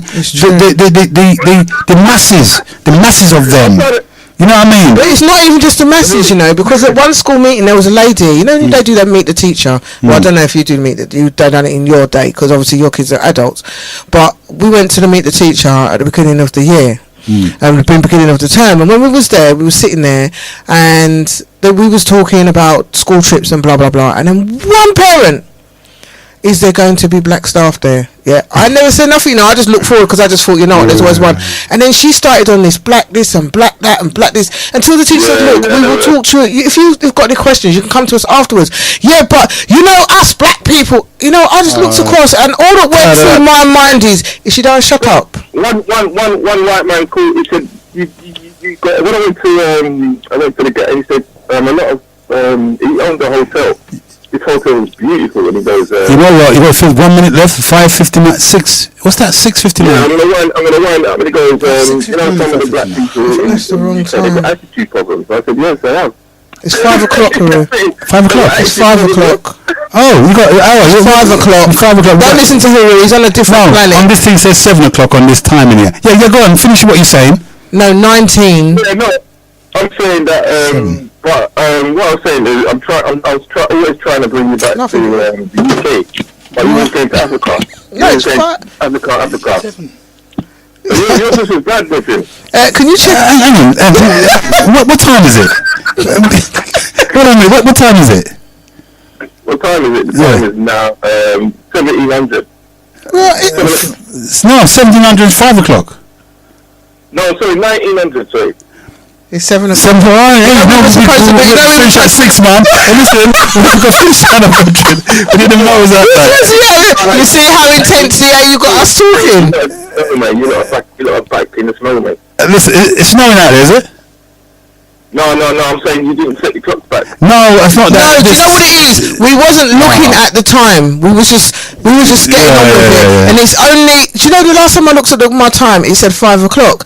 So time has just flown by. No, we got to finish now, you know. Thanks for your interjection. I don't know, rude. You're not going to leave long to call back. I'll call back later, yeah? No, we're gone later, mate. You can call back. We're supposed to finish at 6 o'clock, remember? We're supposed to finish at 6, you know. We went over an hour, so we've gone over our time. So you got to. And you never said nothing, you know. Yeah, the next presenter's not here though. No, you know what? We're going to be in the week as well. We're going to have a show in the week as well. Cause we, I don't know when Neveyah going to be. You know. You don't need to put something on your website or something so you know what's going on with them, because it's it's been bad. You know, it was randomly tuning, nothing's going on, and then. Yeah, I know. We're going to sort that. Yeah, we've got a lot of changes coming up on the Genesis program system. So we're going to be working in the week as well. I have my own show tomorrow morning. Anyway, from about 10 till about 2. Hear how he said from about in bad time keeping bad, you see. Yeah, but no, man. When Sister Edmund, I'm not on sure, because I think you need to separate from you. Yeah, why are you going to want to separate my females from you, brethren? The same thing with Dion. They want to separate me and you know, why? Every time I've got a co-presenter that's a female, they want to take with my wife. Want to separate me? What happened? Yeah, tell me that too much man thing in a brethren. I don't like too much man thing, you know. Catch like used to be. Are you sleeping?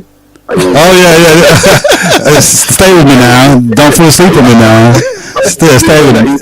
Yeah. I know what I'm now, but yeah, man. I want to big up the day as well and things like that. Yeah, man. Enough respect. And keep on the radar, yeah. Yeah, man. All right. You have a pleasant evening. Yeah, man. Enough respect. Yeah. Okay. Bless up all the time. Yeah. Wow. I didn't realise that time. We've all gone over. That's good anyway, because the next presenter's not there. You know what it is as well? Usually the person comes and knocks on the door. That's right. Go up, open the door, so we kind of we get to double check. Well, we need a clock up on that wall. Yeah, I think we do. Yeah, we need some time telling thing here going on. Come on, bring the clock. Yeah. Put in so I can put it right there, right there, so everybody can see what the time is. Yeah, so it's been fun anyway, isn't it? Yeah, it's been fun. We had a good exercise, a joy exercise. But at least, as I said, we're theorising. We shouldn't be afraid to theorise. We have our own theory on what the problems are. We had a chance to look at one of the ongoing theories of the reasoning behind the gangs. The real reason behind the gangs is remember, that's just a theory. And everything's a theory. You can't say it's the real reason behind it. Well, to our theory is, I mean, this is why I want to say we need to be theorising more, because according to them, the theory is just that we're just violent. But at the end of the day, we know the rules. We follow our psychologists and their findings, and that the feminization of the masculine and the masculinization of the women and the feminization of the man are true. Since it's not really a bigger problem, the knife gun. I don't want people to say, well, Heru says it's not a problem. It is a problem. It is a problem. But what I'm saying to you, if you weigh the odds. Weighing the odds and looking at it, you know, instead of talking ourselves into a stupor and think the hopelessness and the youth them taking on that auto-suggestion that they're violent and they're no good, when really if they can understand their own selves, is that they haven't got much faith in how their parents turn out. In that sense of the word, opportunities are not there for them, like it was in our days. But they forget the cuts. They cut down during the cuts. They cut everything down, cut everything off. No apprenticeship, nothing for the youths. The rich people decided it's time that they take back what they do what they want. So it's more of an understanding of society. Look at Stop and Search. They dropped it down to 12 years old. That's right. 12 years old. So now. That's going to be another headache. That's going to be another excuse for the youth to escalate, because if their parents don't, think and they're angry, they're not going to want to be searched. I thought you just said we were going. Yeah, we're going now. We just give it a couple of seconds because we're well over time. Yeah, talking about race and things like that as well as through just to. Like quick point, not too long, but there's a lot of people that make businesses here, and they know that they're Asian, and they'll think about going back to Asia. But for me, for example, I cannot go back. Last call anyway. Even though I call myself Turkish, not Turkish British. Not black British, not like there's a lot of people that call black British, but my teacher said people should be happy from where they come from. That's right.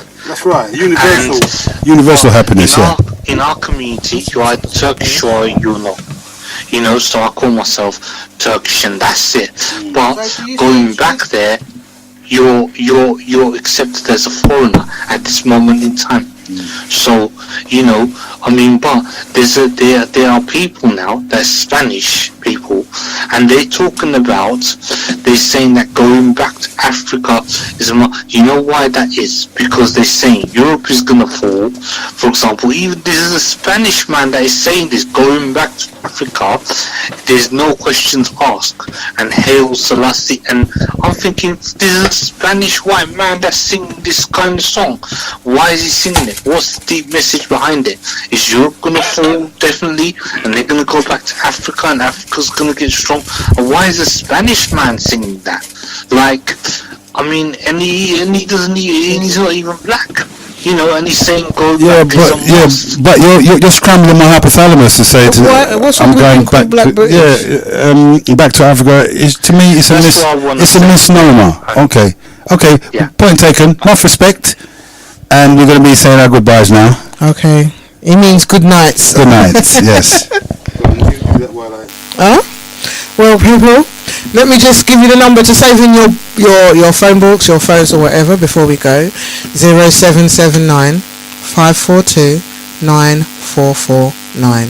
That's 0779 542 9449, and save that in your phone as Genesis Calls and Texts. That's the new number, so don't use the other one no more, just use this one. And what do I always say? Be good, and if you can't be good, be safe and have a pleasant evening and have a blessed week. Well, there's only one thing left for me to say, and that is what I always say, and that is, don't forget to tune in tomorrow, you know, if you can. I think you kind of messed that one up. No, yeah. Anyway, this is Heru saying I am...